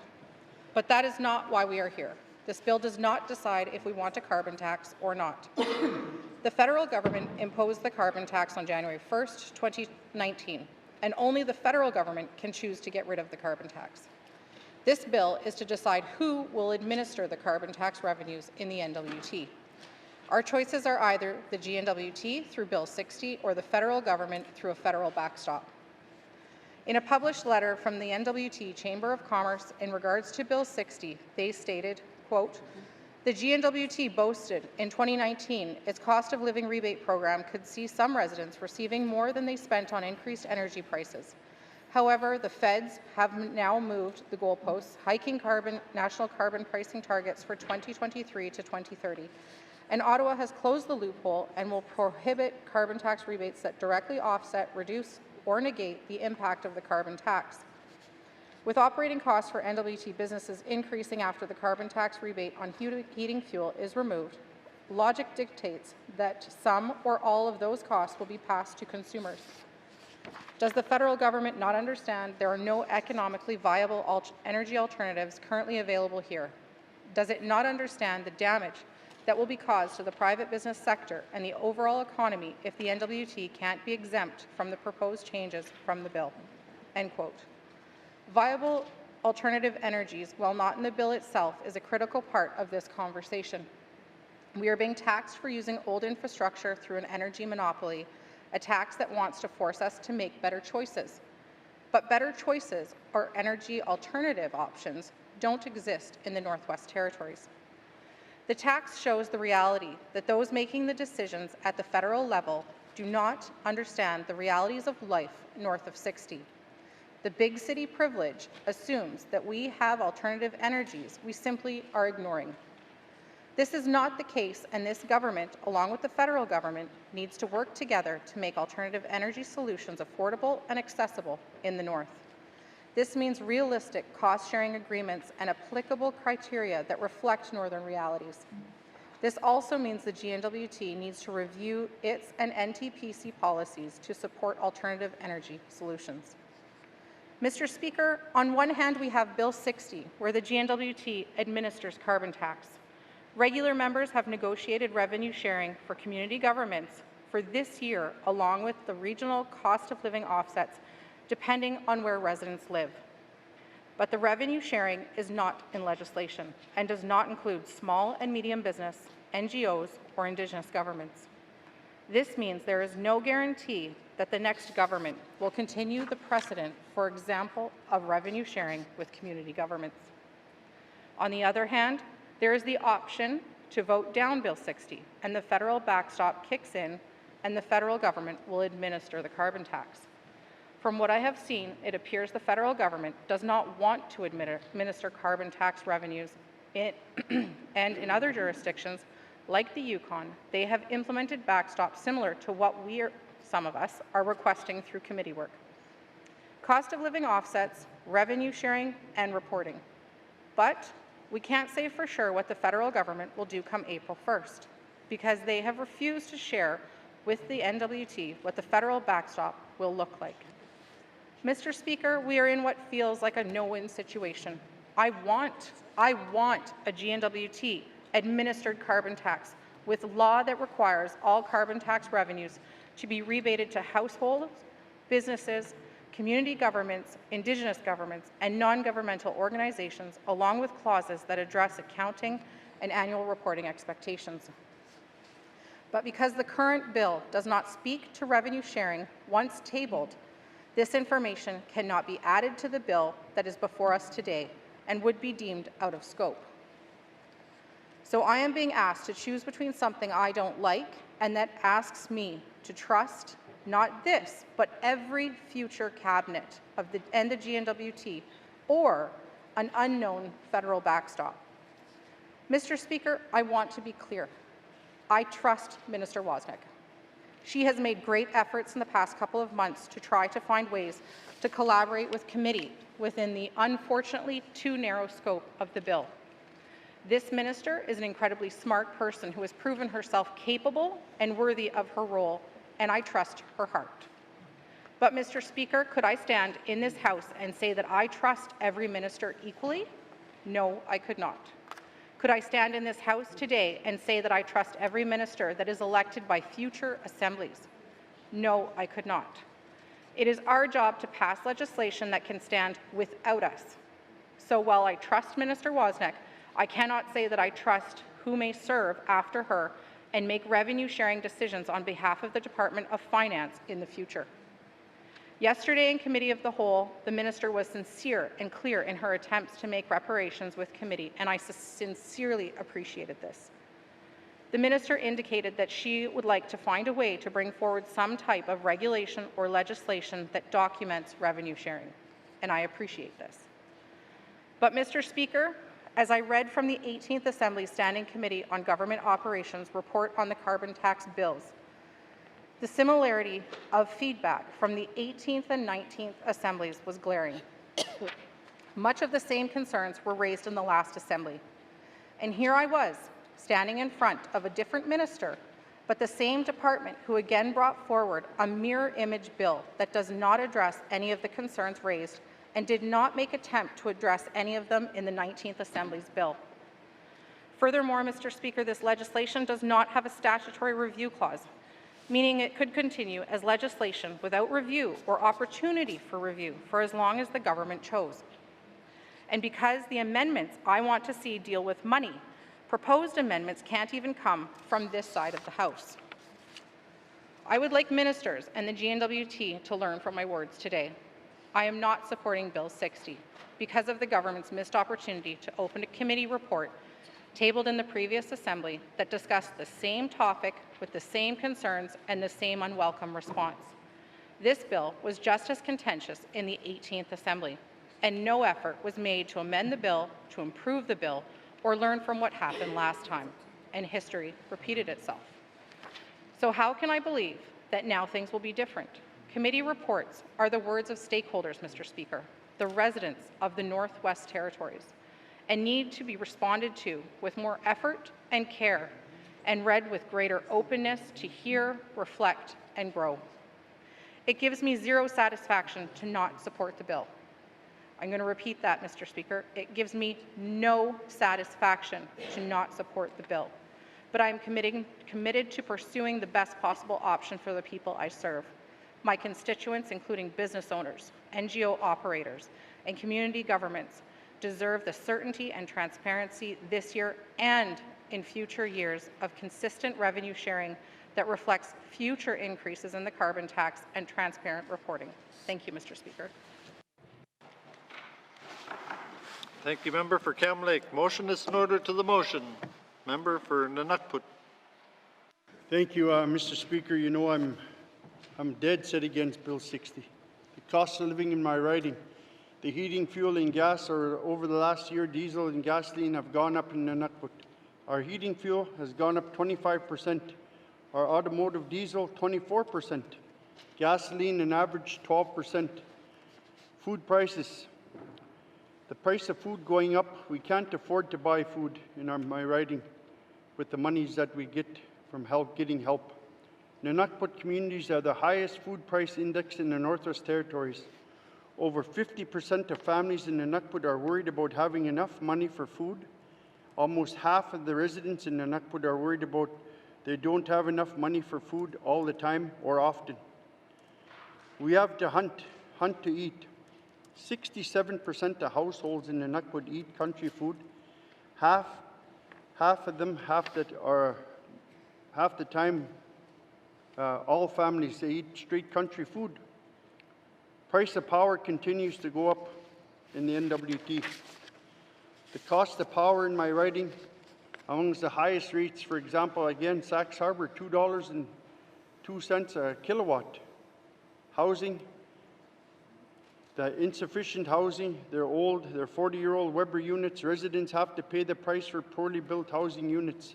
Housing NWT renovations, only in 23-24, only approximately 8% of the houses in my region.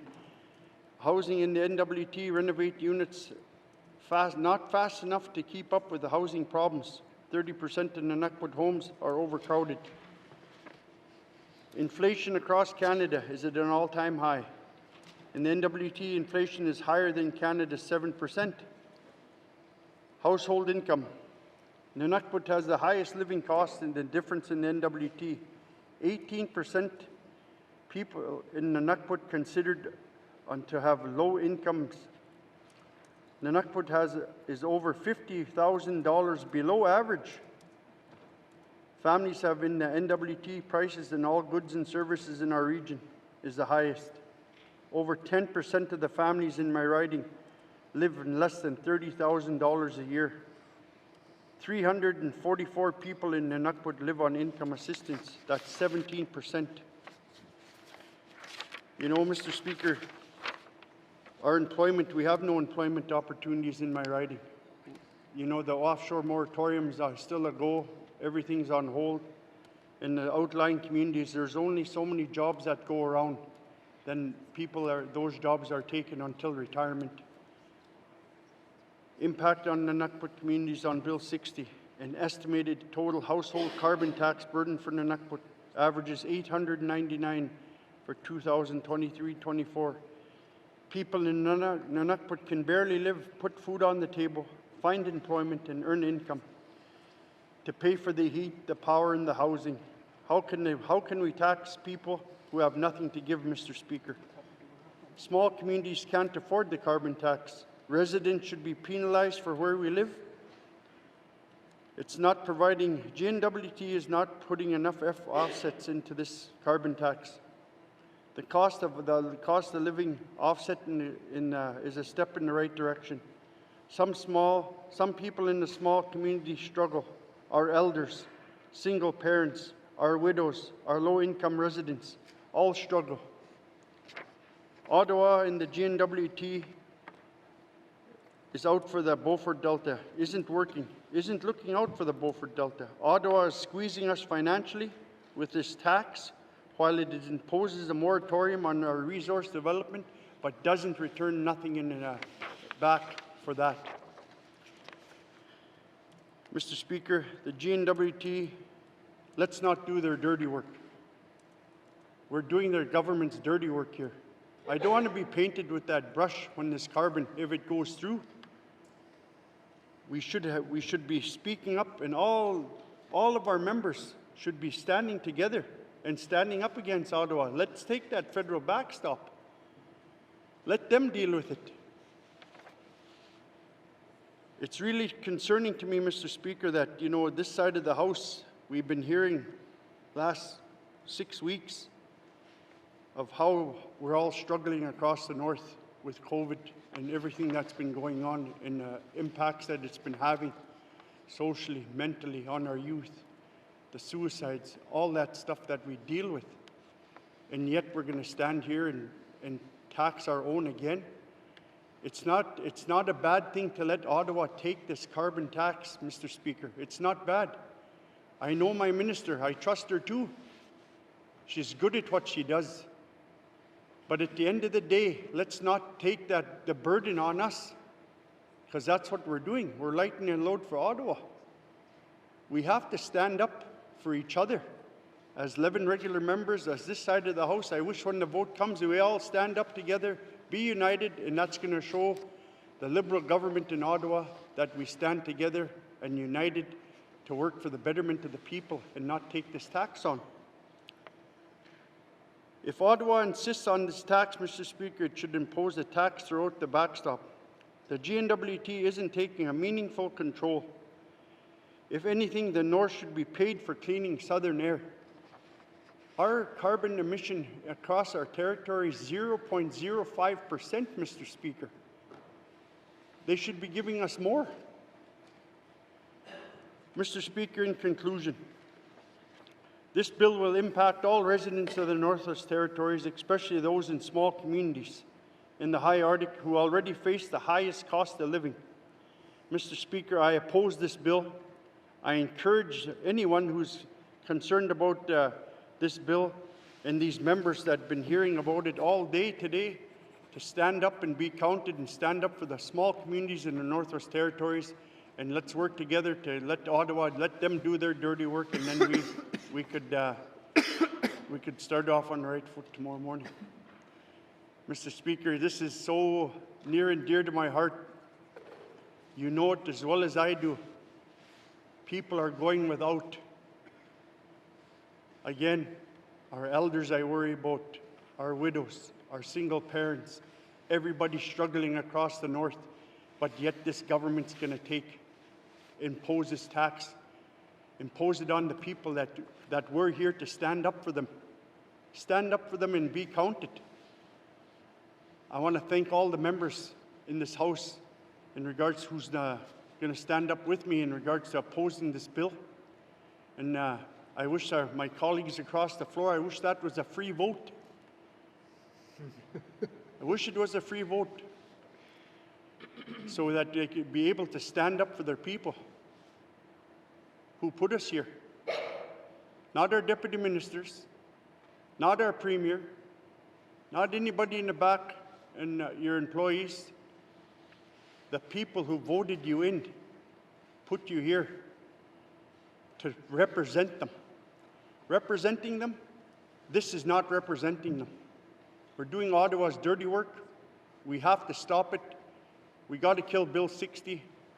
I urge my Premier and our Cabinet to stand up with us and send a message to Ottawa, and we'll work together and we'll take the brunt of it from Ottawa. And I'll be standing right behind her. But Mr. Speaker, I oppose Bill 60. Thank all the members here that it's been a long 6 weeks, and it's been a long few days that we've been working, long days, and we get emotional about what's happening. There's a lot going on in our home communities. Just think about it. Yeah? Somebody's hungry tonight. Cut off income support, can't get nothing, when we could do so much. They have the authority to do so much, but they choose not to. Thank you, Mr. Speaker. Thank you, member for motion is in order to the motion. Member for Mumphrey. Thank you, Mr. Speaker. Mr. Speaker, I wish to talk about the reality for our people in small communities. And I represent majority of Klitschko people from 4 communities. Yesterday, we talked about which colonial government to trust, the federal or territorial government. As an Indigenous person, we have trust issues because we know what the colonial government did to our people. Through the colonization, they tried to assimilate us. In the process, they ruined our life, and we are still feeling the impact of it. Not only that, pushing us aside while they exploit our land. Mr. Speaker, we are struggling with limited economic activity and high cost of living. The health status report of our people from 2018 report has not changed much. When you go to our community, you will see it and feel it. We have lack of essential services that require people to leave the community to access those services. People leave the community to access healthcare services, get supplies and materials from Yellowknife. This while all the cost of living continues to increase. Not only are those supplies more expensive, but the gasoline to get those supplies is also more expensive. Residents obtain these more expensive supplies, spend more money on gas to get them, and then they are being impacted by higher heating fuel costs when they get home as well. Now a carbon tax, another tax that our residents in small communities must pay while they struggle to make ends meet. Mr. Speaker, I am not certain the government understands what this carbon tax means. Due to climate change and the mines, our traditional way of living is impacted. Due to the restriction in place on caribou and the mobile hunting zone, our residents must travel further than ever to be able to hunt. The ability to hunt for caribou is becoming more difficult. Now it is also becoming more expensive. I feel for all the Clicho people because of the restriction. They cannot hunt the caribou in their backyard, but travel hundreds of miles towards the mines to hunt caribou and spend more money to gas, wear and tear on the hunting equipment. More costs and more costs for them. This all while trying and looking to hunt in a sustainable way to access the land and harvest animal for their family and community. We are putting more roadblocks on our hunters through this tax. How will my resident benefit from the carbon tax? I look through the budgets and see nothing for my region that will make the changes we need. We need housing and healthcare. Mental health is a huge concern. Getting people on the land helps promote healthy lifestyle. This carbon tax will stop people from going on the land and limiting people from getting on the land as well. Our winter roads are becoming less reliable, our climate is changing, and we are being charged this tax as if it is our fault, the people who are causing these emissions. This is not fair, Mr. Speaker. This tax is coming, I understand that, whether it is GNWT or federal government. However, I want to see benefits going to people, not to the mines, who make so much money already. I want to see community government get support and people get support as well. More on the land programming to offset the high costs that this tax is creating. This tax should support our community government and help them deliver a recreation program, which is something our youth are calling for. It should promote getting on the land, which is something all people are asking for. With this in mind, Mr. Speaker, I do not support the carbon tax proposed by this government. They can do a better job by working with the Indigenous government and people. That is consensus government. Thank you. Thank you, Member for Mumfree. Motion is in order to the motion. Member for Thabacha. Thank you, Mr. Speaker. Mr. Speaker, ever since this bill was introduced, as Bill 60, I have been opposed to it, and I continue to be opposed to it. I think as elected members, we are elected by the people that we represent within the communities, ordinary people, people who will never be able to go through the door, okay? We speak for those people, for the middle class, for the poor, for the senior societies, for, for the senior population, for small business, for the Indigenous groups, and for everyone. And I just cannot vote for Bill 60. I think that we have an obligation to the people of the NWT to do the right thing. And the right thing is to not support Bill 60. It's going to come back and haunt us if we do. And I can't understand how we elect cabinet, and I have a lot of faith in a lot of members across the room here. We elect them, and yet they don't vote for whatever they don't want to vote on. They all stay together, and there's no, there's not an open. You have to start. I know there's a lot of compassionate people on the other side, and it must be very difficult sometimes for people to not understand that we are in this at the 11th hour at this stage. It's not acceptable. And for that reason, I don't waver when I say I'm going to do something, and the people of the Northwest Territories and all these groups that submitted submissions with regards to Bill 60, those groups represent a lot of people. And nobody wants Bill 60 the way it is right now. So I'm sticking to my guns, and I do not support Bill 60. Thank you, Mr. Speaker. Thank you, Member for Thabacha. Motion is in order to the motion. Member for Havers South.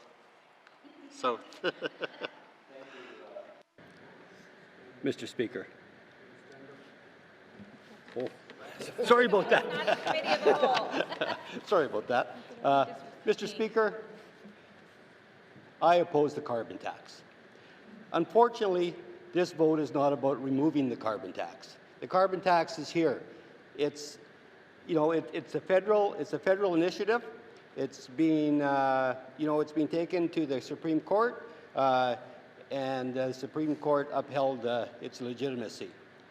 This vote is basically on who will collect and administer a tax that has been pushed on not just us, but all Canadians.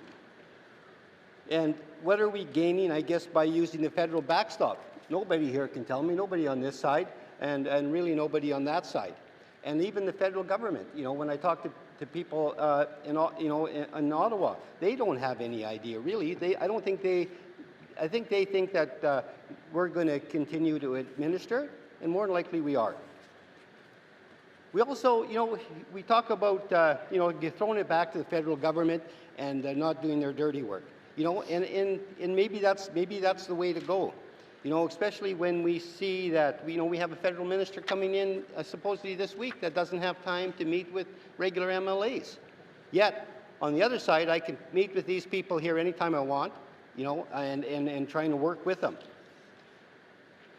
So, really at the end of the day, from the beginning, I looked at what the scenarios are, and, like my colleague here from Thabacha, I made my choice at that point, and I'm not about to waver from it either. And because of the statement I made the other day, or yesterday, about how I would vote, I'll stick with that, and I'll vote in favor of the bill. Thank you. Thank you, Member for Havers South. Motion is in order to the motion. Member for Inuvialuktun Lakes. Mr. Speaker, yesterday I listened to all my colleagues speak. As chair of Committee of the Whole, I wasn't able to speak. So now I get to speak. I get to say my opinion. I tried to keep my cards close during this time because I wanted to, make sure that debate went on, and I'm sitting in the chair. So now it's time for me to actually vote, and I have to say it. But I'm not going to really repeat everything everybody says, because, with my colleagues on this side of the House, whether they're for it or against it. I agree with you. But, you know, I have to listen to my constituents, as Member for Tabacha says, and the only constituents that I heard from are against taxes. And we as a government, we know that we're going to have a tax, whether I say yes or no. So at this point, you know, I think that the way that I look at things is that, sorry, my notes, my everything has been scattered all over. I've been doing this for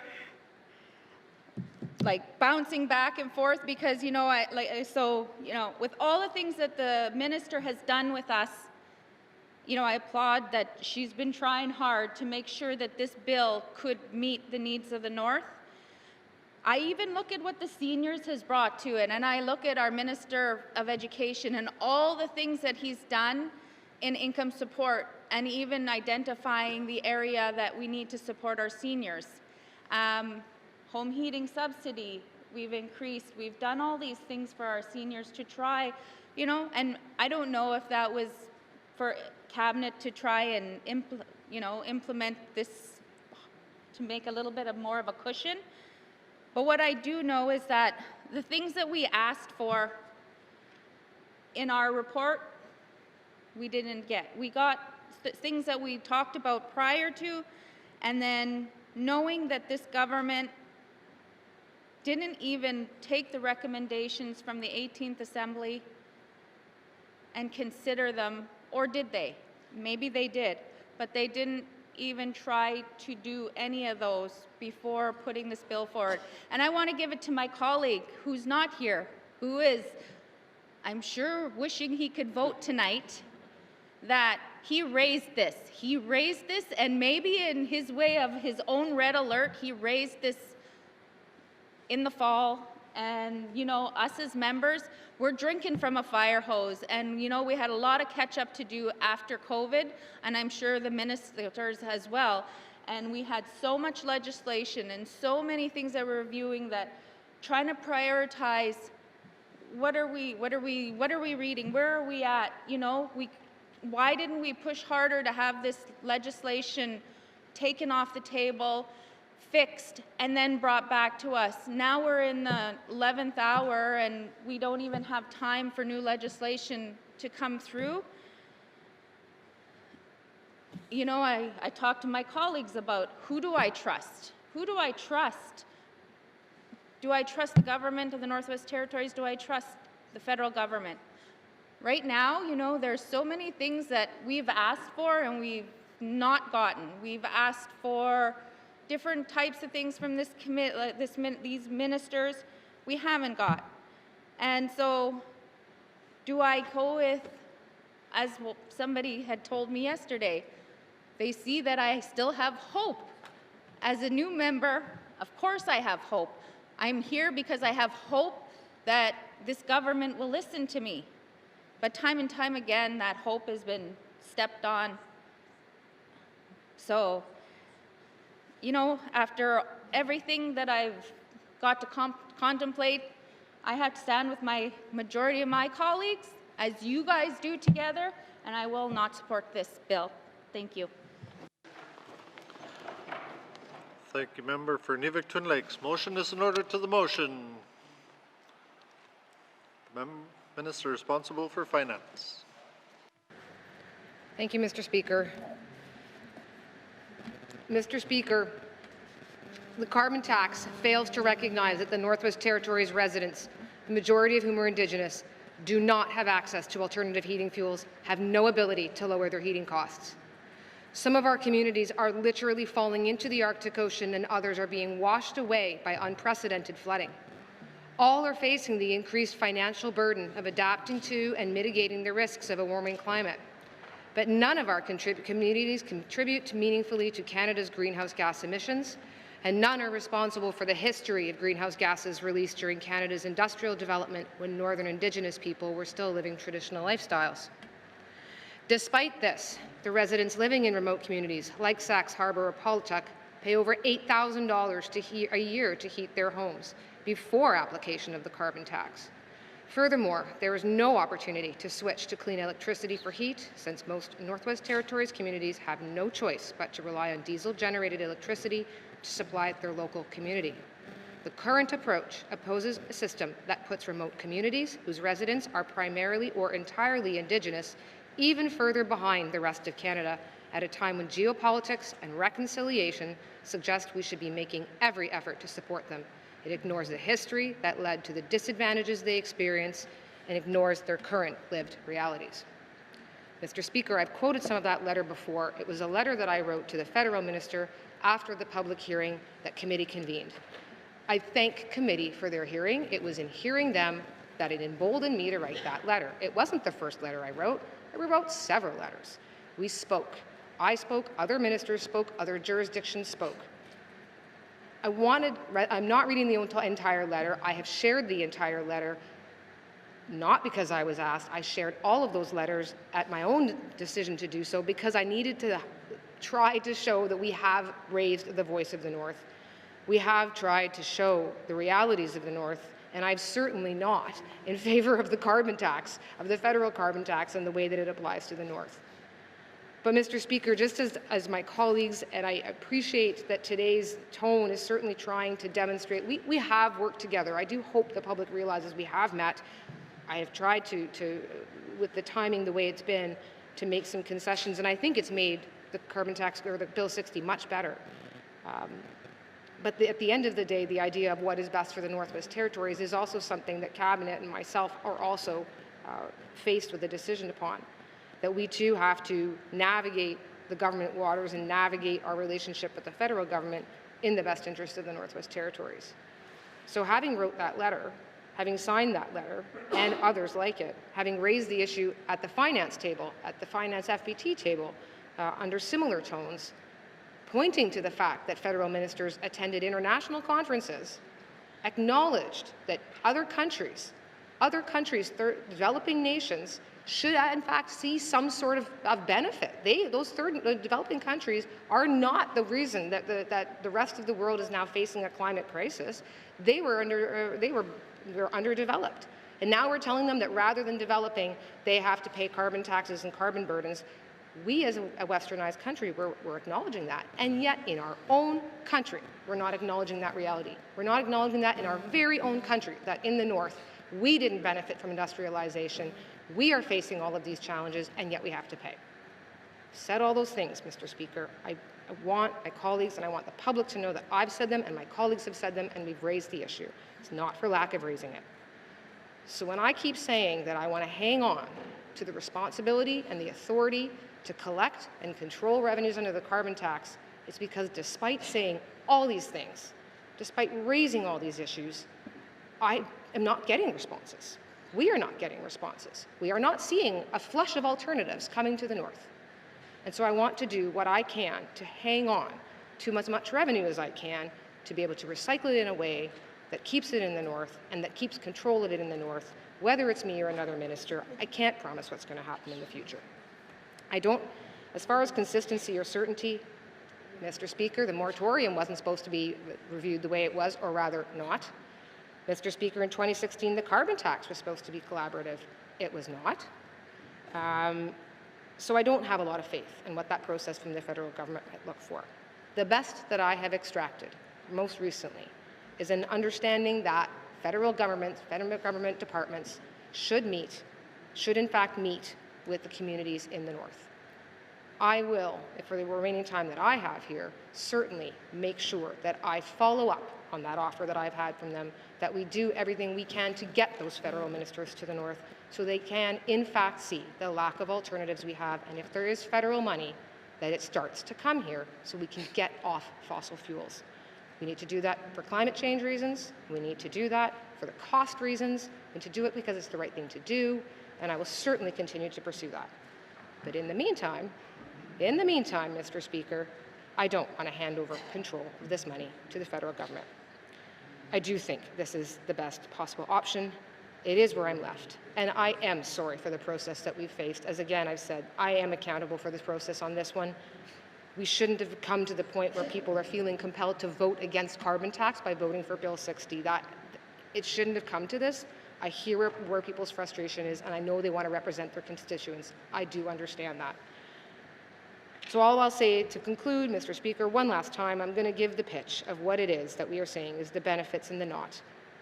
I'm going to start with the large emitters program, because this does seem to be fairly I don't know if misunderstood is the right word. I'm going to take that back, Mr. Speaker.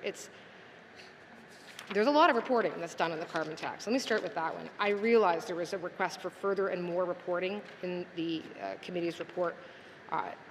There's already a fairly detailed report that goes out every year. It's on the website. It details all the different types of fuel, how much by volume, how much by cost, which different entities, residents, small businesses, government, large emitters, who pays what, who uses what volume. Part of my struggle is not understanding what more needs to be reported upon, but we've made a lot of changes to reporting in this government, and if there's more that somebody wants us to do that we can do within the boundaries here, I'm happy to do it.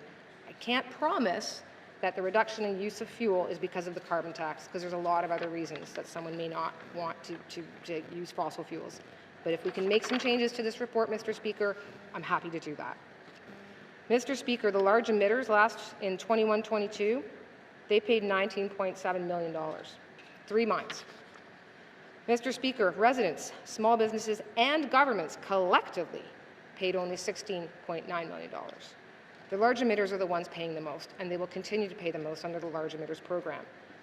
Keeping our program doesn't give them a discount. It actually keeps them paying, and it keeps them paying in line with being roughly 50% users as compared to everybody else, paying a little bit more. The OBPS system, the federal backstop system, will have some sort of nationalized standard, which may or may not just be our 3 mines, it may be other mines lumped in. And to the extent that they're over, they pay. But to the extent that they're under, they don't. So I don't think they'll be paying as much under the federal backstop. We'll see how that unfolds. But besides that, Mr. Speaker, I am worried for the future of our mineral resource industry. I'm worried for future smaller mines that won't qualify under the federal system. And those smaller mines, I want the North to be the critical minerals metal supplier of the future. But it's going to be making it very difficult if we aren't competitive in that space. Mr. Speaker, there's 2 big parts for residents that committee has had a very direct hand in improving. The cost of living offset. The cost of living offset right now is now a tiered system such that the average resident in every community, including the high-cost communities, will see that they will not be seeing an increased cost as a result of carbon taxes. And that is thanks to committee and to their feedback for having us find a better solution. Similarly, Mr. Speaker, the community revenue sharing approach, again, put to us to find a solution. A solution was proposed and then in fact told, no, you've got to go make that even better, and we did. 10% of net revenues, again, based on the current usage that we have and being able to evaluate the current use of fuels, more than compensates the impacts of carbon tax. But Mr. Speaker, that's not necessarily the point, as I think that was made a point of yesterday. Mr. Speaker, it's frankly just the right thing to do to help support communities to get off fossil fuels. At the end of the day, that is the point. So, Mr. Speaker, one last one. In addition to again saying that the reporting can still be looked at, with respect to getting some of this into legislation and regulations, as already has been said, part of it is the scope of the bill as drafted, which was drafted after our public meeting in the fall. But, Mr. Speaker, I did, in hearing colleagues still yesterday, speak one more time with the department. It is possible to draft a bill that would be very narrow in scope, so certainly not addressing everyone's issues in their entirety, but at least to get the purpose of having the cost of living offset and having the community revenue sharing portion put into a form of legislation or regulation. There is a pathway by which we could do that with committee's collaboration, and certainly if this were to pass tonight, I will go back to committee and ask if that is still in fact their wish. It'll be narrow, it won't answer everything, but it will at least enshrine that portion that they fought so hard for into legislation. Mr. Speaker, and then besides that, again, I'll be following up with the federal government. I know my colleagues do as well. It won't just be me. I do hope that our federal government colleagues attend here, that they can stand in the small communities and offer a pathway by which to find alternative energies and alternatives to fossil fuels. We don't want to be on fossil fuels. It's not helping the climate. It is expensive. It is not the way of the future. but we're going to need help to get there. And no matter what may happen tonight, Mr. Speaker, that really fundamentally is what we're going to have to do. For now, Mr. Speaker, I do hope, again, I know people have made their positions quite clear and quite firm. Nevertheless, I do hope that what we do going forward gives us control and a measure by which we can help support residents, businesses, and small communities in the Northwest Territories. Thank you, Mr. Speaker.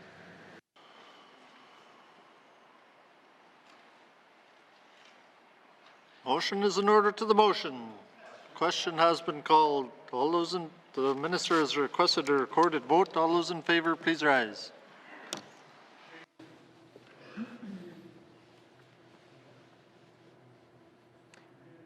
The member for Yellowknife South. The member for Sawtoo. The member for Range Lake. The member for Inuvik-Boot Lake. The member for Yellowknife Centre. The member for Hay River North.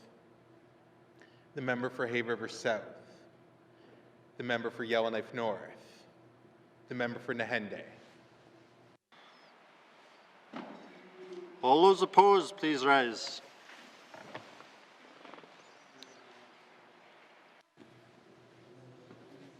The member for Inuvik Twin Lakes. The member for Decho. The member for Thabacha.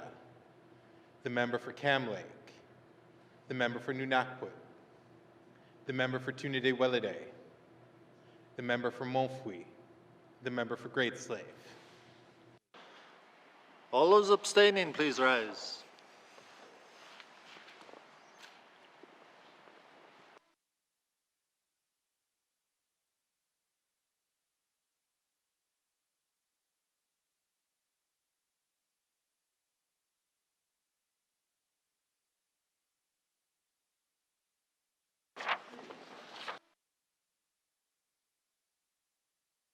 The results of the recorded vote, 9 in favour, 8 opposed, 0 abstentions. The motion is carried.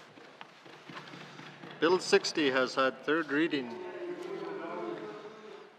Third reading of bills. Third reading of bills. Minister responsible for MACA. Thank you, Mr. Speaker. Mr. Speaker, I move, second by the Honourable Member for Yellowknife South, that Bill 66, an act to amend the Property Assessment and Taxation Act, be read for the third time. And, Mr. Speaker, I request a recorded vote. Thank you, Mr. Speaker. Motion is in order to the motion. Question has been called. The minister has requested a recorded vote. All those in favour, please rise.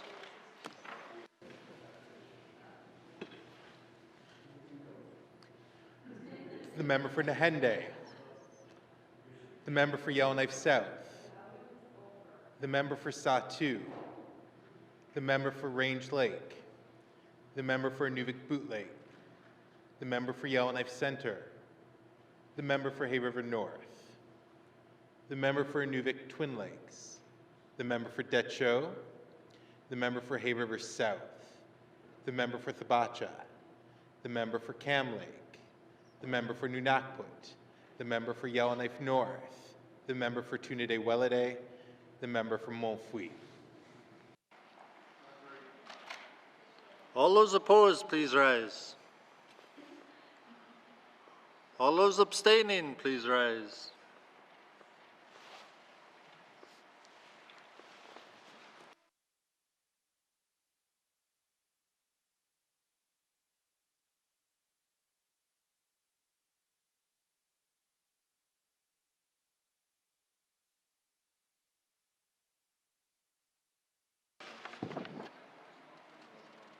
The results of the recorded vote, 16 in favour, 0 opposed, 0 abstentions. The motion is carried. Bill 66 has had third reading. Third reading of bills. Third reading of bills. Minister responsible for MACA. Thank you, Mr. Speaker. Mr. Speaker, I move, second by the Honourable Member from Yellowknife South, that Bill 67, an act to amend the Fire Prevention Act, be read for the third time. And, Mr. Speaker, I requested recorded vote. Thank you, Mr. Speaker. Thank you, Minister. Motion is in order to the motion. Question has been called. The Minister has requested a recorded vote. All those in favour, please rise. The member for Nahende. The member for Yellowknife South. The member for Sawtoo. the member for Range Lake, the member for Inuvik Boot Lake, the member for Yellowknife Centre, the member for Hay River North, the member for Inuvik Twin Lakes, the member for Decho, the member for Hay River South, the member for Thabacha, the member for Cam Lake, the member for Nunakwood, the member for Yellowknife North, the member for Tunide-Welliday, the member for Montfouille. All those opposed, please rise. All those abstaining, please rise.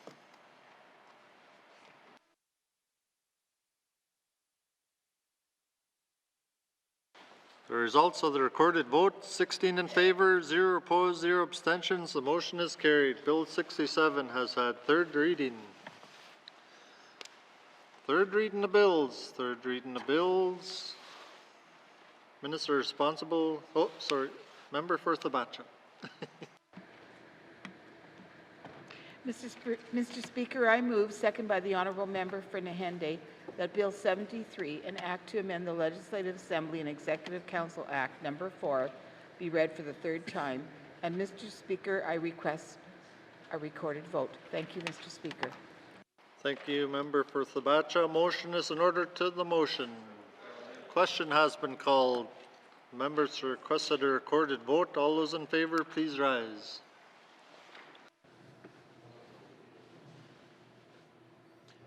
The member for Thabacha, the member for Cam Lake, the member for Nunakwood, the member for Yellowknife North, the member for Great Slave, the member for Nahende, the member for Yellowknife South, the member for Satu, the member for Range Lake, the member for Inuvik Boot Lake, the member for Yellowknife Centre, the member for Inuvik Twin Lakes, the member for Decho. All those opposed, please rise.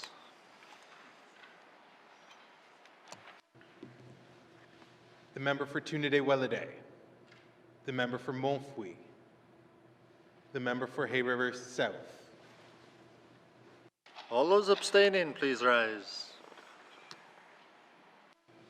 The member for Hay River North.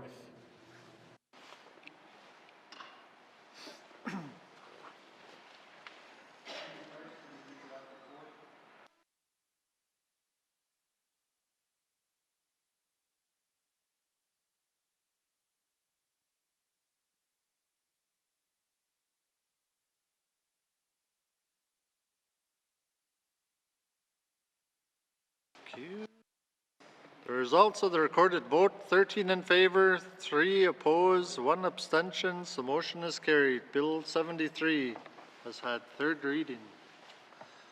Third reading of bills. Third reading of bills. Member for Thabacha. Mr. Speaker, I move, second by the Honourable Member for Hay River North, that Bill 76, an Act to amend the Electoral Boundaries Commission Act, be read for the third time. And Mr. Speaker, I request a recorded vote. Thank you, Mr. Speaker. Thank you, Member for Thabacha. Motion is in order to the motion. Question has been called. The members requested a recorded vote. All those in favour, please rise.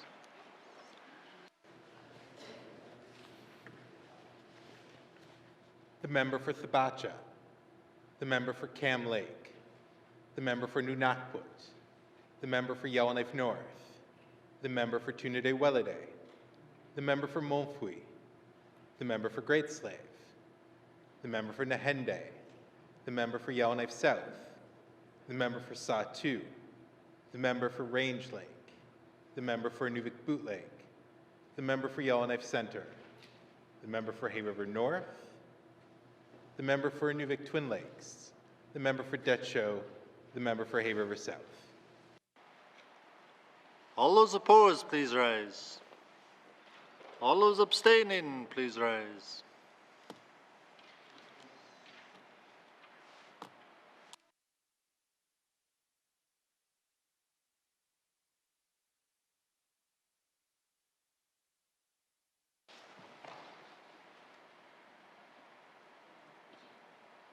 The results of the recorded vote, 17 in favour, 0 opposed, 0 abstentions. The motion is carried. Bill 76 has had third reading.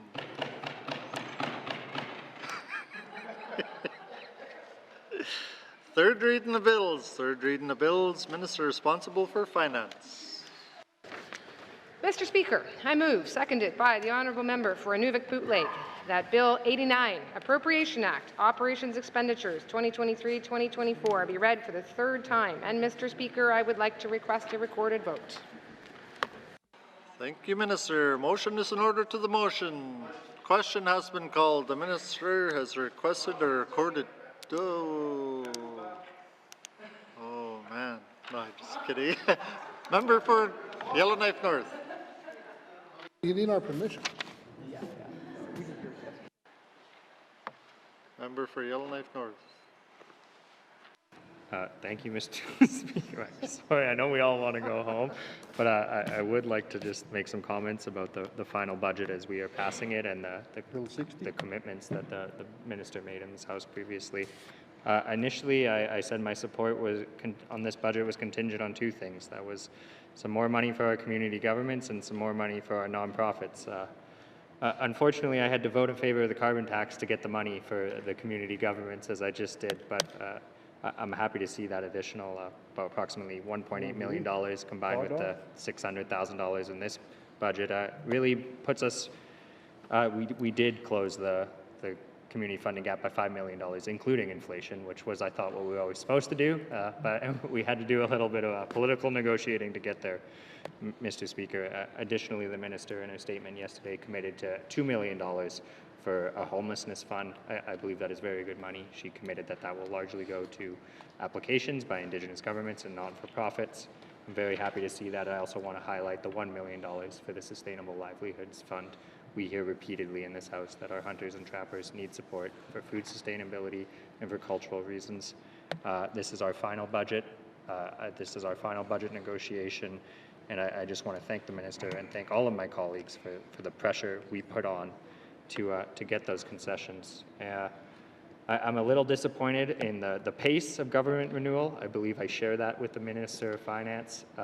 I do believe there is a way to do government budgets differently. I do believe that we really have to take a look at this way we kind of do these incremental budgets year over year. And the first assembly, the first thing they got to do, Mr. Speaker, is they got to make some tough decisions about what they're going to cut and where, so that they have money to fund their own priorities. This idea that we're operating with about $5 million a year to negotiate with really doesn't mean we're in control. What's in control is the incremental $2 billion that was decided assembly after assembly and year over year, Mr. Speaker. And lastly, I just want to reiterate something odd about our budgeting process is we don't really tend to attach large policy announcements to it. I do think that is something we should do. That is the standard in almost every other jurisdiction. You announce the money and then you announce a few policy changes, a few kind of ticket items to signal where you're going. I have repeatedly asked for 5 paid sick days. That is what we need to give our workers. We know that all of our public service workers have great benefits, and those in the private sector do not, and they deserve 5 paid sick days. We heard that during COVID repeatedly. I do believe that should have been with the budget, and those types of announcements should be standard with every single GNWT budget. But ultimately, I am in favor for this budget and for all of our programs and services to get replenished and for the good work they do. Thank you, Mr. Speaker. Thank you, Member for Yellowknife North. Motion is in order to the motion. Question has been called. The Minister has requested a recorded vote. All those in favor, please rise.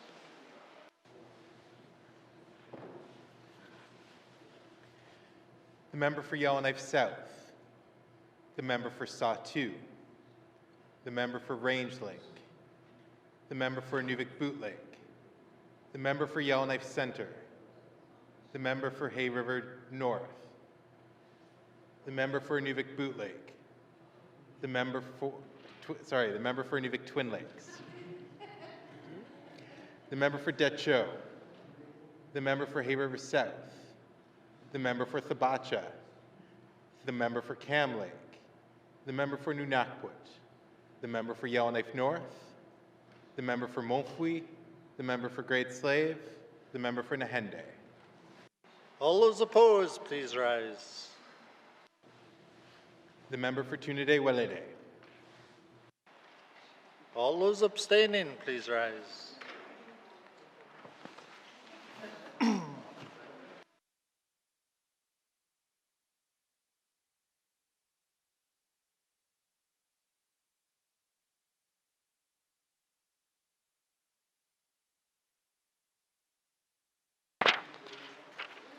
The results of the recorded vote, 16 in favour, 1 opposed, 0 abstentions. The motion is carried. Bill 89 has had third reading. Like that.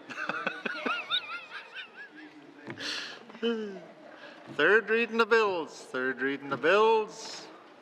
Mr. Clerk, orders of the day. Thank you, Mr. Speaker. Orders of the day for Thursday, March 30th, 2023, 1:30 p.m.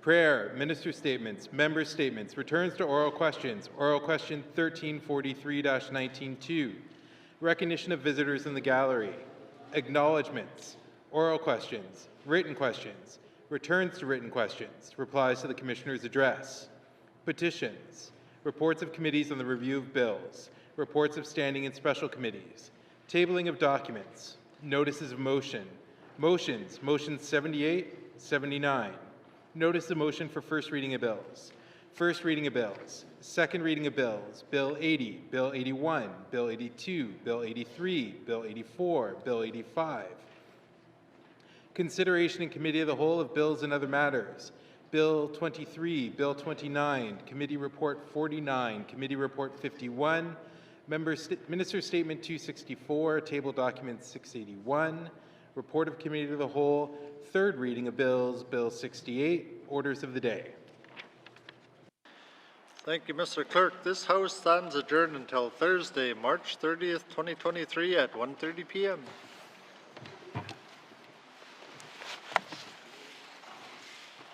Order!